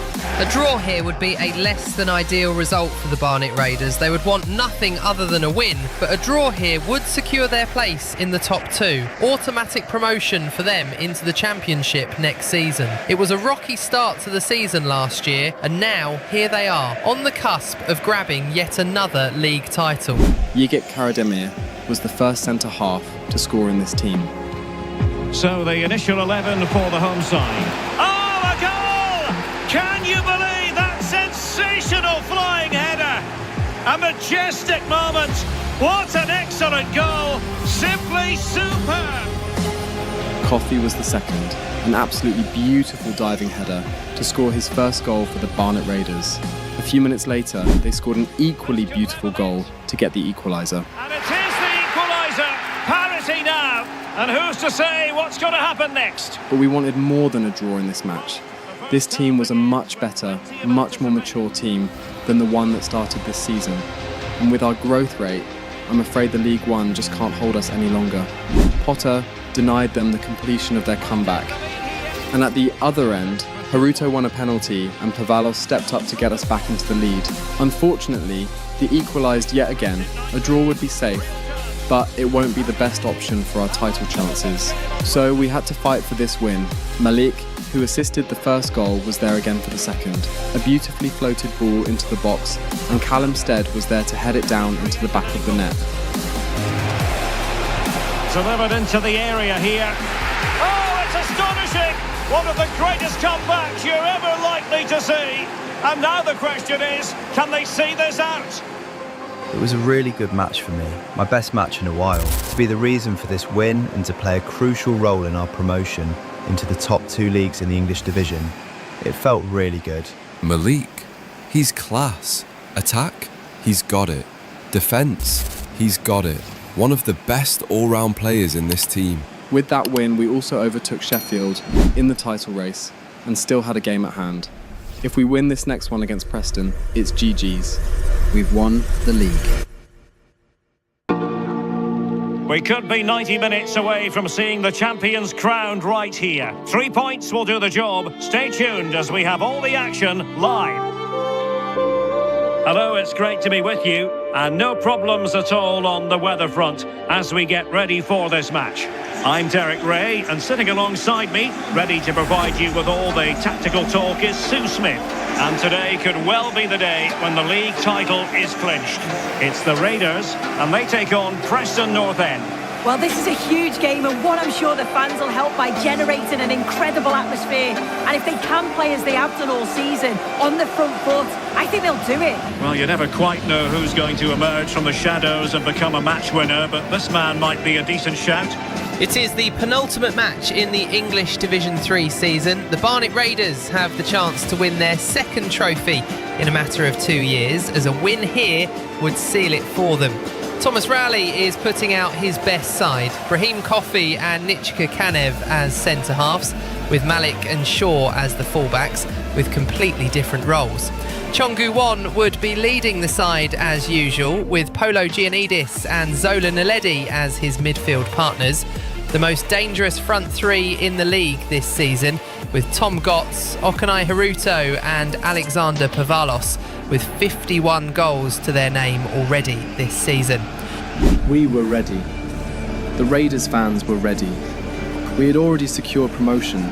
All that's left is to secure the league. Must take the lead here. Tenacious challenge and an opening. What a lovely strike.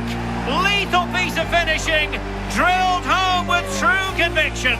Tremendous goal. It was an extremely tough match, but late into the match, Okanai Haruto was at the right place, at the right time, to place the rebound beyond the reach of the keeper. And that singular goal was the difference between lifting the trophy today and doubts of ever lifting the trophy. Cheongu Won was subbed off due to a knock during the match, so Mark Collier was the player to lift the trophy with the team. It was a very tough season for us, even tougher than the last. But we showed our passion and talent and took what was ours. And now it comes down to holding that piece of silverware aloft.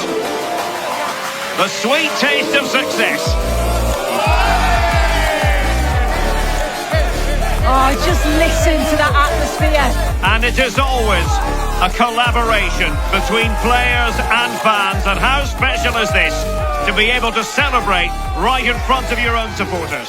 The final match of the season ended with a 2-1 win against Northampton, and we finished the season with a whopping 100 points.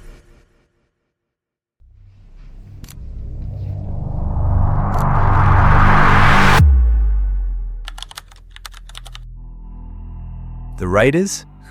Yeah, they're a good team to be able to achieve double promotion, but it's only going to get real from where they are now. The Championship is no easy task. I've never played in it, but I know it's almost as competitive as the Premier League. Everyone wants to get into the top league in England, so their competition is only more relentless. And to be honest, talent can only get you so far in this sport. Pavalos, look at his stats from last season. Significantly less from his first, almost half, and I can bet that it's going to be way less this season. I'm not taking away from his ability as a player, but that team is going to have to improve a whole lot if they want to get here. Good talk, but did you have to come after us that hard though? Yes, I don't think your team would be getting the triple promotion this season. The right side of your defence has a shit ton of holes. Yeah, I did notice that, but with the stadium we're building, bringing in new players will nearly bankrupt the team. I know a defender from Chelsea. came out of their academy last season, but they sold him to a club I don't know about. He's Nigerian? Paul Anudo. Yeah, we have our eyes on him. I'm just a 17-year-old lad, so I don't know a lot, but I think you should consider getting him. Seems promising when I look at him on TV. Thomas and I would keep that in mind. All right then. I'm proud of you. Where did that come from? But thanks a lot, Dad. But I'll be proud of myself when I can win the league with Arsenal. We had a howler in the league last season. But at least you won your first trophy last season? Yeah, that did feel nice, especially scoring in the final. I think I'm going to be more of a starter this season with Trossard getting older. I can fight Gabby for that first team spot. Be sure to do that, Cairo. We all saw the Cairo Lehmann press conference. There's mixed reactions round the camp, but I think I know what he wants deep down. Coming for Pavalos like that was kinda a shallow move. From someone who wasn't even good enough to be selected to play against us last season. That's rich. Personally, I think he's scared, hey. He sees how fast we're climbing the ranks, and he's regretting not joining when he had the chance. Deep down, he wants us to improve. He wants us to be hungry enough to be able to defeat the big teams. While what he said would have hurt the team, I see a bit of truth in it. We still have to improve a lot more because these leagues are only going to get harder. It's just a matter of time and hard work before we can take on the big boys in the Premier League. And we don't want a case where we get promoted into the Premier League just to get relegated the very next season. What we need to do is dominate the Championship if we want that to happen. But the first sign that it might not go well came when we failed to seal the deal for Samson Kevin with United. He had become an important striker in the team. He could pick up where Pavalos left off. But our budget could not handle what United was throwing at us. We tried player swaps, but we just couldn't retain him. Samson Kevin had grown on everyone in the team, but sadly we had to say goodbye. I'll try and push for Raleigh to bring him back next season, but it would be ultimately up to him as I gave him creative control over the team's transfer decisions. Last season we got promoted to the Championship, and we didn't just get promoted, we won the league as a whole for the second time in a row. Pavalos won the best Raider player of the season for the second year in a row with 33 goal contributions. Zola Naledi got second for the second time yet again, and had the same number of goal contributions as Pavalos, but Pavalos did it in 13 less games. Okanai Haruto came in third with 30 goal contributions. He improved a whole lot from last season, always coming in clutch for us. The skipper, Cheon Gu-won, got the highest number of assists last season and came in fourth. He's not a goal scorer, but his leadership and support in both defence and attack hasn't gone unnoticed. The player in fifth was the goalkeeper, Dan Potter. He was an absolute rock at the back, especially in the second half of the season. He made a lot of good saves, and his performances also would not go unnoticed. Liverpool went ahead to win the FA Cup against Aston Villa after knocking us out. Then Arsenal won the Carabao Cup after knocking us out early, and Leyton Orient won the Virtue Trophy. We won the league with a whopping 100 points. Really good season from the lads, especially after the problems at the beginning. With the stadium construction underway, the budget for this season was going to be 8 million. Not as much as Kori and I would like to provide for the team, but we just need to get our new stadium out of the way. With our performances last season, a couple players were getting offers from different clubs around Europe. Ante Horvat and Johan Witte. Tom Gotts also got an offer, but after Raleigh had a conversation with him, he said he wasn't interested in leaving the club. The players that went out on 2-year loans would be back this January, so we don't really need to make a lot of signings. Ruan Castanho and Caden Van Boer have had a lot of Premier League experience and would be the perfect players to usher us into the Premier League next season. Johan Witte was the first player to leave the team this new season. While he is a promising defender, he just hasn't been a team player. And what Raleigh is trying to build here is a tightly knitted team. He transferred to Holstein Kiel in Germany for £12.7 million. A player of his calibre would most likely get to be in their first team, and with time, he should be making moves to bigger and better German names. Raleigh also had a lot to do with the team tactically. He decided that we should switch from a counter-attacking side to a possession-based side. I personally like the current style of play, and the players are very much used to it. But if he says it's going to work, let's hope the players adapt as quick as possible. He also gave some of the players entirely new roles to work with the possession play style. Hopefully it works out. Our first match in the pre-season, we had to travel to Turin for the match. against French side, Angers. It was a new manager taking the helm for them, and for us, we wanted to see how well the new possession-based style worked. And boy did it work. Early on in the match, Potter showed us exactly why he was number 5 for the Raiders Player of the Season. Zola had a chance to take us 1-0, but he couldn't put the curler in the back of the net. We were passing really well, but Naledi was just offside. Still, he should have buried that one. But a couple minutes later, the captain, Cheon-gu-won, got us the first goal of the 2027-2028 season. Oh, chance! And a goal to open the scoring. No wonder they're celebrating. That goal opened up the floodgates for us, and the goals just kept coming. Carlos, really good challenge. And support available. Opportunity! And a goal! They've added to the lead. Much needed security. 1 minute of stoppage time. That's what the officials have said. And he's made headway. A goal! And it seems they're truly cruising to victory here. Counter-attacking possibilities. And darting through. Another goal! The lead grows to 4 now. A rampant display. Well, a splendid individual performance, but the manager elects to make a change. And showing fine vision. Oh, there it is! It's one goal after another, and it speaks to the quality of their performance. Zola Naledi had a really good game, getting 2 assists and a goal in the 5-1 win. Not a lot happened in front of goal after our 5th. Potter did make 2 really incredible saves to keep his clean sheet. This kid is really going places. With the right training and attitude, he might end up being the best keeper in the world someday. Paul Onudo, one of the wonder kids that have been on our shortlist for a while now, was sold to French side AJ Auxerre last season. Raleigh still believes that he has the potential to be a good option for us at the back, and after talking with the club's representative, Raleigh finalised the deal and we got him for 3 million. All that was left to do was to talk with the player and his agent, and he'll be on his way here by the end of the month. The next pre-season games didn't go as well. We drew 2-2 against Monza and then followed it up with a 2-0 loss to Samsunspor. It made fans question the tactics, especially the second team's ability to follow it well. About a week later, Thomas Raleigh met with Paul Onudo and his agent and they finalised a deal. £5,000 with a £49,000 signing bonus with extra bonuses per 15 matches. This made Paul the highest player in the team, seeing as the OG players were still on their 5 to 3k wages from the beginning of this club's project. Paul Onudo was the first player to join the team this season. Hopefully he could do a good job as the right centre-back. He wouldn't be taking the first team position immediately. He still has 2 other defenders in Kanev and Karadimir to battle for the first team position with. After a lot of failed and rejected offers, Antti Horvat finally left to Ipswich Town for £8.8 million.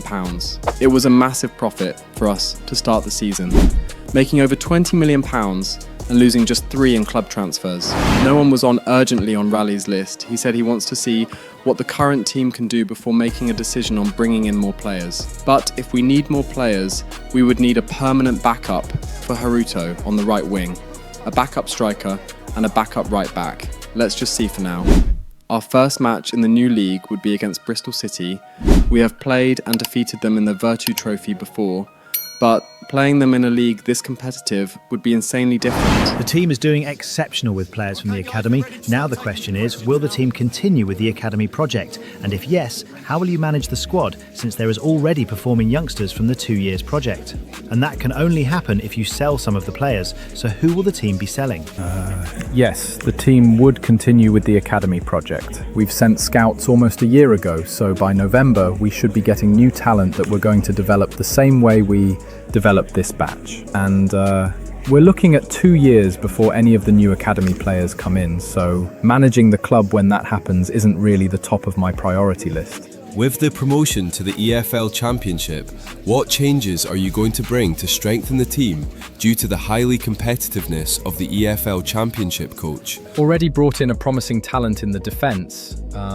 I need to completely work on the defence before I can think of adding more to the attack and midfield. Besides, we have players coming back from loan in January, so yeah, I'm focusing on the defence for now. Hello, Coach. Talking about your career at Barnet Raiders, do you think you will stay here until maybe possibly reaching the Premier League, or do you have other plans? I don't plan on leaving this club anytime soon, at least by my own decision. The Lehmanns pitched their goals to me at the beginning of all this, and I'm determined to reach those goals, and more.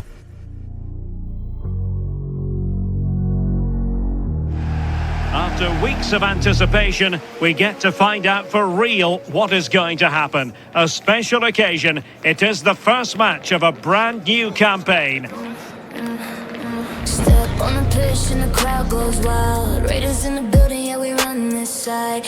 It is the start of the season, the opening fixture of the 2027/2028 season here at the Hive, where we have Bristol City taking on newly promoted side Barnet Raiders. The Raiders have been a force to reckon with for the past 2 seasons, gaining double promotion all the way from League 2 in the past 2 years. They're coming into this match as the underdogs on paper, but these teams seems to defy all odds time in and time out. The whole of England is watching this electrifying side. Would they be able to do well enough to reach the Premier League by next season? People say the Championship is a way tougher league, so the Raiders won't make it, but one can only watch and find out. So off and running here, the first half underway. Knight. That's a lovely ball. Brooks. And reading it absolutely superbly. Right, let's send it over to Alex, because I'm hearing there's been a goal in the Birmingham game. Yep, it's a goal for Luton Town. They've scored the opener. Oh, incredible save, and he snuffed out the danger. To confirm, Luton have scored in that game, and their lead stands at 1-0 presently. Oh, genuine chance. Oh, timely defending. I think they'll just want someone that they can depend on week in and week out. He reads the game well. And an opening. Well, still a chance. Moving the ball really well here. Oh, what an opportunity. And Zola on the ball. In a dangerous position. Opportunity here. Oh, still not away. Well, listen to that roar when they win the ball back. The fans are responding. Oh, so look at this. On to McNally.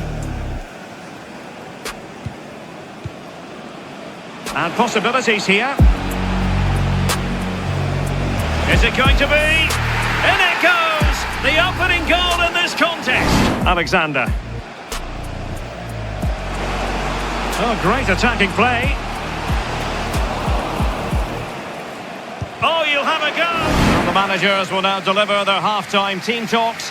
We're at the end of 45 minutes in this game. So the second half is underway. Let's find out if the Raiders can bounce back here. Intelligent ball. Oh, surely! Well, no mistake from the keeper, acting decisively. Well, the Raiders being shown too much room. Can he find the net? Well, it looked as though it had a chance of going in. And he has options available. Can he put it in? And it's in! All square again! What a match this is turning out to be! Well, here's the replay, and it's poor from the keeper. Completely gets caught out in no man's land. There's so much of the goal to aim for, and he manages to finish it off well. And he's through here. And fired against the crossbar. And Zola on the ball. And the counter-attack looks on. They need to shore up the defence. And couldn't quite hit the target. They moved the ball with pace to get them up the pitch so quickly. Just couldn't quite put the ball in the back of the net. And credit due, a good intervention. Can he find the right pass? Must take the lead here. And they do! And with so little time left, that will surely be decisive. Astonishing drama.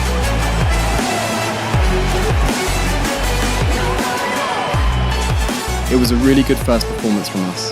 From the incredible saves from Dan Potter to Haruto's clinical finishes, we had a lot more chances to stretch this final scoreline. but we still really need to work on the overall finishing of the team. Barnet Raiders win first match of the season. Really good performance from the Barnet Raiders to win their very first match in the Championship. It was tight, but they've showed us that they really mean business this season. The Raiders would need to dish out this kind of performance and better week in, week out if they want to go anywhere this season. It was mostly good comments from pundits and reporters, but I was not a big fan of the performance. We could and should have done better. Really good performance from Dan Potter and the defenders, but the forwards, Haruto, Pavalos and Götze, need to step up. While it was a win, Rally coined it as a lucky one and grilled the players, especially the forwards. He praised players like Potter and Naledi for being exceptional in a match where the rest of the team was subpar. The team's performance was down a notch, and Rally could just tell. The next match was in the first round of the Carabao Cup against Grimsby Town. The team had heard Rally's voice, and we're ready to put in an even better performance. The defence did well to stop attacks in their tracks and deal with crosses brilliantly. Rally decided to play Hugh Gill over Pavalos for the cup matches, and that might have just been a bad decision. We got the first goal of the match after Naledi found Haruto, but it was just offside. Right before the halftime whistle, Haruto and Hugill linked up for the first goal of the match. Well, there is the opening goal. The pressure finally telling, and they get their due reward. Oviewe had a shot on goal, but it was dealt with by their keeper. That was our last attack of the match. Their defence was really good, but our resilience got us to the next round of the Carabao Cup. Okanai Haruto was really brilliant in this match. Overall, our performance was better than the last match, and it was another win. But everything was soon about to go south. Very, very south. Our next match in the league was against Luton Town, a team that took us out of the Virtue Trophy 2 seasons ago. A win against them here would be very much needed. They were their better side overall, but Dan Potter was the one keeping the scoreline intact. Stead tried his luck after coming on for Naledi in the second half, but it was just high. The new signing, Paul Lanudo, ended up conceding a penalty, one that they were able to put away. Potter went in the right direction, but the shot had a lot of pace on it. We won a penalty of our own late in the match. Pavalos had been subbed off because he wasn't making any type of impact in the match, so Haruto stepped up and delivered the equaliser with a good finish to the top right. It was a draw for us. Roman Dept was one of ours that was on loan to Luton, and while one of the headlines were Potter versus Dept, they both ended up conceding to penalties, although Potter saved 1 out of 2. Rally was not happy with the performances, especially because Pavalos seems to be going ghost. I don't really know what to say. My head's just not in the right place right now. Can't seem to find myself in good positions. It's like the defenders here know exactly what I'm going to do before I do it. It's a turning point for Pavalos. The leagues are only going to get harder as we progress, so he needs to find a way to adapt any situation he finds himself in. I believe in him, fully. So I'm giving him every benefit of every doubt before I have to take action. With a win and a draw in 2 games, we found ourselves 5th on the table. This is a turning point, not just for Pavalos, but for the whole team. Thomas Rally has proved himself to me. He knows exactly what he's doing and always gets the team out of every bad situation we come across. The team would have to adapt to this league and find a way to defeat it. The triple promotion we're all looking for is at stake here. Next up is Fulham, one of the very first teams we ever played. They were once a Premier League side, but have dropped down to the Championship. It would be a tough match for both Rally and the players. Hopefully we can pull through. And we're on the cusp of bringing you live action from one of the most exciting leagues in Europe, the Championship. It's the Raiders, and they take on Fulham. Yeah, Derek, these home fans are looking for a much better performance from their team. The Raiders have not been at their very best this season, but what I love about this side is they always find a way to go home with at least a point. The Championship has proved many levels tougher than what they're used to, and the Lehmanns, Thomas Rally and the players are looking for ways to adapt. It's only a matter of time before they settle and find their stride. Either it goes up or it goes terribly bad for them. And we expect intensity, passion, and a few goals for good measure. The match started well. Pavalos was finally able to get a shot on goal. But this time, it was given as an own goal to the keeper, so he's still trying to find his first goal of the season. Then Naledi and Malik linked up to find Haruto, who got the second goal of the match. It was a tough game, but we got the better of Fulham twice, and we went into the second half with a really good lead. But even with that, Fulham was never going to let us sail smoothly toward the 3 points. Very early in the second half, they pulled one back. Potter tried his best and pulled off some really difficult saves, but he can't do everything alone. Fulham was on our case, taking shots from everywhere. The lady gave it a go, but it was just off target. Smith Rowe also had a shot on goal, but it was off target as well. Pervalos had a good chance to take us up, but the defender put his life on the line to stop the initial shot there. Psychotic defending, I tell you. He had another chance, but was unfortunately on his weaker foot. The defenders were doing really well to close all doors for Fulham, but at the very end of the match, Smith Rowe was there to grab the equaliser for them. The match ended 2-2, an unfortunate ending for us, but we did really well. We just lost focus at the very end there, and that cost us another 2 points. The knockout stage is here, and the pressure couldn't be greater.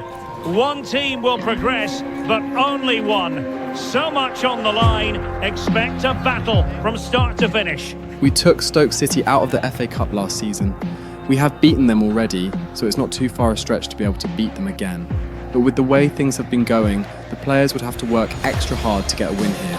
Yeah, with no league action today, but it is a chance to progress to the next round. I'm sure both sides will be looking to start fast, get an early goal and settle any nerves that they might have. The wait is over, now we're in business. The first 11 for Raiders. Yeah, it looks like a 4-5-1 or a 4-2-3-1. This can be quite an attacking lineup with the three progressive players behind the lone striker. Referee intervening. It is a free kick for the Barnet Raiders. The referee arranges the wall, while Zonan Namedi stands above the ball. He has a good free kick conversion rate, so can he find the back of the net for his team? And just try to get it to dip. Well, this takes a lot of practice on the training ground, but it's just over the bar this time. It's not that far away. Productive pass. And we cannot say enough about that save. And a good-looking ball, but keeper's ball. Counter-attacking chance. Well, they promised much on the break, but ultimately delivered little. Can they nudge in front? Oh, a fine stop, and more importantly, away from danger. Good-looking pass. Goalkeeping right out of the top drawer. Well, he certainly showed his class there with that save. You'd expect him to score from there, but he comes from nowhere to keep that out. Who can he pick out? And a goal! Now they have their opener, and now they can celebrate. And a tidy challenge. Oh, foul play, says the referee. Well, the first 45 minutes have come and gone here at the Stoke City Stadium.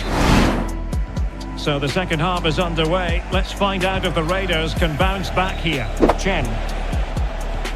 Good distribution. And the keeper is able to deal with the danger. Ah, that's how to defend. Chen. And he has options available. They could level it. And a goal, the equaliser. Superb entertainment. And Pervalos is finally off the mark for this season. He has found that goal that he has oh so desperately been looking for. Good visualisation and execution. And cleared off the line. Well, quite simply, that is catching practice. Collier.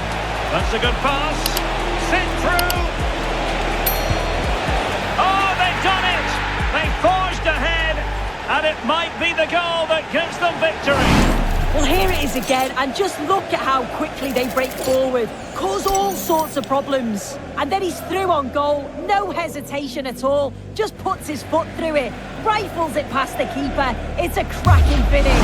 And it seems like his job for today is done. Pervalos makes way for Joe Hugill. Trying to open up the defence. Must be. And a goal It was served up on a silver platter for him. It was a really good game from Pervalos, but unfortunately the defence just crumbled in the end and we were forced into penalties. It always had the potential to go the distance, and now it is all about the penalty shootout. We won a penalty shootout before, but this time it wasn't our day. Mark Collier hit the bar, and while they skied their shot, we were still the ones trailing, and the pressure from the Stoke fans was insane. Naledi put his away, but Tom Gotts hit the post. Oh, he's missed it! What a way to lose! Well, rule number one, you've got to hit the target. A very unlucky turn of events from us, and just like that we were out of the competition. But the silver lining was we could focus solely on the league till the FA Cup comes around, and our fixture list wouldn't be as tight any longer. It's sad that we're out of the cup, especially this early on. Would have at least liked to reach the later stages this season. We are going through a tactical change, and the team is very much used to the old tactics, but going forward, especially with hopes of getting into the Premier League next season, they need to be able to adapt. While it's not the easiest thing, it's something they would have to do. Yeah, Pervalos, he was really good today. Especially the way he was able to get into all the right positions. His teammates and I have definitely missed that. Hopefully he gets out of his rot with a much better mindset. But we're doing everything we can behind the scenes to help. After getting knocked out, the league was the main focus now. We finally got a win, much needed 3 points in the league, courtesy of Coffey, Haruto and Gotts. The month of September was very scarce, just 4 fixtures. We were down in 8th position on 8 points after 2 wins and 2 draws. The first match was against Sheffield. Can he? Still alive and in at the second time of asking. Just what was required. A long way out. Oh, still up for grabs. And far from the ideal draw. Now to level it. And he's done it. Parity again. A magnificent game unfolding. Fine pass. Just needs to steady himself. Chance still on. And not cleared away properly. And there is the goal to re-establish their advantage. Oh, genuine chance. Still could be dangerous. And there it is. An almost intuitive piece of finishing. It was another draw in the league.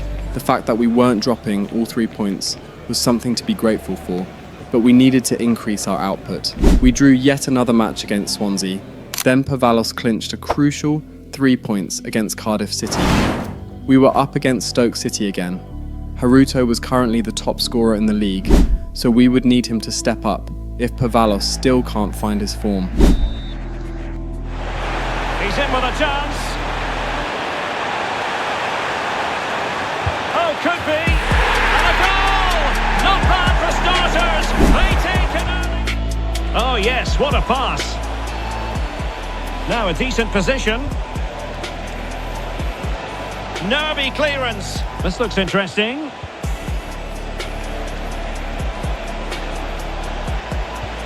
To level matters. Chen.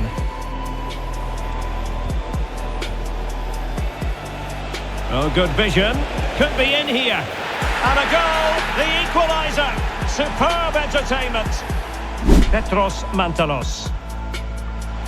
Opportunity it is. Oh, not safe yet. And he gobbles up the second chance.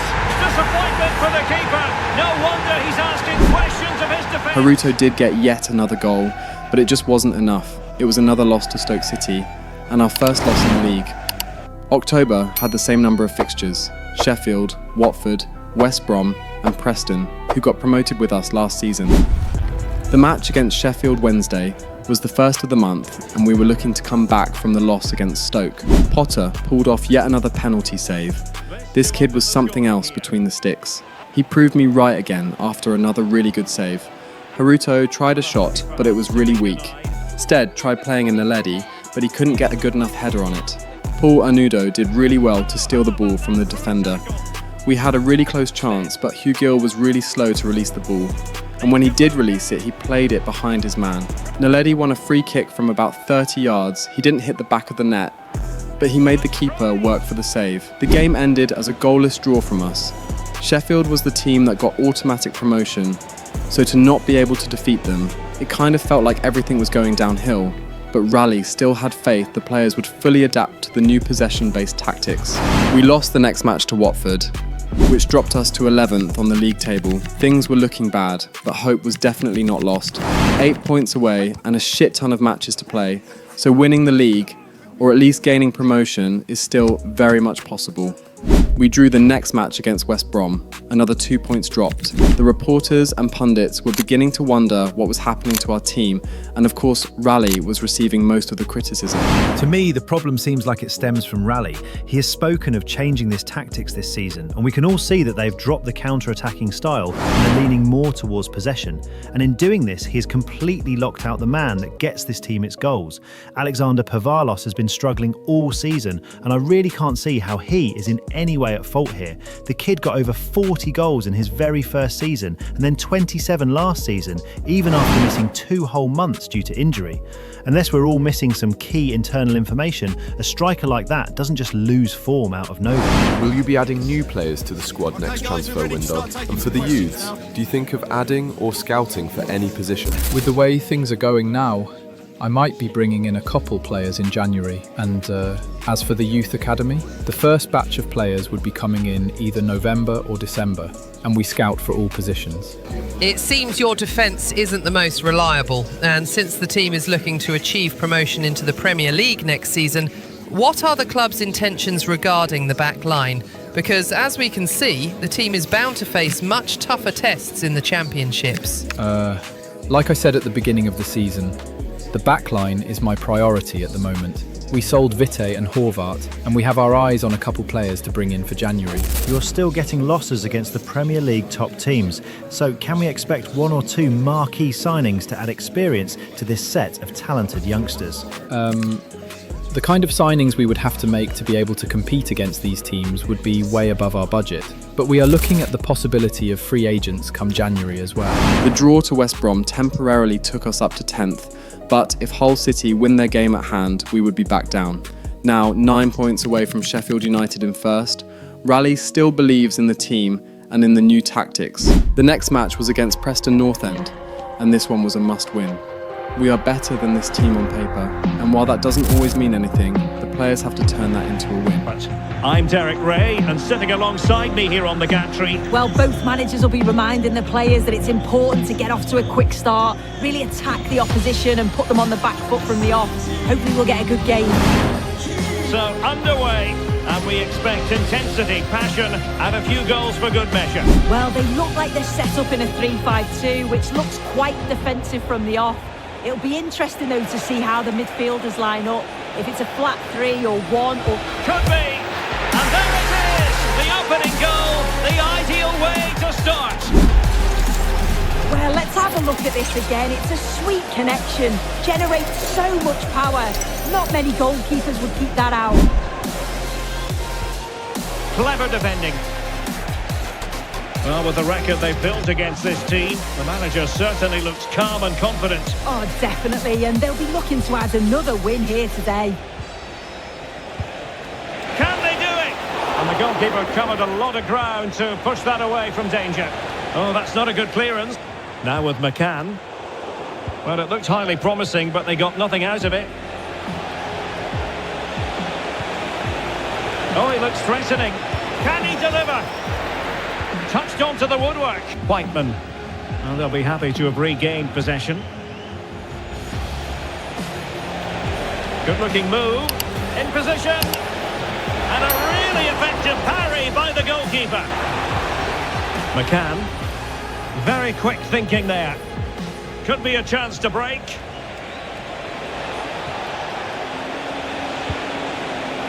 Can he? And a goal! There he is at the double. They just can't subdue him. Well, the move was all about the lightning pace of the break. They burst out from the back so quickly. And from that kind of distance, you'd back him every time. Cool, composed, and a simple finish in the end. And he takes it away. Feeding it through. Chances on. Oh, a brilliant save. Did so well to keep that away from trouble. Chen. And he's broken free. There it is. The goals keep coming. No stopping them today. Well, we can see it again now. He does so well to slip past his man, leaves him stranded. And what a finish. He goes for power. It was never in doubt. He just looks so confident running through. The first half was perfect, both in defence and attack, and Pervalos was the highlight with his brace. All his efforts seemed to be flying in. Has the team finally been able to unlock Rally's code? Although the goals were still kind of born from counters, was the system finally working? And most importantly, is Pervalos beginning to find his form? And away they go again, into the second half. Well, we had to interrupt Alex in full flow there. Apologies for that. For clarification, Blackburn did score in that game, and it's level now at 1 goal apiece. Oh, chance perhaps. Oh, and it goes! Now he has his hat-trick. A special moment for him. He is so calm and collected on the ball. Takes a touch. He doesn't even have to look up. He knows exactly where that top corner is. The keeper had absolutely no chance with that one. And the through ball. Well, decent effort, but not troubling the keeper too much. Well, a splendid individual performance, but the manager elects to make a change. Certainly not alone. Shot is on! Well, a powerful effort, but he couldn't quite keep the shot down. It's the Raiders' turn now. Miles from goal. They're now behind by 1 with just under 10 minutes to go. Many thanks as ever, Alex. And the counter-attack looks on. Real chance. Oh, there it is! It's 1 goal after another, and it speaks to the quality of their performance. It was an insane last goal for Pervalos, and with that he has gotten his 3rd career hat-trick. The team looked absolutely brilliant, even after Pervalos went off and got one last goal to end the game 5-0. Pervalos gets a hat-trick. Pervalos bags hat-trick after long run of bad form. Pervalos makes a massive comeback in form with his 3rd career hat-trick. Pervalos and the Raiders have not been at the top of their game recently. Is this the game that changes that for them? Do we get to see the Barnet Raiders we know and love?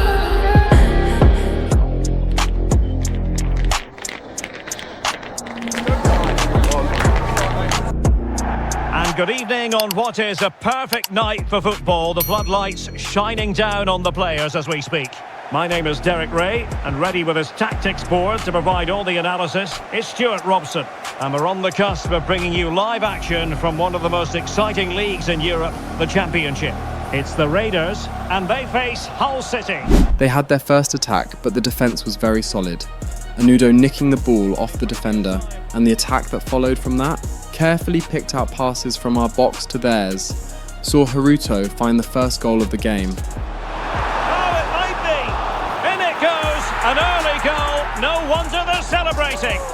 They tried putting a defender in on goal, but Potter was there to intercept. Pervalos had a chance and tried to catch the keeper out on his near post, but to no avail. Then, in the second half, he finally got his goal, his 4th in just 2 games. Scored again! They're doing everything in their power to make sure they're not pegged back. It was a very dominant game for us, and Pervalos showed yet again how reliable he is. 2 goals for us, and another 3 points to push us a little further up the table. According to fans, they feel Caden Van Boer is better at the CAM, and if so, what does it mean for Zola Naledi and possibly Pervalos? Also, how do you feel about Cairo Lehmann's harsh words? To put it simply, nobody in this team is better than Zola Naledi in that attacking mid-spot, especially with being a shadow striker for the team. Sure, it limited his goals per season, but he's making up for that with assists. Caden, on the other hand, has incredible stamina. Playing alongside Chon Gu-won as a central mid is better for him, and also for what I want with the team. And, no comment about Cairo Lehmann. Apparently, Haruto is getting better with every game. What's the plan for his future growth? It's the same plan I've had for the growth of all my players. And yeah, he is putting more balls in the net, and I'm glad he's gotten around to doing that. Hello, coach. Now that you're in the Championship, how do you adapt your mindset and approach to maintain that momentum while facing a completely different level of competition? Well, as you know already, we did lose that momentum, but motivation always works. Our mindset is always going to be laser focused on our goal, but not tunnel visioned. I dare say my team is currently good enough to be a lower mid-table Premier League side, and these set of players are growing at a really scary pace. I believe it. The Lehmanns believe it. Every single one of the players just needs to believe it. November would have 2 more fixtures to go through than September and October. And with the team's form just coming back, it might be tough, but we might just be able to scale through without dropping any points. The match versus Bolton was first. A courageous call enveloping the game with a star player left on the bench. The manager has made his stand, and now it's a decision that could make or break his future. Pavalos put in Nalidi, but the keeper was forced to make a really good save to keep his shot out. Then later on in the half, Cheongu-won found Haruto in behind the defence, and he cut it back to Naledi, who got his goal from a tight angle. They brought the game back a couple minutes after a long cross that split our defence open. Götze probably made the wrong decision there, choosing to pass rather than shoot. We were careless and conceded a penalty in the second half. Potter went the right direction, but couldn't get his gloves on the shot. But lucky for us, we got a penalty of our own, and Pavalos picked his spot and put it away. And slotted home! Well, his heart might have been fluttering, but he didn't show it. A goal from the spot. The match ended as a 2-2 draw. Raleigh wasn't happy with the output the team put out, we needed more. The match against Birmingham City was next. Potter made a really good save early on in the match. They finally got the match opener after a series of passes and a really good finish. Then we conceded a penalty in the second half. Potter went the wrong way this time, but we were saved by the post. Haruto put up a good fight after Oviawe passed to him, but he just wasn't able to get the better of the defender in the end. Oviawe squared the ball to Pavalos late in the match, and we got the equaliser. And at the end of the match, Haruto played Pavalos, who put it away for the winner. But sadly it was offside. It was another draw for us, 4 points dropped in 2 games. We needed to do better, but at least the draws were better than losses. We were up against Burnley next, a team 5 points above us on the league table. We were in 8th, on 23 points, 9 away from Fulham in first place. In the board meeting we had at the middle of the month, Raleigh pointed out that he would need to bring in a few players into the team, alongside the loan players that would be returning. After a lot of digging in the free agents pool, Kevin Harrogate, the sports director, found a couple experienced strikers that Thomas Raleigh could be interested in. Florian I, a 30-year-old from France, Duke, a 27-year-old from Cape Verde, and 25-year-old Keon Etete from England. Raleigh said that he would be going for one of those players, as well as one of the wonder kids on our shortlist. The Burnley match was coming, but Raleigh tasked the sports director to find the best backup players for our striker and full-back positions. Welcome to a game that really should have pulses racing. Every reason to believe this will be enthralling. I'm Derek Ray in the commentary position, and I'm joined for expert analysis by my partner Stuart Robson. And we're on the cusp of bringing you live action from one of the most exciting leagues in Europe, the Championship. It's the Raiders facing Burnley. And there we have it, the first half is underway. And thwarted there following the cross. Opportunity here. Still could finish. And a goal! That is a very bright start. Perfect way to open. Shaw.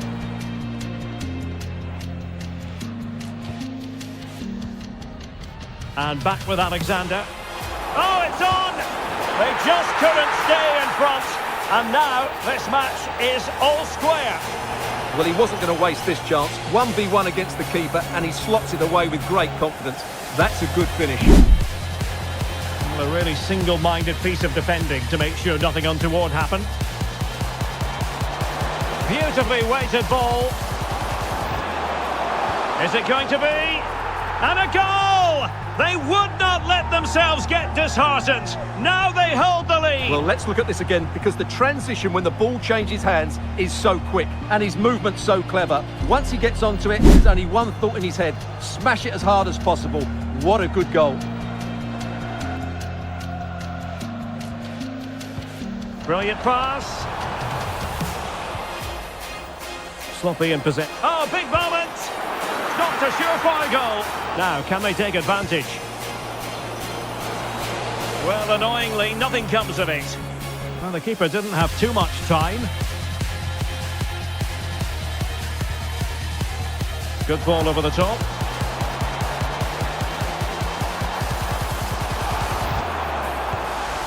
And a goal to increase their advantage. It's a 2-goal lead now. Well, let's see this again.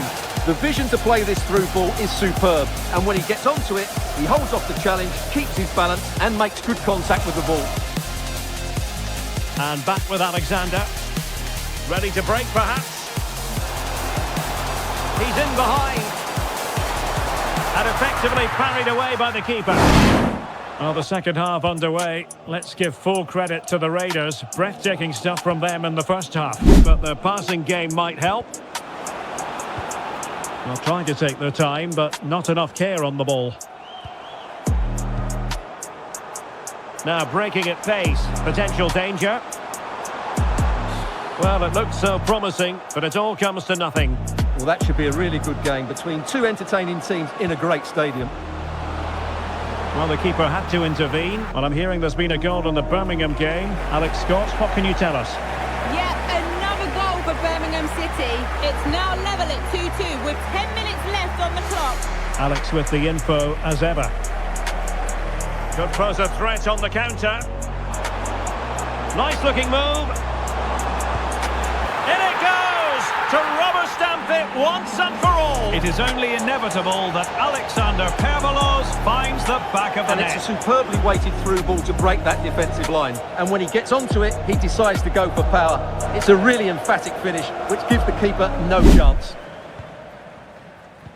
So 1 minute of stoppage time. That's what the officials have said. And space for the Raiders in the wide position. Genuine chance. Looked like a certain goal, but that's a great challenge. The referee blows for full time. It ends in a victory for the home team. We weren't able to get the clean sheet, but it was a thorough thrashing from us. 4 goals past Burnley split between 4 players. Pervalos was really good in this match and got a well-deserved goal in the end. The win brought us closer to the top 6, just 2 points away from being in the playoff positions, and 7 points away from Fulham in first after they drew their last match. The game against Ipswich was next. Pervalos, Haruto and Naledi were starting even though they weren't fully fit. But Ipswich is a game we have to win. Xavier El Fakir would be starting for them, and we need our big guns to put this match to bed. And away we go, the first half of this game. Now, who can he play it to? It's a weighted pass. And a fine stop to turn the ball away. Must take the lead here. Oh, had to intervene. And a goal! Now they have their opener, and now they can celebrate. Well, here it is again, and it's a superbly weighted through ball to break that defensive line. And the finish is really good. Gianni. Very effective pass. And collected with considerable ease. Ogbene. Good looking cross. And it really was on for him. Yeah, that would have put them in a great position there. And the challenge halts them in their tracks. He has teammates around him. This could level it. And it is the equaliser. Parity now. And who's to say what's going to happen next? Well, here's the goal again, and it's a great ball to put him through. Good vision to set up the chance, and the timing of the run is just as good.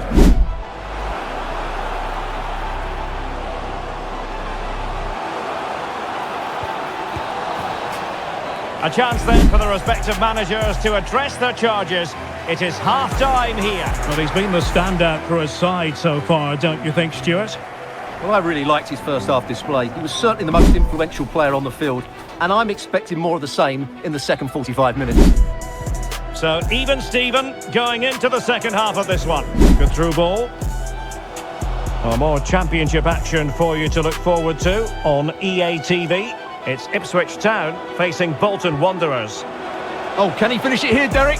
Oh, a brilliant Zola trying to open up the defence. It's a neat move. Can they open them up?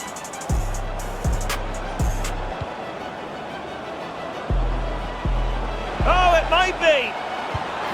And in! Oh, yes! Exactly what they were hoping to produce. They've delivered the goal. Well, it's great awareness of space in the box, and then he shows a lot of composure with the finish. That's a clever goal. Moving it nicely in search of a leveller. Surely the equaliser. Oh, tremendous work from the keeper to avert the danger. I understand there's been a goal at Carrow Road. Alex Scott, tell us all about it. It's a second goal for Norwich City. They've pulled one back and now trail by one with 71 minutes played. Many thanks, Alex. Could be. Oh, it's in. A two-goal cushion now. And the lead fully merited. Well, let's look at this again, because the transition when the ball changes hands is so quick. And the finish is clinical. He just makes it look so easy, doesn't he? With 77 minutes played. Alex, thank you very much. The Raiders could use width to good effect. Opportunity. In it goes to rubber stamp it once and for all. Well, here it is again, and the pace in which they break forward is devastating. It's so hard to defend against, and from there he never looked like missing. That's a lovely goal. Davis. And the problem not completely solved. And there it is, a goal. But will it be purely a consolation at this stage of the proceedings? They haven't been at their best. El Fakir got the goal against you late in the match. Some of the players who were cool with him congratulated him and wished him good luck for his future, even though he celebrated against us. Overall, the match ended 4-2. It was another really good game for us with another 4 goals. The 2 we conceded came from defensive mistakes, something we still need to work on. The win brought us closer to Ipswich, who was in 3rd. Unfortunately, we were set back after the 2-1 loss to Millwall in our home stadium, but we redeemed ourselves on the road with a 3-2 win against Charlton. Ipswich had decided to buy El Fakir after the loan, 5.2 million as originally agreed, so that would be more money added to our budget at the start of January. We started December 6th on the table at 32 points. Pervalos was 3rd in the Golden Boot race with 12 goals in 19 games. December was a really good month for us, starting with the win against QPR. Me today is Sue Smith, and the focus is very much on live action from the Championship. It's the Raiders against QPR. Fine pass, just needs to steady himself. And a goal! 1-0 it is. They've been pushing for the opener, and now they have it. Stead, nicely played. Oh, it's in! And that might be the goal that clinches it for them. No looking back now, surely. Cheongu-won came to life in that match and got a goal for himself as well. We won against Blackburn, but we drew against Norwich and followed it up with another annoying draw against Middlesbrough. The next was a win for us, 3-1 against Preston, courtesy of Pervalos, Haruto, and a shocking goal from our goalkeeper Dan Potter to seal the win. The last match of the year was against Watford. Our team came into the game with high morale and an expectation from our fans to get the win in this match. And that's exactly what we did. And the referee's whistle. Need to be 3 players in behind the main centre forward, and those 3 are key to this team's creativity. Oh, hang on, Stuart. Big chance here. Gianni. Oh, that's a clever ball. Can they forge ahead? They do. And you've got to say they're good value for the lead. This could square the game. But the keeper has his say. Can he deliver? In it goes to increase their advantage. And will that be the goal that ends up securing it for them? It was a good win for us, the perfect New Year's Eve present for our supporters. The team had locked in, the possession tactics were working. It wasn't perfect yet, but we were getting there. Will your recruitment strategy be based solely on young players? Because in all the scouting you're doing, we see only young players. You're not going to add experienced players, and why not recruit stars when the Barnet Raiders become one of the best teams in the world? Yes, we're majorly recruiting young talent here, but there would still be the odd signing of an experienced player here and there to help the team out. if needed. About bringing in the big names, we will cross that bridge when we get there. Pavalos now looks like he got his form back. But was it the tactics that made him slow down? Yeah, it is the tactics. The players are used to forcing turnovers in our own half and immediately flying up the field, and Alex is almost always at the end of those counter-attacks. This season, it's more slow-paced build-ups, and he just needed to adapt to the new style of play. It wasn't a big deal for him. I believed he was going to bounce back. Would you be selling some of your players like Pavalos if a big European team wants him? I've been asked this a lot, but the answers to these questions depend on the players. They all know the goal for this club, and they are all on board with it. If anyone gets an offer from a bigger team and decides to leave us, it's no hard feelings, and I'm not going to hold them here. The first act of the new year was El Fakir coming to the club to say his goodbyes. The club provided accommodation for the academy players before they can be well enough on their feet to get accommodation for themselves. So he came to get the things he left behind here in Barnet before Raleigh and the assistant coach escorted him out and wished him the best of luck.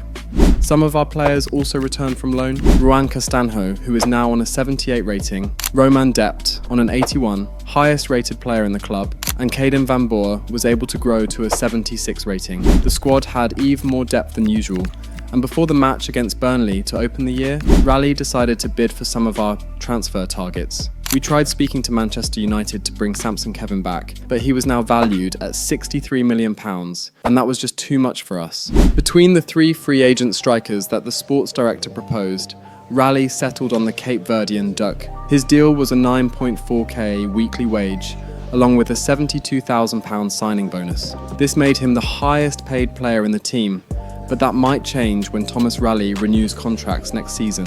Duke was the latest striker in the team. He had a sporadic role, so he would be playing matches occasionally, and sometimes in rotation. After that deal was complete, Raleigh looked to bring in one of the wonder kids on our shortlist, Max Williams from South Africa. It was an easy negotiation, the Birmingham rep agreed, for the $4 million, and in a couple days, Max would be here for his contract. Raleigh also met with the manager from Austin FC in the MLS. He was interested in signing Ezekiel Soto. His market value was $7 million, but after negotiations, Raleigh was able to bring the price down to $4.8 million, with an 8% sell-on clause. We were spending reasonably. Raleigh still had his eyes on a youth academy scout. He's a world-class scout who has scouted for big European teams, so if we could bring him in, we would be able to bring in a lot of talent for the team. The match against Burnley was the first one of the year, and Raleigh's 150th game in charge of the Raiders. A big milestone for him, and hopefully we can cap it with a win. The wait is over, now we're in business. That's a useful cross.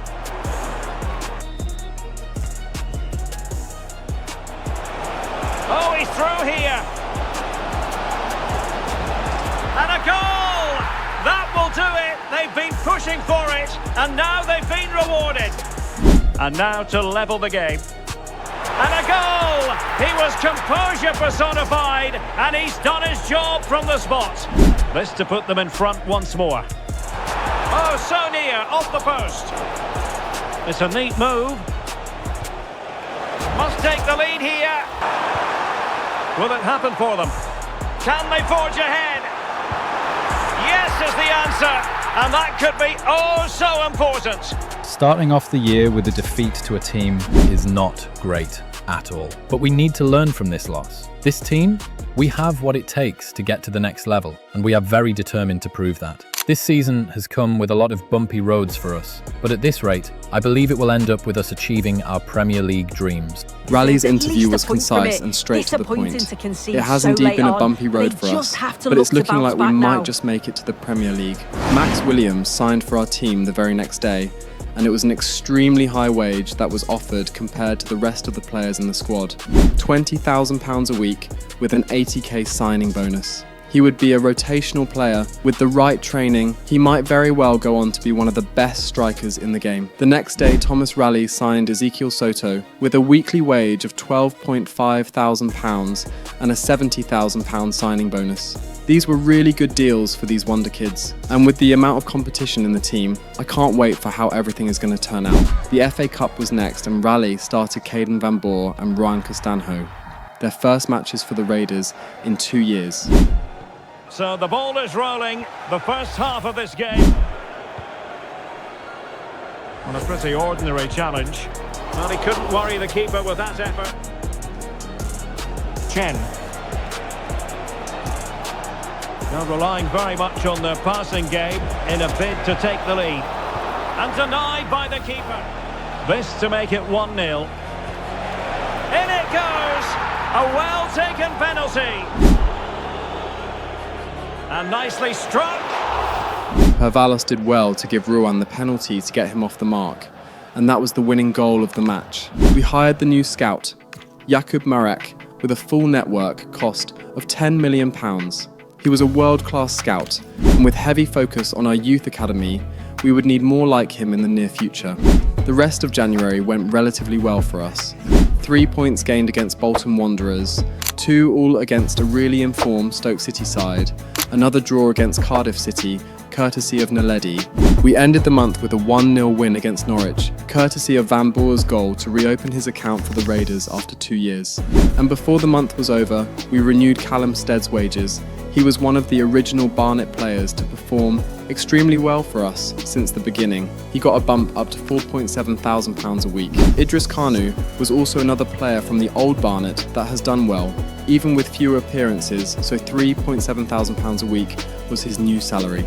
With our efforts in the month of January, we had clawed our way up to 4th in the league. Although Fulham had a game at hand, we were just 5 points away from them. February was going to be tough, and the highlights were the away matches against Premier League side Wolves and first position Fulham. After winning against Blackburn and Coventry, we were now 3rd and 3 points away from Fulham. If we can keep it like this, a win against them would have us drawn on points with them, but they have a game at hand, so we need to hope they drop points before our match. But Wolverhampton Wanderers is where our focus lies now. This right here is the most exciting match on today's list of fixtures in the FA Cup. The whole of England turns up when the Barnet Raiders are up against a Premier League side, and today it is Wolverhampton Wanderers standing in their way. They defeated Leeds United last season, and it was a good win at that. By that logic, they should be able to get the better of a struggling Premier League side and move on to the next round. But this sport doesn't work that way. They are still the underdogs and would have to work extra hard if they are to get a favourable result here. And the referee gets this game going. Every reason to believe this should be a cracker. Agbadu went in strongly, decisively. Just needs to steady himself. Well, got right behind it and crucially turned it out of the danger area. Well, they're eyeing that final pass, you just feel. Certainly look composed on the ball, don't they? Happy to shoot. And that's sound goalkeeping to hang on to the shot like that. Now in possession, Trossard. Showing a great defensive instinct. Now what can they do from here? Could be! And holds on to it confidently. Really good pass from Caden Van Boer. That's a good ball. Delivered into the box. Goalkeeper's ball. And a useful cross. A lack of guile with regard to that cross. Goalkeeper's ball. Just like that, they have the ball again. Oh, chance! And 0-0 it remains. Chen.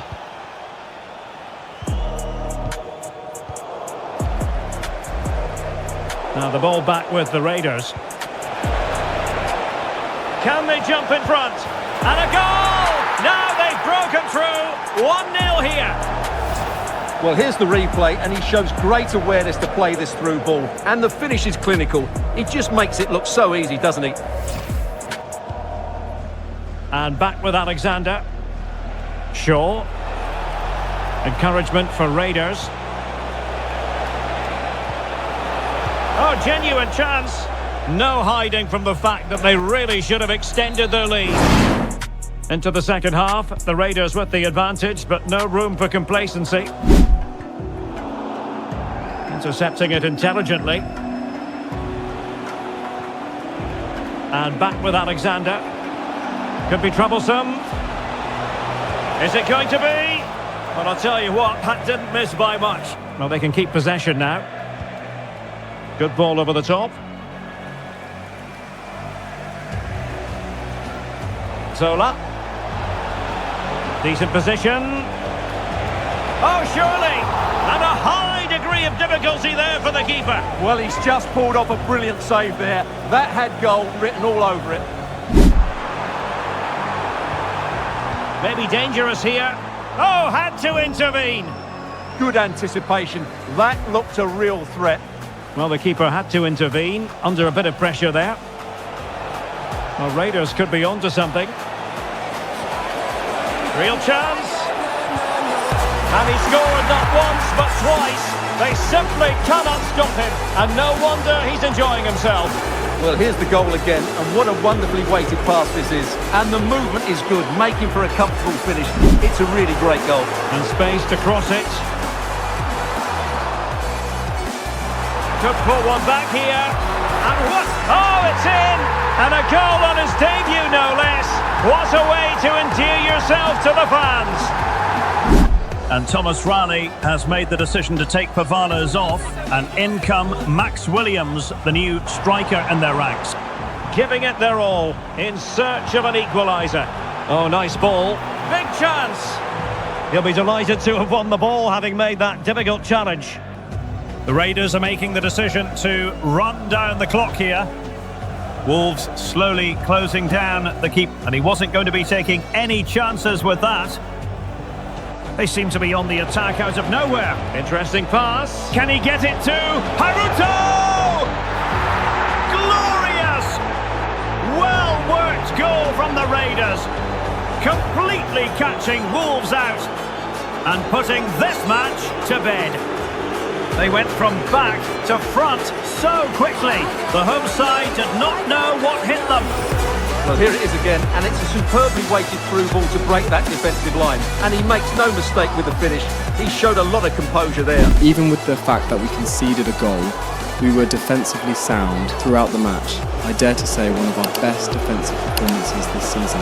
Pavalos got his brace, and it was a really good performance for the team. Yeah, the goal at the end there was very well practiced in training. And to think it could come off in a real match was actually nothing short of amazing. Yeah, we're really happy. This is the second Premier League side that we would be defeating, but we have to look ahead. We might be up against Liverpool or Chelsea in the next round, so we need to work towards that game to make sure what happened last year doesn't repeat itself. Raleigh played our B team for the next match against West Brom. He needed the main starting 11 fit for the upcoming match against Fulham. We won 2-1 courtesy of Callum Stead and Max Williams. Good to see that our second team can hold its own against the mid-table teams in the league. Fulham didn't drop any points, so the status quo was maintained going into the match. We are 3 points behind them. A win would get us drawn on points with them. And if Sheffield win their match, we would still remain third. It is first against third. The Barnet Raiders have found their stride this season and are hunting down their third trophy in as many seasons. A win here against Fulham would be a really good step in the right direction, but Fulham also has their eyes on the prize, so this would be a very interesting matchup. Don't go anywhere, we have an extremely entertaining matchup that would be very important for the title race in the last few months of the season. So the first half begins. Let's see what these two teams can serve up for us. Shaw. Chen. Really doing a fine job of protecting the ball. And possession given away. And nicely over the top. Can he get them in front? Oh, now that is an excellent save. So the corner played into the box. Well, he opted for power from close range. He might be regretting that now. Ken. Zola. Oh, look at this. A tremendous run. Can he? And there it is. 1-0. Their efforts have been rewarded. And look at the celebrations. See it again now, and what a wonderfully weighted pass this is. It's inch perfect. And once he's through, there's no second guessing. Goes straight for power and absolutely thumps it past the keeper. That's a proper striker's finish. And a chance to whip it in here. Nice looking move this. Is it going to be? And a goal, the equaliser. Superb entertainment. Good wing play. Played into the centre. And opting for power over placement, but not the desired result. And with that, the first half comes to an end here at Craven Cottage. So back in business here. Who wants it more in the second half?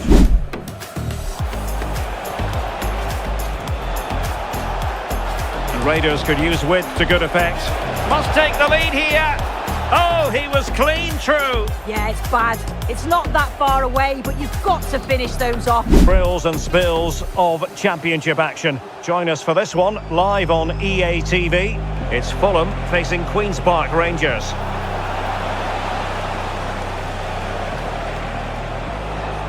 Opportunity. Oh, that's a fine save.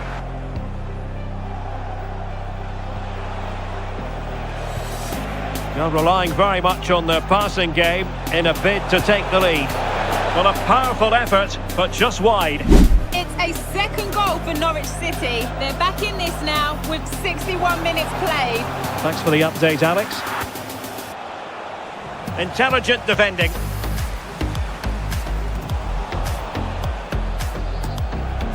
Good-looking pass. Chance to finish. And it's in! They're back in front! Stunning scenes here! Well, considering the position of that free kick, that was an outrageous effort. So close. Zola. And space for the Raiders in the wide position. Oh, might be! And just narrowly wide in the end. And teammates around him. This could square the game. Oh, reacted so quickly. Lots and lots of chances missed in the second half, but we were the better side and were able to come out with the win. Pervalos got the first and Haruto got the second to seal the win. 3 points against Fulham took us up to second, especially after Sheffield drew their last game. Fulham also played their pending match and lost, so if we can keep winning, we have every chance of winning the league. Liverpool was determined to be our opponent in the round of 16 for the second year in a row. Faces a genuine test of his team's resilience.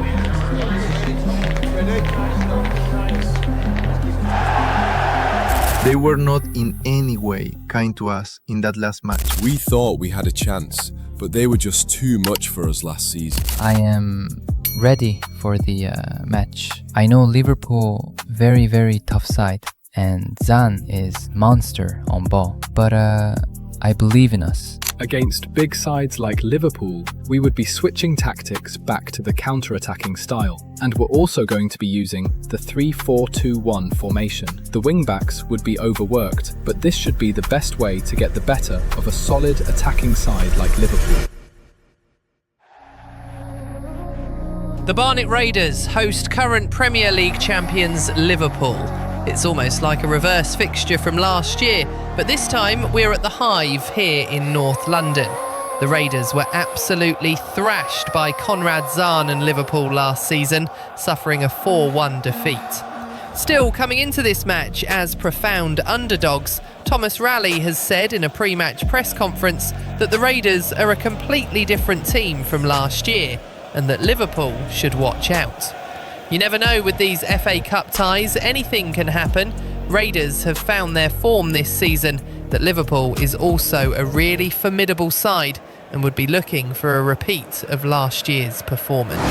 Pervalos kicked off and the match started. We immediately went on the attack, making intricate passes, but Pervalos couldn't get his first shot off before the defenders closed him down.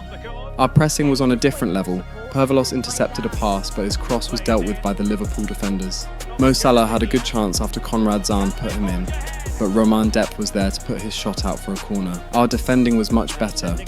Kofi and Anudo were the duo today, and they had done really well so far. The interception from Kofi led to an attack between Van Boer, Haruto, Naledi and Pervalos. And back with Alexander. Thoughtful play. Pervalos laid the ball off to Van Boer, but a defender took the sting out of the shot. We were on the front foot early on in the match. Malik put in Naledi, who was able to wrestle through the defenders and get his shot on goal. Then, after a really good tackle from the American, Kobe Shaw, we were able to find our path to the first goal of the match. And a goal! Now they have their opener, and now they can celebrate. Liverpool almost caught us off guard after the restart, but Kofi and Roman Dept were alert to the danger. We danced in front of their box for a bit, but Naledi couldn't complete his skill to get through the defender. But a few minutes before the break, our defence was caught lacking, and Conrad Zahn was there to punish us, chipping it over the keeper. But we weren't having that. We needed to lock back in, and that's exactly what we did. The back of that leveller. Chen.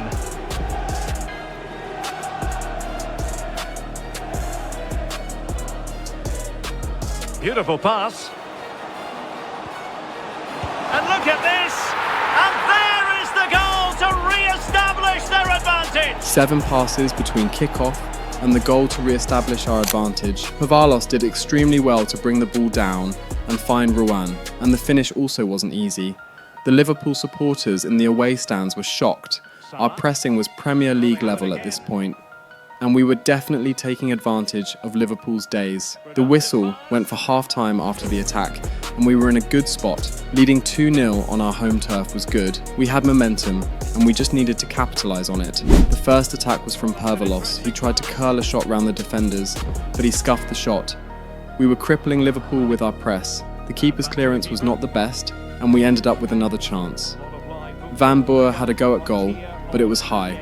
Our defence was left wide open at some point, but we were able to recover really well and force them back a bit. Naledi made a really timed tackle to steal the ball from Zahn. He did well to hold the ball, and then he released Haruto, who had a run into their midfield. We tried getting the ball into the box, but the Liverpool defence had that covered. Then, in the 64th minute, Conrad Zahn spun round Kofi and got the ball to McAllister, who found the back of the net for yet another equaliser. And very shortly after, To give them the advantage! And a goal! Another one! 2 in quick succession! Liverpool got the third goal, a rather annoying one at that, but we needed to find our way back into this match. We have worked really hard. They had another chance a couple minutes later, and Hugo Ekitike struck the crossbar. Quite unfortunate from him, but we were extremely lucky. Anudo timed Salah's pass really well and intercepted it. We moved forward swiftly and precisely with Pavalos as the anchor, but his shot was really well dealt with by the keeper. We were running out of time, but after brilliant triangle passing, we found ourselves level again, courtesy of our Japanese winger, Okanai Haruto. To steady himself. Well, it's the late show, and they are level again. No time to do anything else this half, and our defence was solid and packed. The referee blew the whistle, and we got ready for extra time. The players gathered round Raleigh while he briefed them on what to do. Our first year in the FA Cup, we made it to penalties against Spurs and lost. We can't let that happen again. Intricate passing in front of their box. We finally got it to Pavalos, who got past the defender, but his shot was straight at the keeper. Haruto tried to get it into the box after the throwing, but the defender blocked it. Jordan Oviawe showed just how much we needed this after he strained to keep the ball in our possession. Kofi made a really bad mistake after their free kick, but thankfully, Salah was on his weaker foot. Roman Dept released the ball for the counter immediately. Haruto tried to get Pervalos in on goal, but it was a really tight offside call. The second half started after we were given another short break. Raleigh motivated the players the best he could, and after all that, Conrad Zahn was there to give them their 4th goal of the match. In the closing moments, he's in with a chance, and a goal!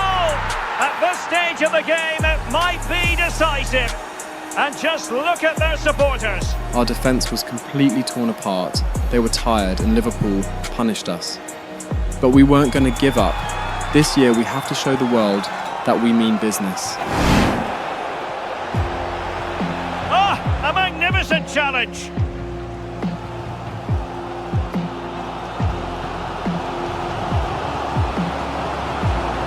Opportunity.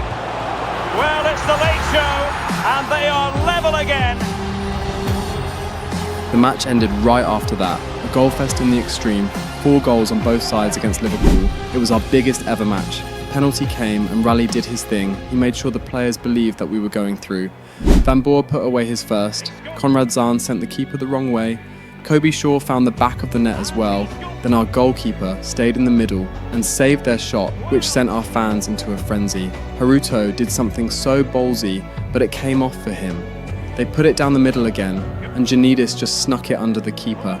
Roman Dept had a chance to send us through to the quarter-finals, but Wirtz got the better of him. Pavalos was up to give us the win, but the keeper saved it. Everything became more tense. We couldn't afford to miss after that. It was unthinkable.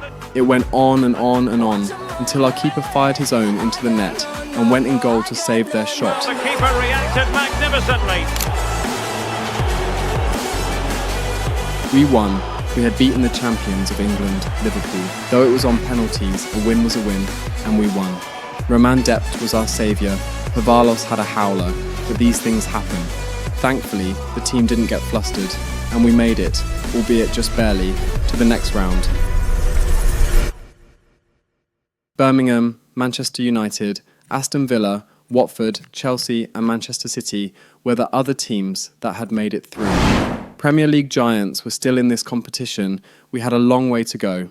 It's beyond surreal, going into this match as underdogs and putting on such a show for our supporters. That's something we can really brag about. The game was evenly matched. One might even say we were the better side for majority of the match. The lads did well, even though we conceded. I'd say I'm really proud of the defence. With just a few more polishes, we should be much better in a few months. That night, Kori and I left the stadium together and decided to call Raleigh to congratulate him. Good match today, Thomas. You've done really well with the boys. To be able to beat Liverpool? Nah, man, that is crazy. I'm so happy you wouldn't even get it. We're all happy, man. The lads are as well. We need some sort of incentive for the team for this performance. Yeah, we would think of something. Thomas, what are the odds we make it to the finals and win the cup? I heard we're up against Birmingham City next. That shouldn't be as much of a challenge. But there are more Prem sides to face. It is possible, and extremely difficult. But we will all try our best. Great. We're really proud of the work you've done here, Thomas. Thank you, sir. Tell the squad there would be massive incentives for the best performers this season though, and even more for the whole squad if we win the FA Cup. That would definitely increase squad morale and overall output. They deserve it regardless. It's been a tough season. They definitely have. Anyways, Thomas, good work today. We really appreciate all you've done, man. Do you think you were going to make it to the PL this season? Well, looking at our form, it is more likely that we would make it than not. We just have to keep up the momentum and see it out to the last whistle of the season. Why did you choose an inexperienced CB when there are many other options? The team is youth-focused. We scout talent that have future potential. We wouldn't always get it right, but bringing in young, promising talent is our priority. When we do make it to the Premier League, we would definitely need someone experienced to help the younger talent. Do you think your squad's stamina is good for the Premier League? And if you get promoted this season, do you think you will stay up in the Premier League? Well, I believe it is. We've been playing 46-game seasons for 3 seasons now. I'm sure we would be able to handle a 36-game season. And only time will tell if we would stay up. The win against Liverpool proves if we can focus, we have what it takes to even crack top 10 in our first season. We were on top of the league with 70 points. Fulham still had a game at hand, but we just need to lock in and win the next 10 matches. Bristol City was next in the championship. The first 11 was still recovering from the last match, so Raleigh had to use the B team, which goes to show how deep our squad actually is. A full second 11 players that the coach is comfortable playing. Bristol City was definitely no pushover in this league, currently 7th in the league. They are looking to get onto the playoffs, which makes them all the more dangerous. It was indeed a tough match. There weren't a lot of attacking moments. Both defences were tough and on point. Max Williams did have a chance, but the angle was tight and he couldn't beat the keeper. Roman Dept also saved a rather tame header, and a couple minutes later, Max Williams found Tom Gotts to open the scoring for us. And the chance is on. And a goal to give them the lead. They have their reward. The way we go from front to back so quickly is one of our many weapons, and it was utilised very well here. The second half was even tougher.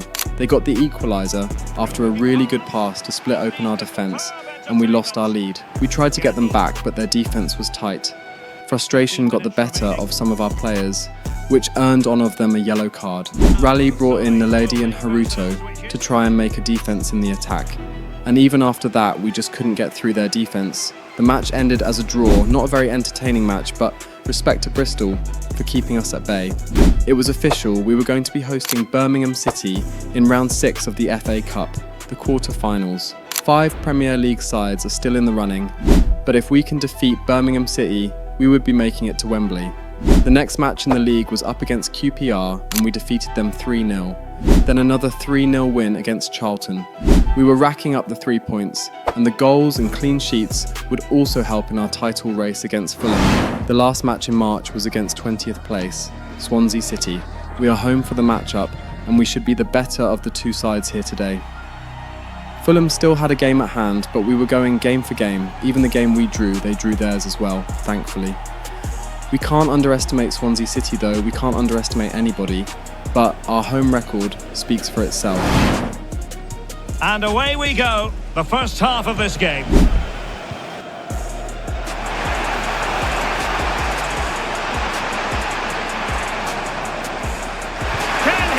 That wasn't far away, was it? They do well to create the chance. They just couldn't quite finish it off there. They're in.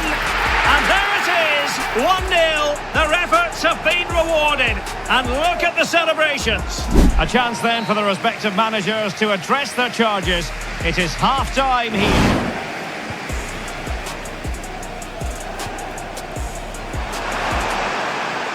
Will it be?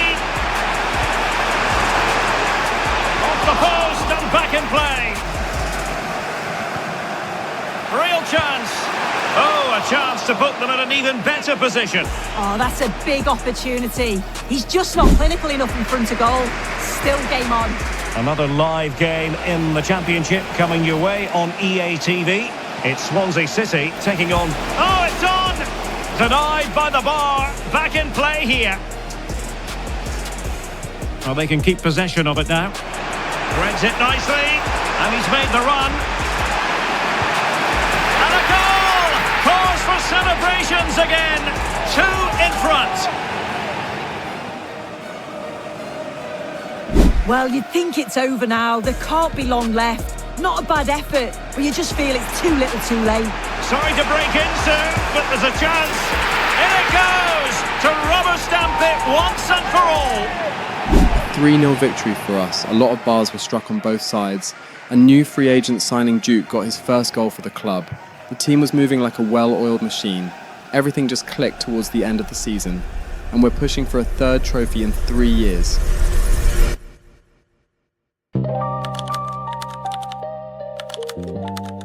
A day before our FA Cup quarter-final against Birmingham City, I asked Kaya and Cairo what they thought of our season so far. Cairo laughed that the Championship and Premier League are completely different levels, but even he admitted we've come far. Kaya wouldn't let him downplay it and made him admit we're actually a good team. That sparked talk about Cairo joining us someday.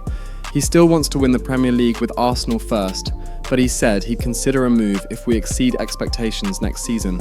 Kaya warned he wouldn't get special treatment. He'd have to earn his spot like everyone else, and the two started bickering as usual. I told them I was focused on winning the FA Cup. Kaya believed we could do it. Cairo listed all the giants still in the competition and said it wasn't happening.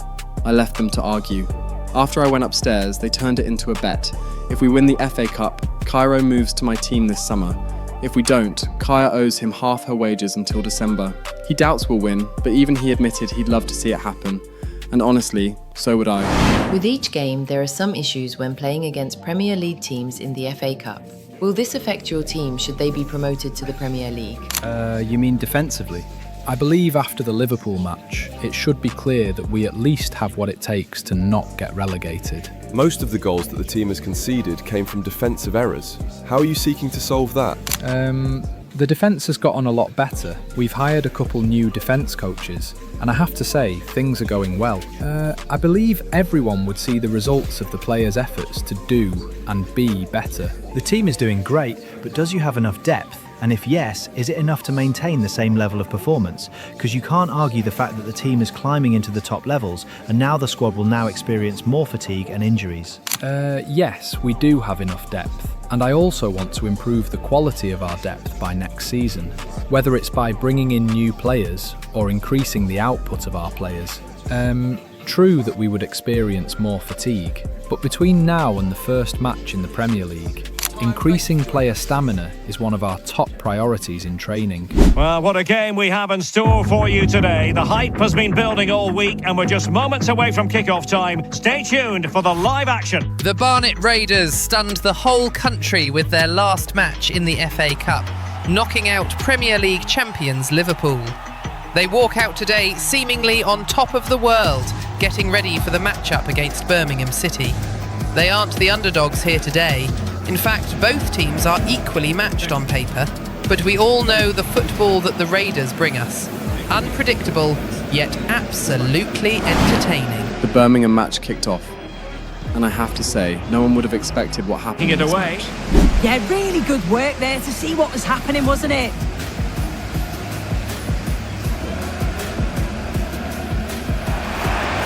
Well, that one has promise.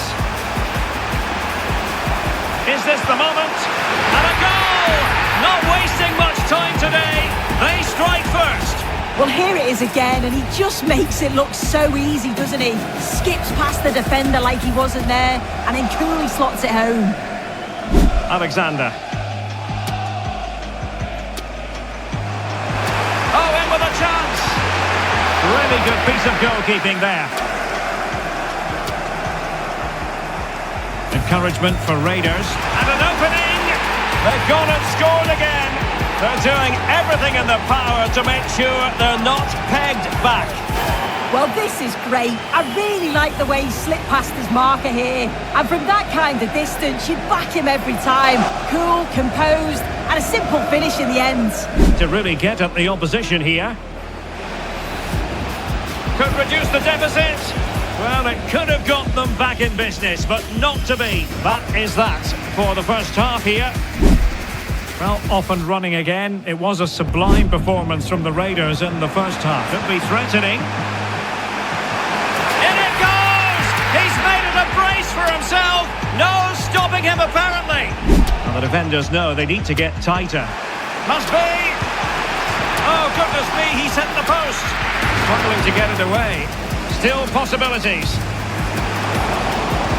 Well, that is going to go down as an own goal by the keeper.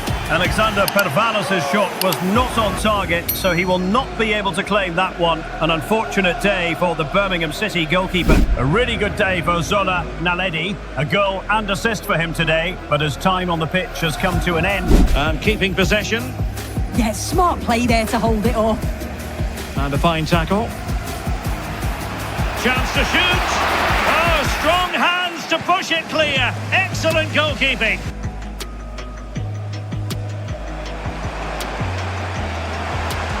And firing it. Oh, great save. They've dropped a bit deep, haven't they? And now he fancies it. Oh, a powerful effort. Close. And an opening. And great work from the keeper to avert the danger. Can they do it? What a lovely strike! Lethal piece of finishing, drilled home with true conviction. Tremendous goal. Very effective pass. Oh, it might be. Oh, there it is. It's one goal after another, and it speaks to the quality of that performance. 6-0. It was our biggest ever victory. It was a really good, extremely dominant performance from the boys. Pervalos was something else, his second hat-trick this season. What a player. Alex? Man is a beast, I'm telling you. He's the kind of personality that's extremely silent, but obviously very deadly on the pitch. On his day, there's just no stopping him. I believe he's right on track to becoming the next Lehmann, the next Ronaldo. Alex honestly is just like Haaland. At his current level, if you put him in a prime City team, he's hitting 50 a season. On a really good season, he's breaking Lehmann's record of 82 in a season. I really enjoy working with him. Just 20, and the kid is already going places. Very humble lad. He deserves all of the praises. Pervalos didn't have a very good start to the season. In fact, he had an absolute rotter. But he has been able to pick himself up, acclimatise to the new Raiders' tactics, and show us exactly how good a striker he is. Alexander Pervalos is that generational talent. It's one thing to be good, and it's another to be consistent. We are so lucky to be coming across a goal-scoring phenomenon like him, right after the end of the careers of the likes of Ronaldo, Messi, Neymar and Lehmann.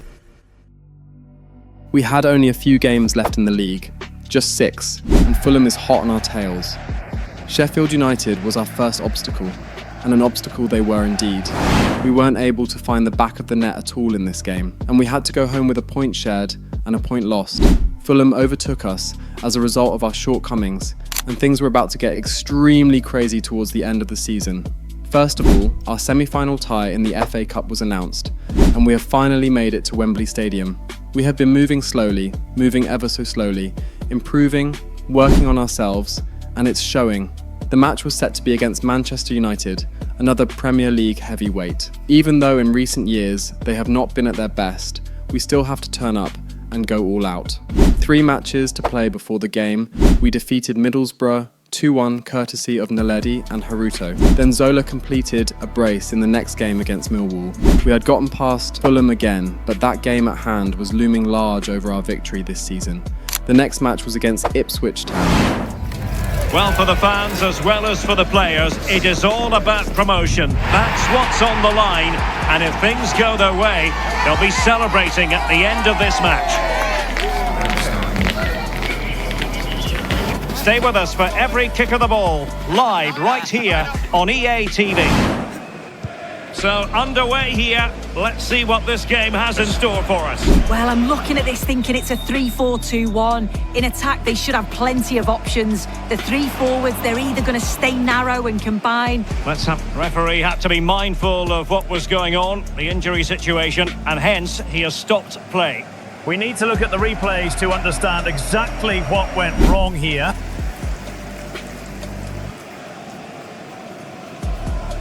Oh, he seems to have pulled his hamstring just after the cross. Quite unfortunate for him. We can only hope he has a speedy recovery, because that does not look good at all. And firing it. No degree of difficulty at all for the keeper, but they're also relying on what's happening elsewhere. Yeah, they just need to focus on what they can do, make sure that they get the job done. It's there for him. And a goal right off the bat. No wonder they're jumping for joy. Well, here we can see it again, and he just hits this so sweetly. You knew as soon as he connected with it that this was going in. Matusiwa. Very alert defending to cut off the supply. On the offensive. Trying to open them up. Real chance. Keeper did his job to begin with. And the referee sees that as a foul. Free kick given. Really good high press. Opting for the chip. And just a bit too much height on that one. Oh, it's a great effort. Looks to just dink it over the keeper, but puts a bit too much on it. Philogene. Excellent vision. In it goes. That will greatly help the cause. Now they only need to keep concentration levels high. Almost at half-time, and they're making home advantage count, I think it's fair to say. Your thoughts? It's a good first half before. Shaping to shoot. Well, decent effort, but not troubling the keeper too much. I believe there's been a goal at Bramall Lane. Let's hear all about it from Alex Scott. It's a goal for Fulham. They're back level. It's 1-1 with 43 minutes played. Cheers, Alex. Opportunity. Oh, that's a fine stop to get it out of harm's way. Gianni. In position. And splendid reflex action there. Well, it takes something special to save like that from close range. His reactions were remarkable. Well, they fancy a short one. Decent chance. And the managers will now deliver their half-time team talks. We're at the end of 45 minutes in this game. Well, as they get the ball rolling again, interesting to see how this second half pans out. They're now behind by 1 with 48 minutes on the clock. Then decides to shoot, and inches away. Didn't miss by very much at all. Oh, managing to beat him. Oh, a magnificent challenge. Hutchinson. Well, that's how to shield the ball. Oh, he's through here. Chance to finish. And it would have been a sweet end to that counter-attack. well. They broke with such pace and intent. It's a fantastic move. They just couldn't quite cap it off. Really nice looking pass. Oh, picked out the perfect run there. He's such a clever player, isn't he? This looks interesting. Oh, chance! In it goes to rubber stamp it once and for all. Could be troublesome. Big chance. Oh, strong hands to push it clear. Excellent goalkeeping. It was a good match for us. We had the chance to secure automatic promotion if we win, and results elsewhere go our way. Unfortunately, the latter wasn't the case. So we have to keep fighting these last 2 games to make our dream come true. It's not over yet. It's going to be one hell of a match for us. Our first time at Wembley. Every single one of us is going to be playing in this stadium for the first time. And I have to say to our fans and supporters, facing Manchester United is going to be tough. But if we were able to make it past Liverpool, we can make it past United. Everyone on tenterhooks, and you can understand why. Only 4 teams left in the fight for this season's FA Cup. Who will prevail in this semi-final? EA TV is ready to bring you the action. My name is Derek Ray, and my commentary partner on this occasion is Stuart Robson. And we have action from the semi-final stage of the FA Cup just moments away. It's the Raiders taking on Manchester United. Semi-finals are usually tense affairs. The winners can look forward to a great occasion in the final. The losers are completely forgotten. The Raiders are going with their regular starting 11 here, with one exception, and the 3-4-2-1 formation, a system that seems to have worked against Liverpool and Birmingham. Roman Depp starts in goal in place of Dan Potter. Brahima Kofi leads the back 3 with Anudo and Shaw beside him. The skipper, Chongu Won, leads the midfield with Van Boer, with Malik and Haruto out wide. Ruan Castagno and Zola Naledi play as attacking mids in this setup, right behind the main man, Alexander Pavalos. This is the team Manchester United will go with. Well, the midfield diamond looks strong. Plenty of energy, good technicians and some defensive qualities as well. If they play well, the front 3 will get a lot of service in what is a 3-4-3 formation. And the referee gets this game going. Every reason to believe this should be a cracker. Maybe dangerous here. Can he put it in? Super challenge! Wow! Incisive ball. He's in! Great movement. Couldn't quite hang on. Potentially freedom for United on the flank. And played in. And off target in the end. Højlund. Nice looking pass. An alert piece of defending. Well, that's a good Raiders move in the making this. Must take the lead here. Oh, but he's missed it. How on earth is this still level? Well, I just don't know, Derek. Just a real lack of composure in the end. They should be ahead now.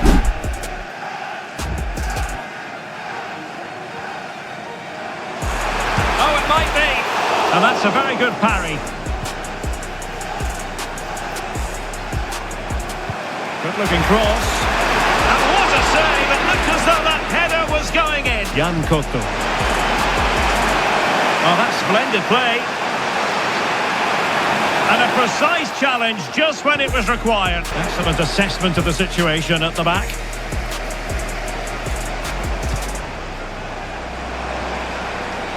Can they make this count? And the lead beckons! In it goes!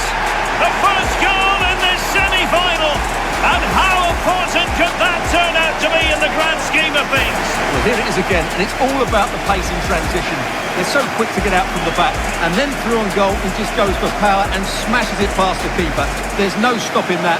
What a great finish. And away they go again, the Raiders with the lead, but there might still be a few twists and turns before this game is over. Chen. Can he find the net? Well, he missed the target and then some. Chen. Oh, in with a chance. Oh, they've extended the lead. They're galloping away with this. And and it doesn't look as though they have any intention of being denied. After we got the second goal, it was looking very real for us. We had every chance to make it to the FA Cup finals. Our chances of winning the FA Cup are much higher with that. We're an extremely attacking side, so we weren't relenting. We were all over Manchester United, but their defence was doing a good job. So was ours. Reece Malik took it upon himself to stop their cross, and he succeeded, deflecting it out for a corner. Our defence was really getting better, and evidently so.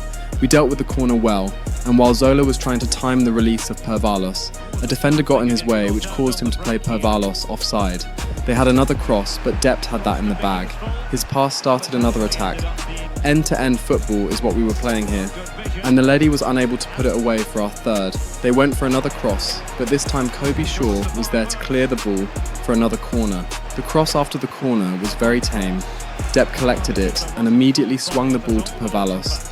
He put Naledi in on goal, and it was a one-on-one that nobody should be missing. But Zola Naledi missed it.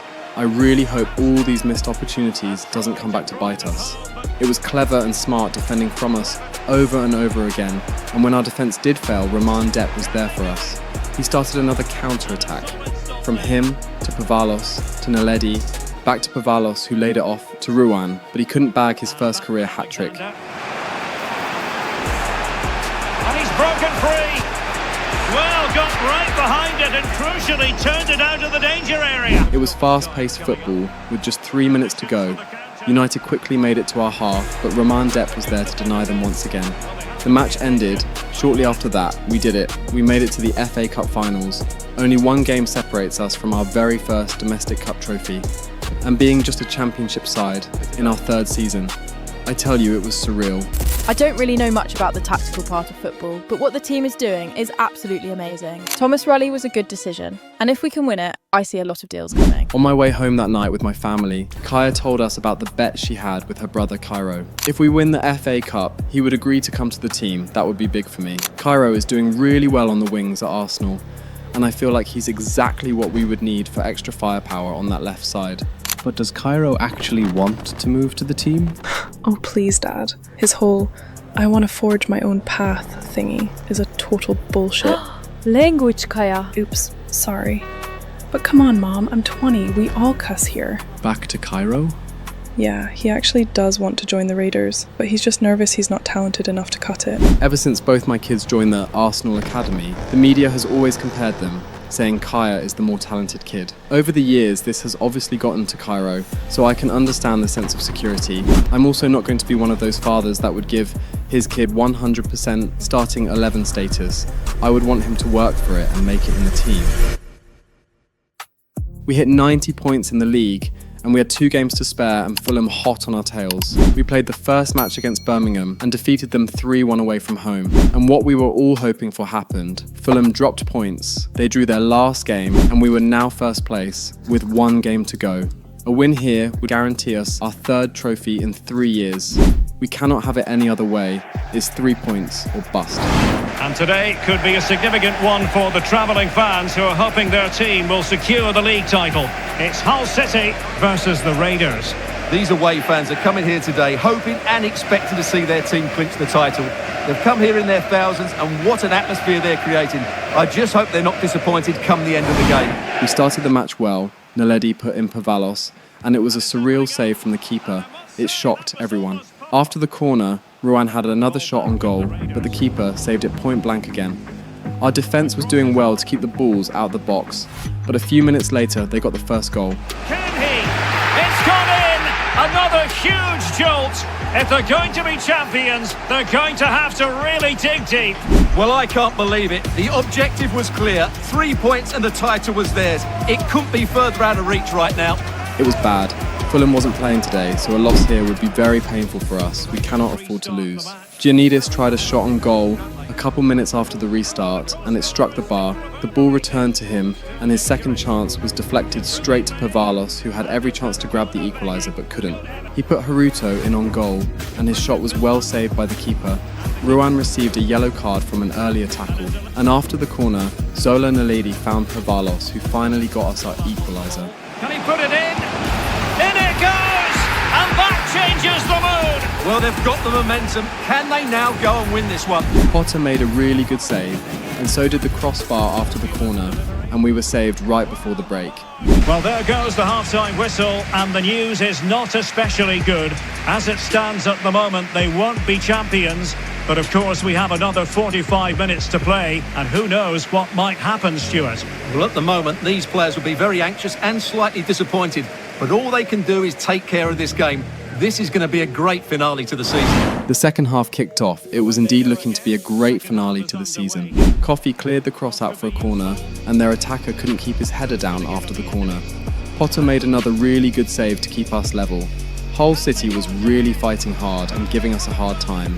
They had another chance on goal, and Raleigh made the decision to bring on Caden Van Boer.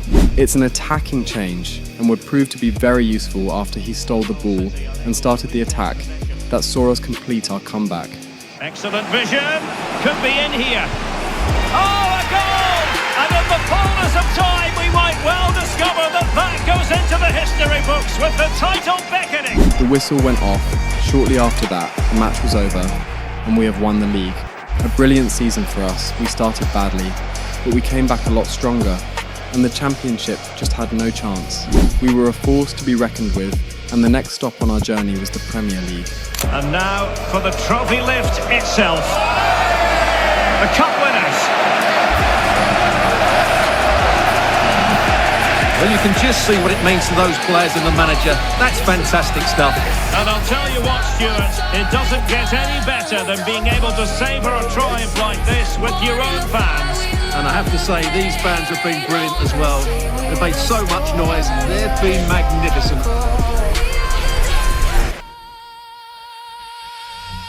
It was the Player of the Season ceremony, and when the winner was announced, I feel like we got robbed. Zeki Amdouri won the Player of the Season. This was someone that wasn't even the top scorer in the league, or top assister. He played for Burnley, who didn't have the best of seasons, so I'm going to stay wondering how he won over Pavalos or Haruto this season.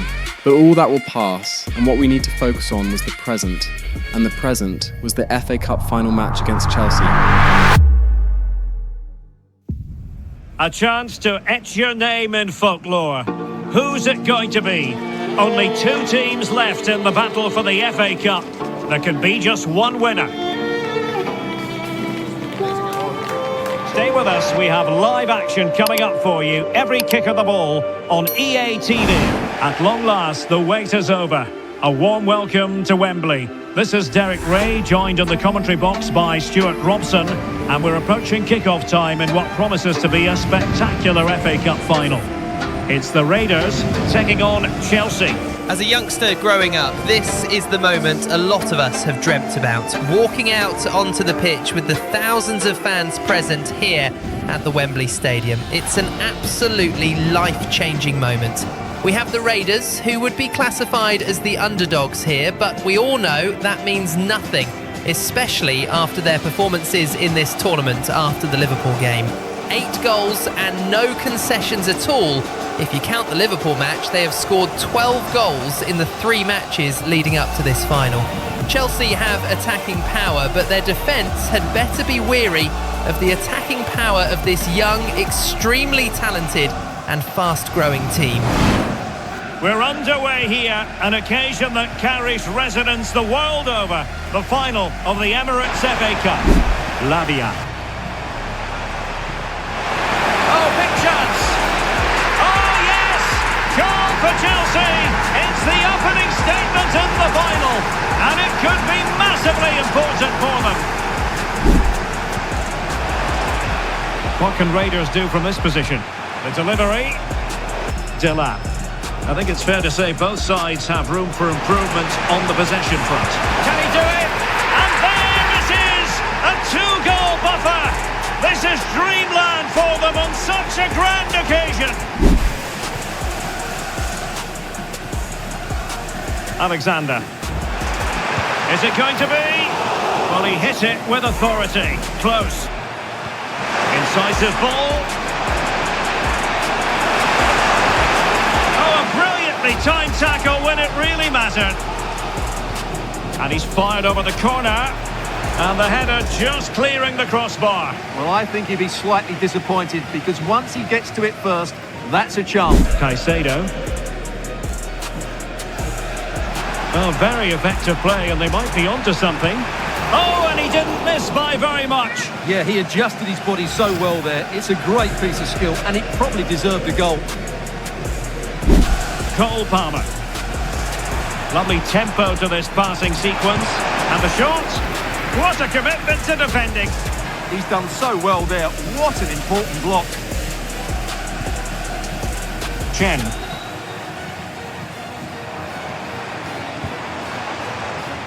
Well, a textbook interception. Good-looking pass. And oh, it's in! We cannot declare this contest over. They still believe. Well, here's the goal again, and what a wonderfully weighted pass this is. While the movement in the box is equal to it. It's such good timing. What a goal. Well, if you're wondering about added time, 2 minutes it'll be. Oh, what a top-notch pass. Chance to finish. In it goes. But wait a minute, that will not count. Well, that was tight, but he was just offside. It was a good finish, though. They're at Wembley. It was not the best start to the game. The defenders were completely sleeping and just let Chelsea through on both occasions. Haruto was able to pull one back at the end of the first half, and we were the dominant side just before the break. Hopefully, we can carry this momentum into the second half and do something with it. So the ball rolling again. The Raiders trailing going into the second half. Will they come up with the right response? And Raiders have possession again. Chance maybe to use their counter-attacking ability to good effect. He's in here. Oh, a goal it is! The equaliser in this final. What next in the drama? Well, it's a really good run from Alexander Pervalos. And once he was able to free himself from the defender, there was just no catching him. And at the end, you would pick him over the goalkeeper 9 times out of 10. Well, this could really help the cause. Can he get the shot off? Well, a shame that he couldn't find the target from there. Palmer. Chance here. Oh, not safe yet.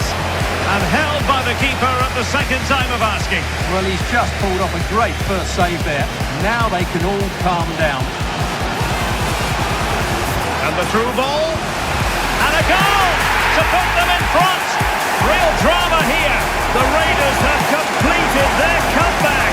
And now the supporters have caught a glimpse of their first ever major trophy. Brilliant attack from the team.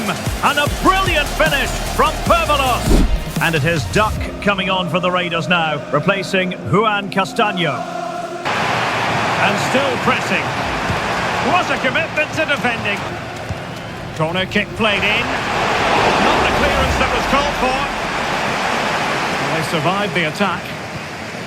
Counter-attacking possibilities. That's a good-looking ball. And just has to remain calm. A goal! And that is going to be that! Aim on the trophy for certain! With 10 minutes to go, can the Barnet Raiders see this out? Could reduce the deficit, and that looked as though it was going to be his second. And there it is, the final whistle. Cup success is theirs, and they've done it on merit. Look at these scenes. From brand new players in a hostile football environment to FA Cup champions, if you told me we were going to do this in just 2 years, I'd have told you were crazy. But here we are, innit? Championship winners, FA Cup winners. The sweet taste of success. And they don't want to let go of that trophy, do they?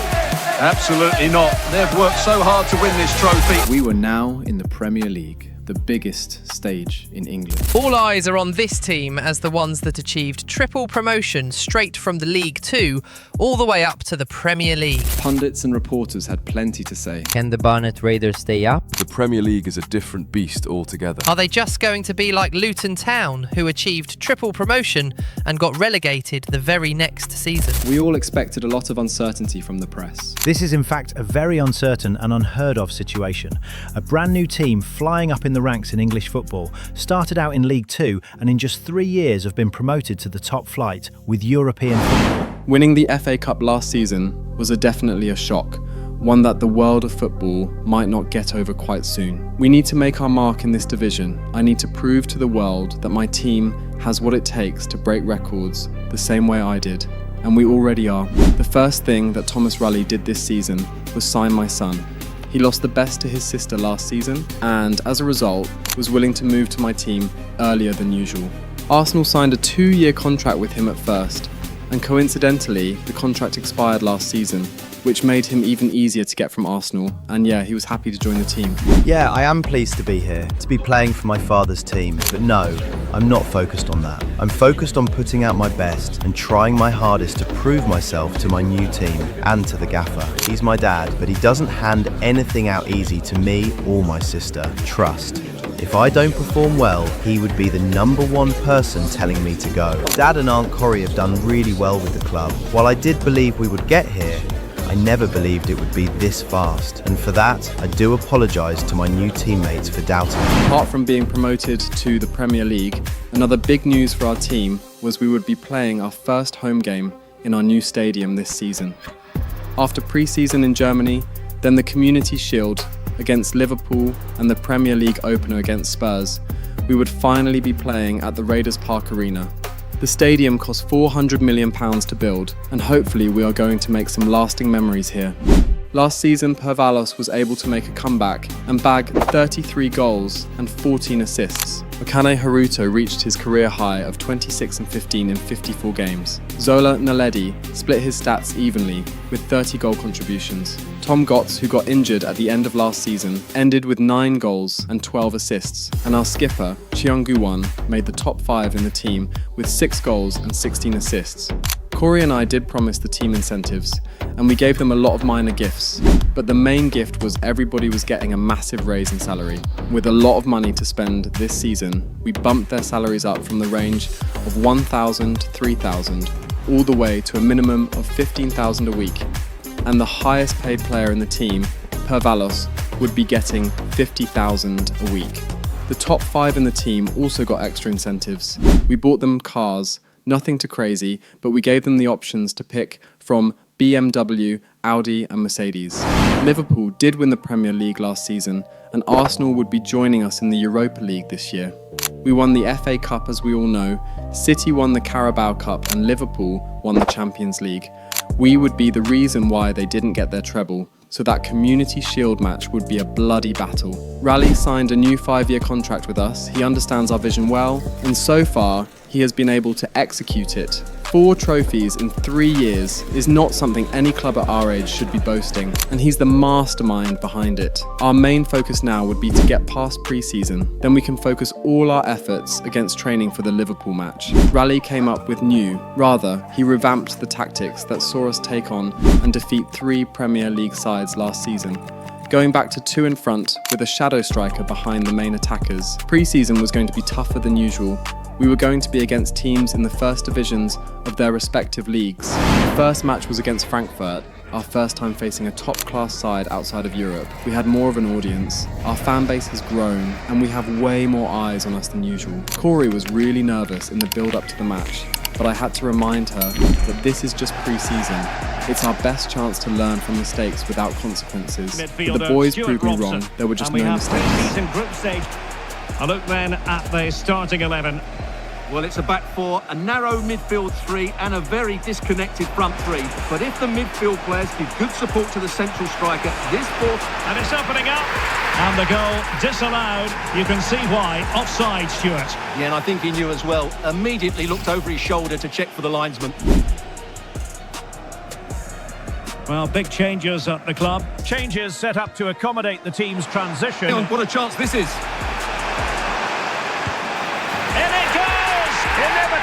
That he is the first one to score for the Raiders this season, and his fans are loving that. Jonathan Burkhardt takes aim. Well, it wasn't a million miles away, was it? More fine build-up. Genuine chance. They've only gone and grabbed another one. 2 goals in quick succession. Now they have the lead. No wonder they're celebrating. Crossing opportunity. Could reduce the deficit, and he does. There is hope for them, despite the adversity they suffered earlier. And just 1 minute of time added on for stoppages. So half-time, closing the book on the first half here at the Bay Arena. Textbook defending inside the box.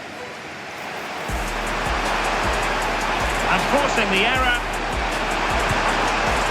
Well, that could have been the equaliser. And giving them too much space on the flank. And the cross into the middle. Oh, magnificent save! Oh, it might be. Well, going for power and so close to finding the net. Here's Götze now. Well, that's asking for a yellow card and electing to book him for that. He's earned that with a clumsy challenge. Textbook closing down, and now they're on the attack. Gianni. It's with Williams. This could be troublesome. And a goal! They lead by 2 now, and that allows them to breathe a bit more easily. And Lehmann gets his much anticipated debut goal for his father's club. What a pass from Max Williams to thread the defence, and you cannot take anything away from Lehmann's finish. A right-footed version of his father.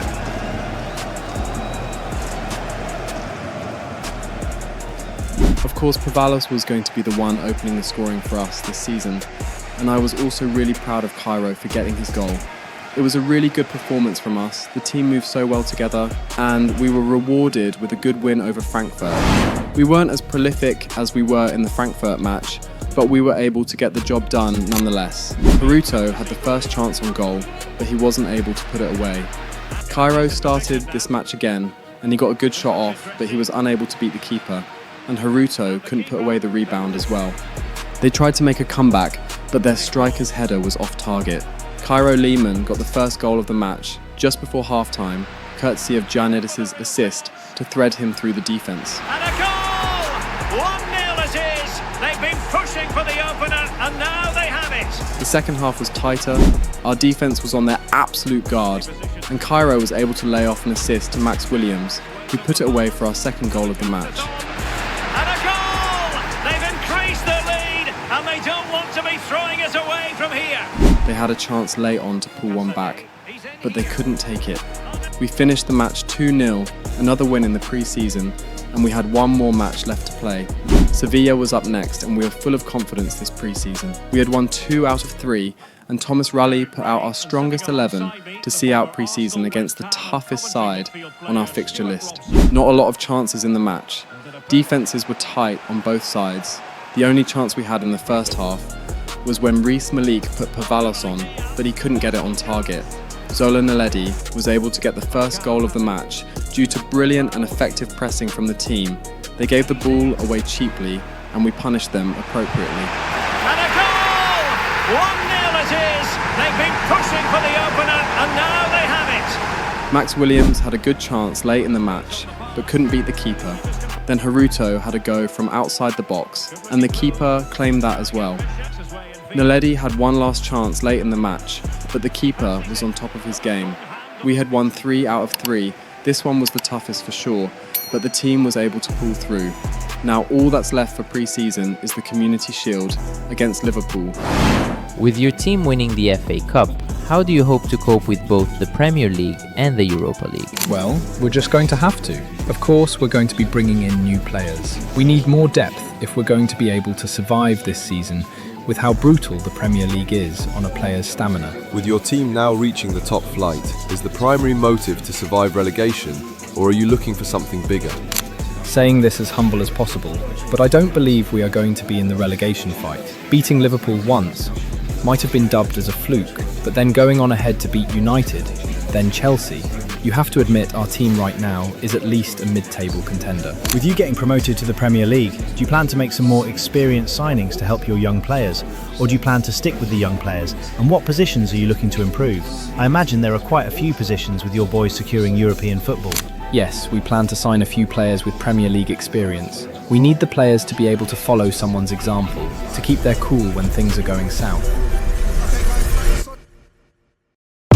It's all about the cup today, and 2 teams intent upon consolidating their push for silverware.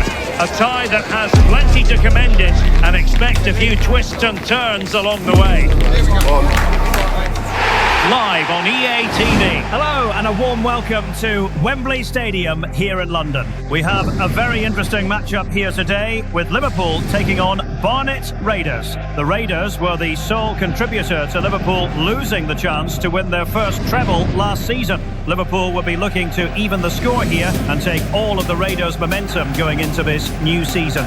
Liverpool is the better team on paper, but we have all learned how ruthless this Barnet team is. It promises to be a fun watch. Don't go anywhere.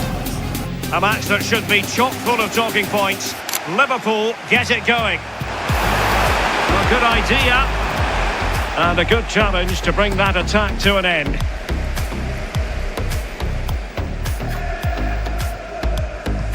Excellent vision. Can he put it away? In it goes! That will do nicely for starters. First goal of the game. Well, here's the replay, and just look how quickly they go from defence to attack, and then through on goal. You never really had any doubt that he'd slot that away. It's a really composed finish. It's a good Liverpool move in the making. Can he level it? Oh, there it is! A back and forth sort of match. Now they're level again. The lead lasted nearly minutes. And support available. Opportunity. Oh, a brilliant save. Did so well to keep that away from trouble. Showing good patience. Nicely played. And inches away. Didn't miss by very much at all. Plenty of support here. Oh, chance! And a goal! He's doubled his total for the day in superb scoring form. Trying to take the... Well, that is asking for a yellow card. Well, he's had his name taken by the referee. Yeah, it's a good decision from the ref. I think he knew that it was coming. And having a go! Well, he had the confidence to take that on from miles out, seemingly. Well, I thought it'd be coming into the box. Takes a lot of confidence to try that.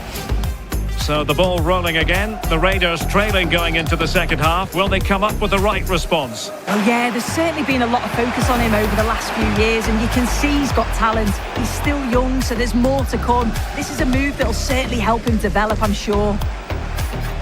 And the counter-attack looks on.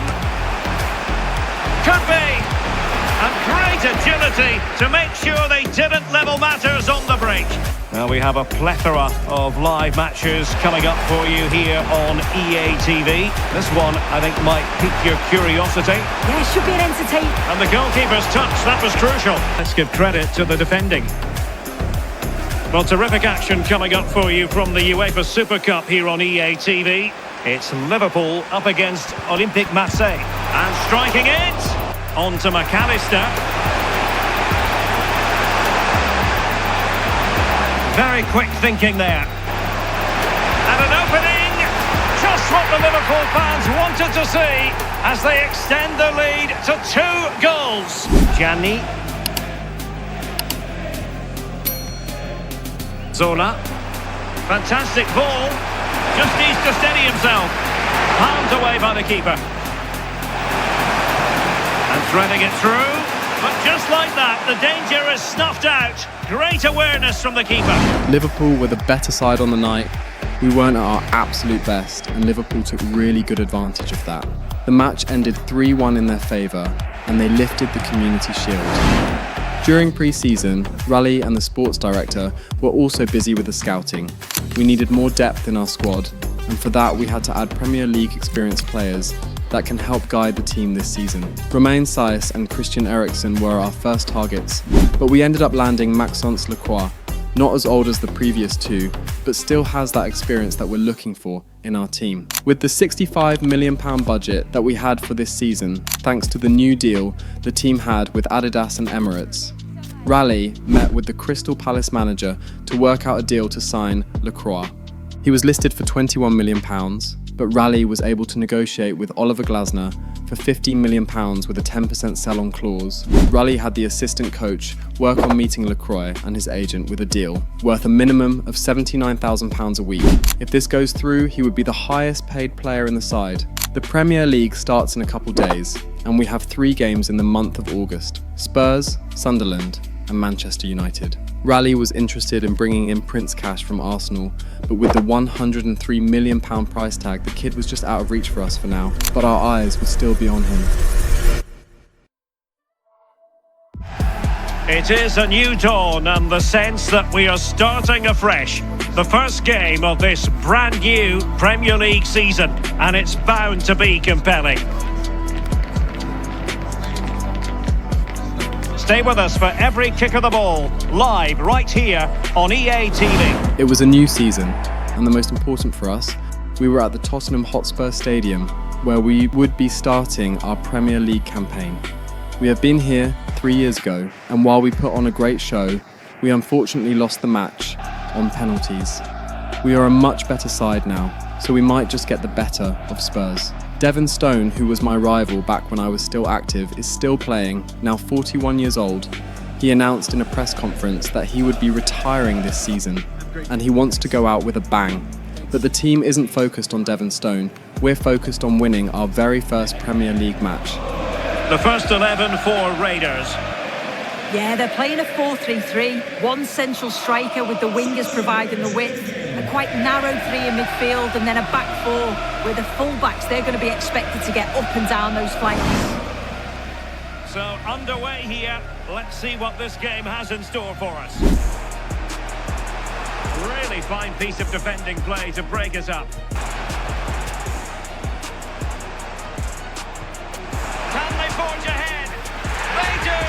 And you've got to say they're good value for the lead. Well, possibilities in the centre. Targets available, cross comes in. Well, passing. Oh, you'll have a go! Chen. No panic, just passing. Can he deliver? And stopping the danger. This could square the game. And squandering the chance. Good heavens. It's with Bentancur. Oh, big moment. Well, somehow the goalkeeper got to it. And he's fired over the corner. Just over the crossbar with that effort. Chen.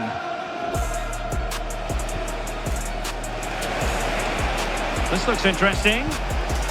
To level matters. You might say he'll be happy with some aspects of his performance so far, but not every aspect.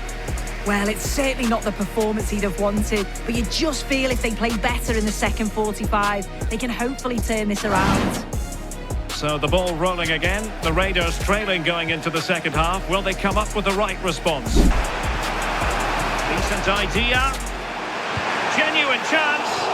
And couldn't extend their lead. Oh no, he'll be gutted about that. It's a real chance missed. And we have Juan Castaño making way for Lehmann. This is not his Premier League debut, but it will be his first playing for his new team. Well, there's been so much talk about a potential transfer, but it's potential no more. It's fact. Yeah, I think it's exciting, isn't it? A transfer. Decides to shoot. Denied by the bar. Back in play here. Will he play it in? High quality defending. The Raiders will go on their attack here, but it seems Spurs have gotten back their shape quickly. Hervanos to Haruto. What will he do here? Patience and persistence on the passing front in the name of finding an equaliser. Oh, it's in! And a goal on his debut, no less. What a way to endear yourself to the fans. Well, here's the replay, and just look how quickly they go from defence to attack. And once through, he slots it away nicely. It's a quality finish. Oh, that's a super ball over the top. Oh, it might be. Well, there is a goalkeeper with a fine technique. Gianni. Can he? Oh, a superb save to keep them locked together. Well, they're certainly thinking about a winner. And whipped into the box. Oh, terrific agility. Now Romero with it. That's what you call defending from the front. Possibilities here. Oh, a goal! A double in his Premier League debut. He is off to a flying start. Well, here it is again. It's difficult for the goalkeeper, 2v1. He makes the right decision, lays it off for an easy tap-in. Defensively poor, though. Bentancur. And Palinha with it. They got the first goal of the match. Early on at that, but the team was able to show their maturity and fight for the much-deserved win. I was really proud of the boys, and I'm sure they were proud of themselves as well. It's a really big win, and the first of many this season, I hope. A few days later, we were able to seal the deal and get Max Lacroix's signature. He will be our new starting centre-back, alongside Coffey. Sporting the number 18 jersey, I believe he would be a very useful signing to our team. Romeo Lavia was the next player on Raleig's list, and he was able to come to an agreement with Enzo Maresca for £17.5 million for the Belgian midfielder. The deal would probably be finalised before the end of the transfer window, but Raleigh said he also has his eyes on a world-class midfielder, a deal that might throw the transfer window on its head. But the next match was a big one. A big one for us, the management, a big one for the players, and a big one for the fans. This is the kind of occasion we all relish as football fans. Non-stop hype all week long, and now for the action. Today is a big day for Barnet Raiders and their fans. Their new 54,000 capacity stadium is finally ready after taking 3 years to build, reportedly worth £800 million.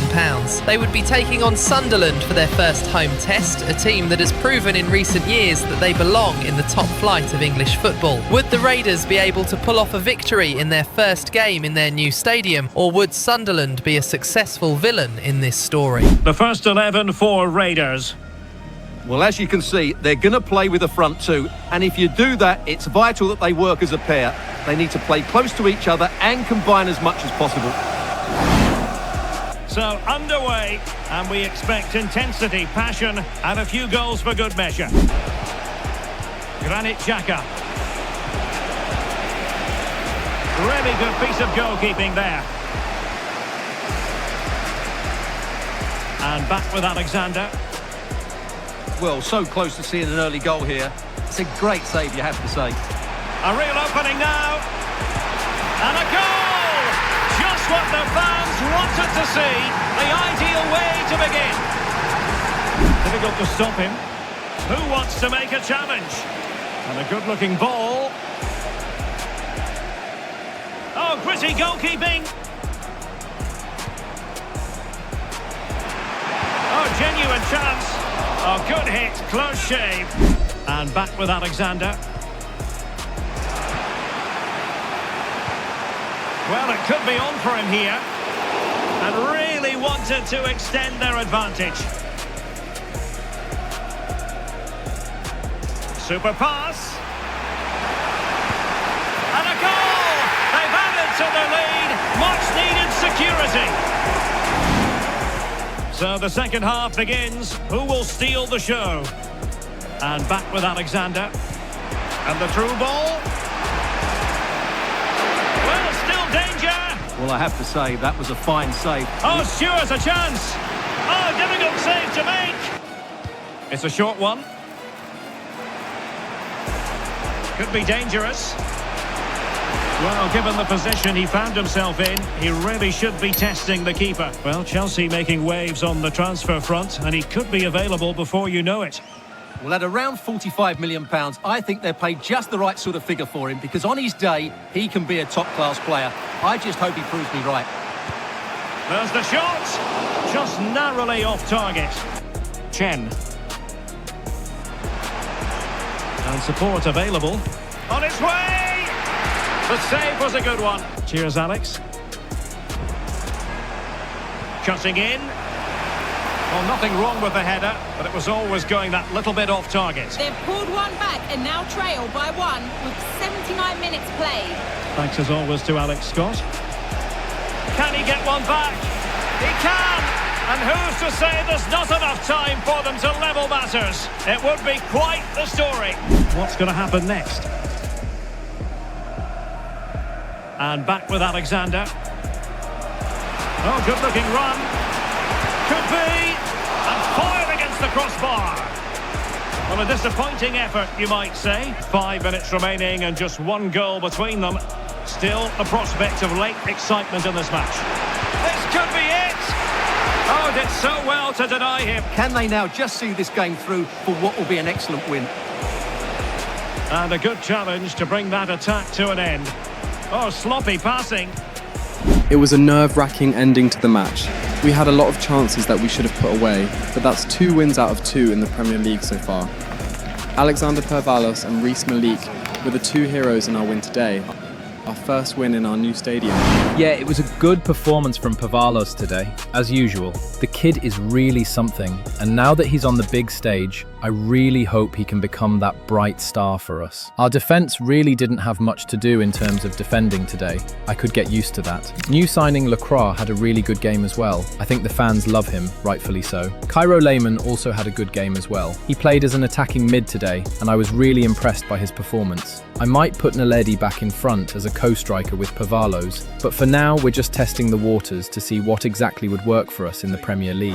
It was a good start to the season for us, played 6 matches so far and lost only 1 to Liverpool. I'm happy with that, and I think the lads are too. We just need to take this momentum and defeat Manchester United for the 2nd game in a row. And that allows them to breathe a bit more easily. Step on the pitch and the crowd goes wild. Raiders in the building, yeah, we run this side. Pressure on my chest, but I breathe that fire. We don't break, we don't fall, we rise higher. Day 1 grind, put the pain in the mud. Every loss made a boss, turn the sweat into blood. If you're looking for a fight, better know